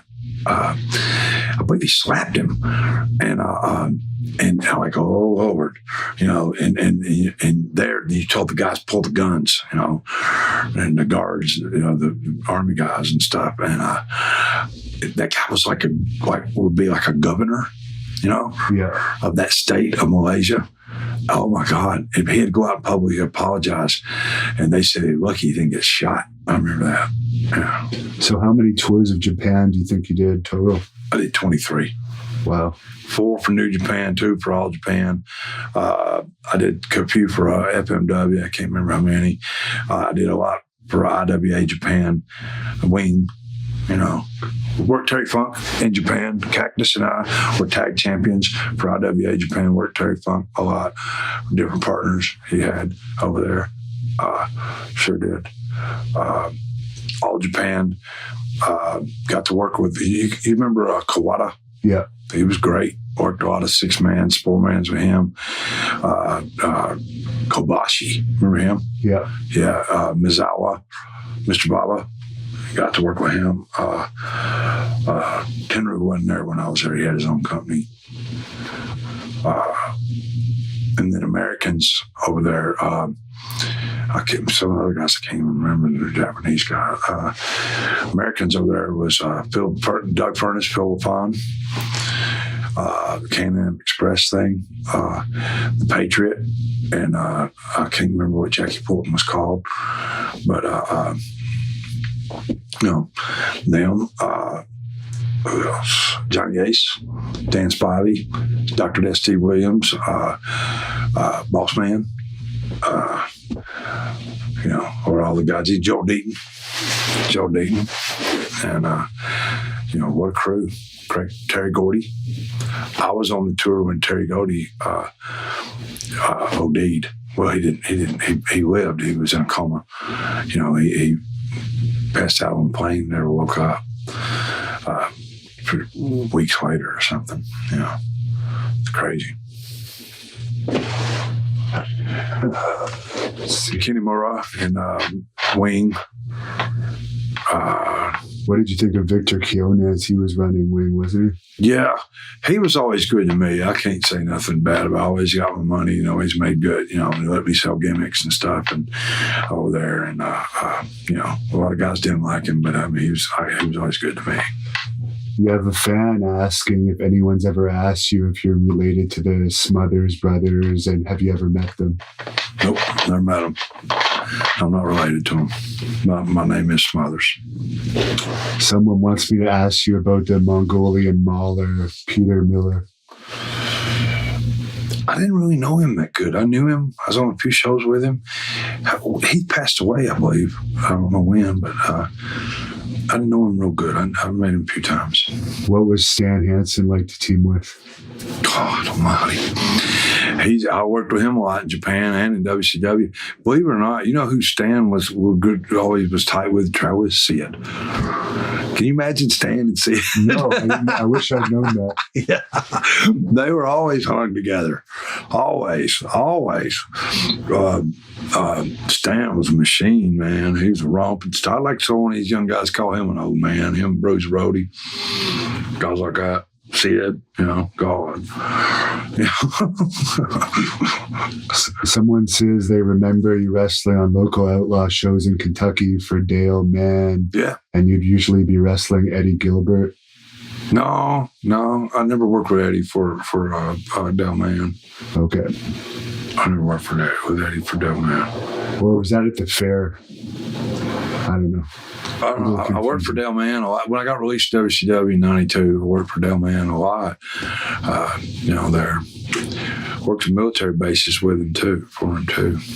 Any memories of Bill Kazmaier from WCW? Yeah, I was at Continental actually in '88. Was around him a lot, and Bill wasn't a wrestler. He should have been like a bodyguard type with his gimmick and do the strongman thing. They exposed him when he was a wrestler, and I don't think he was ever really trained. Nice guy, good guy, power lifter. God, he was amazing strength. And then in WCW they brought him in. I was there, but I thought he should have been more like a role like that. Who was the most unprofessional wrestler you ever worked? Oh, man. Maybe some of these young guys that really wasn't trained right. Not all of them. Some veterans, too. Goofs training goofs, and that's not good. Where can we follow you on social media? Facebook, which is just Tracy Smothers. Yeah. Someone says hello from the UK. Who is your favorite ECW opponent? Oh, man. That's hard to say. Hey, we never talked about Nova, did we? No, we didn't, actually. Love the BWO, the whole gimmick. With them, that was a blast. It's a blast with all of them at ECW, axle balls, and we got to do a lot of 6-mans, Tommy Dreamer, Sandman, Scorpio, Tommy Rich, Guido, myself. So all of them. That's fun, man. A lot of fun. What's your opinion of Shane Douglas? Love Shane Douglas. Love Shane. Known him since '88. Used to live together. Used to live with me. He was putt-putt champion of the world. We always play putt-putt and commentate, talk trash, Who's your favorite commentator? God, Gordon Soley. Lance Russell, and Jim Ross, and Joey Styles. All of them are great. All of them. Someone says they saw them. Les Thatcher, Dutch Mantel. Oh, you're not leaving anybody out. Yeah. We never really went into details about your memories of Dutch Mantel in the shoot yet. Oh. Yeah, it's true. Well, Dutch, I mean, he was one of my idols. And then I worked with him first started. Dutch just fire on you, you know, and I got pissed. I remember it. I worked with him one night, and I was looking for him, you know. But he was ribbing me hard, really. And as I got older, but I love Dutch. One of mine. I learned so much from him. Traveled with him, and he's just so funny. Dutch should be a comedian. He's one of them guys who's funny, don't try to be funny. He's very smart, very intelligent, very up on current events that happens. And Tom Pritchard's the same way. God, just amazing, brilliant. He's Dutch. I put him in there too. Guys who want their head booking, creative. There's a lot of guys like that. Someone said they saw the video of you wrestling the bear, which we discussed his match with the Bears in detail in this, but they said, was you jumping out of the ring at the end, leaving in disgust, a work or a shoot? It wasn't discussed. I was blowed up. I'd already worked a tag match and then did the bear, and that was the third of 3 rounds. They just see that's all they showed on that. Plus, I had to work Dutch. I was blowed up. My God, you go in there with a bear. You know, we would wrestle that. How do you like living in Evansville? I live in Fort Branch. I'm north of Evansville. What I do like about it, the location, it's close to the South. It's close to the Midwest. It's not too bad from the Northeast, and the West, and it's kind of in the middle, and it's really not. And even like, Kansas or Missouri, it's not too bad. It's as far as what we do, and it's quiet out where I live. And Tennessee's gotten crazy. Plus the thugs, God almighty, those guys still out. They call me every now and then going off, talking shit. Would you manage in WWE if given the chance today, and who would you want to manage? I'd never want to work for WWE, ever. Ever.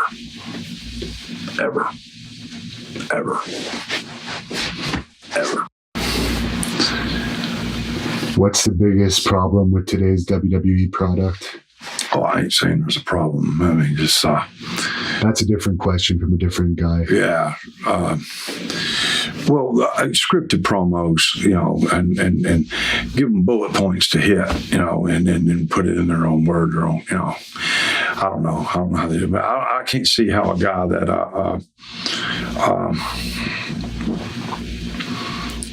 wrote Days of Our Lives, or Young and the Restless, or General Hospital can write wrestling promos. They don't know nothing. Well, Jake, for instance, on your set, I saw the question or something to that point, and Vince said, the writers are all scared of you and think you don't like them, and he said, well, they don't know nothing about wrestling. And he's right. They don't know how as a script writer, like they can cut a promo to teach you how to cut a promo better than a guy like Jake. Come on, or know more about this business than Jake, who grew up in it.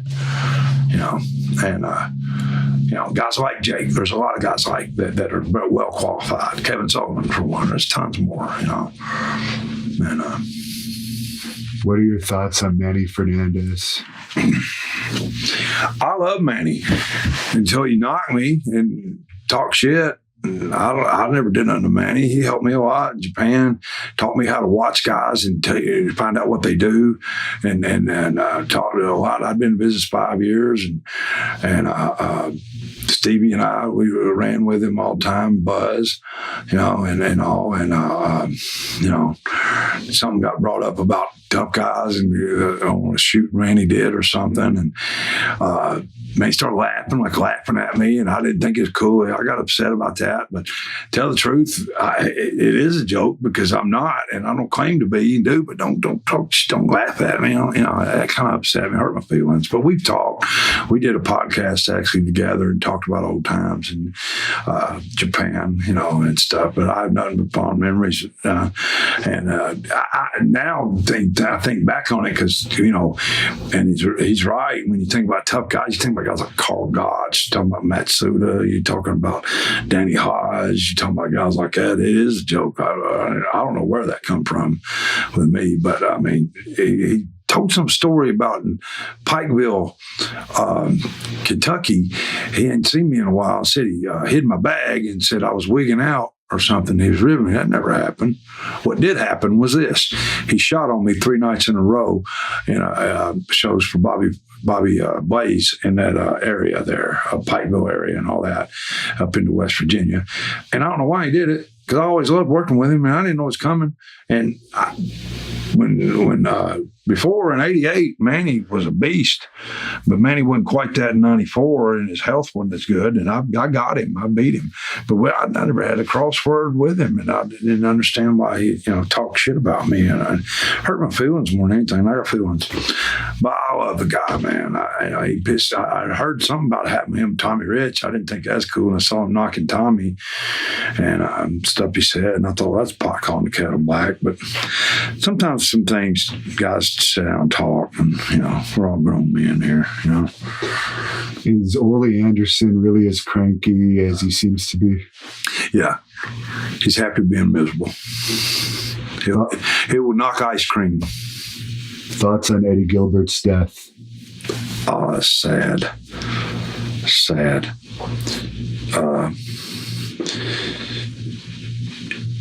Pills, some of it's a bad thing. Stopped his heart, and he lived, eat, and breathed the wrestling, the business. He'd go to the bathroom, give a finish. He couldn't turn it off, and his mind was constantly going. And he's one of the greatest minds. And to me, he should be inducted in the Hall of Fame. Should have been years ago. He was so far ahead of his time. Amazing. Thoughts on the New Day and the Page sex tapes? Everybody has closet, everybody has their skeletons, and everybody does what they do, and whatever their trip is, and whatever, it's their business, it's their life, and whoever exposed that, it's a piece of shit. Because I know the whole Knight family, Ricky, Soraya, the mom. I've worked over in Europe, United Kingdom. I did 11, 12 tours over there, anywhere 2 weeks, 2 months, 3 months to a month. And everybody in that family wrestles. They do.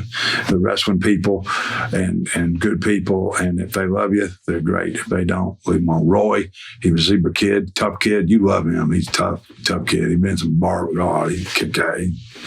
He's a tough kid. We're all good people. Whatever people do in their own personal, that's their business.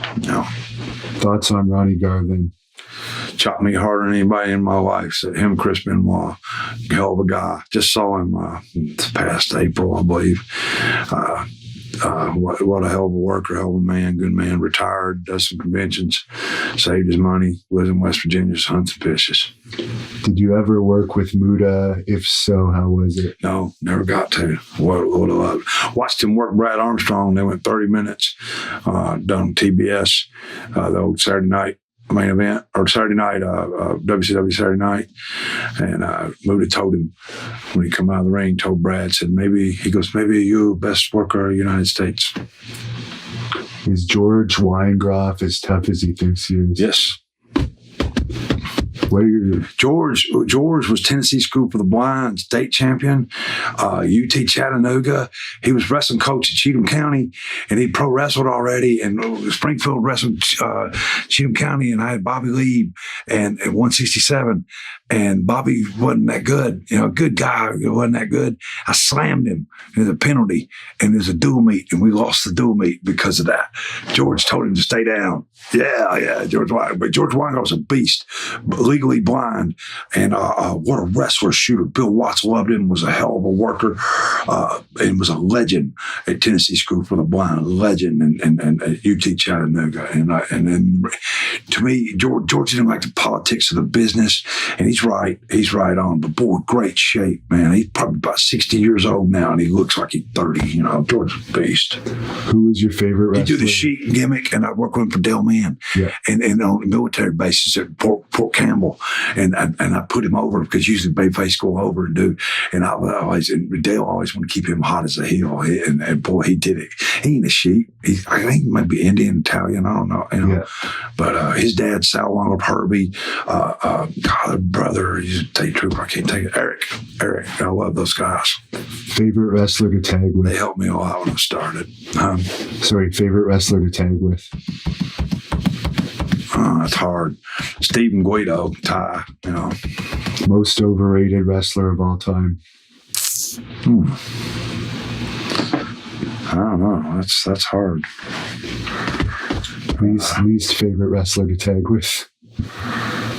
That's hard too. You don't want to throw anyone in. White Boy's one of my favorite opponents, and too. I have to say that. That's hard to say. Some guys you never heard of, usually least favorite. That think they're all that. You know what I mean? That you get the match over, try to get the show over. I don't understand that. Opinion of Jerry Lawler. One of the greatest minds, greatest workers ever. Longevity, 68, 69, still going. He's amazing. He was a real prick when he was younger, but we all were, I guess. And he's mellowed out since that happened in 2012. But I always had a lot of pressure on him. I guess that's what you could say. Top guy, and had to take care of himself, and I had the power to do that.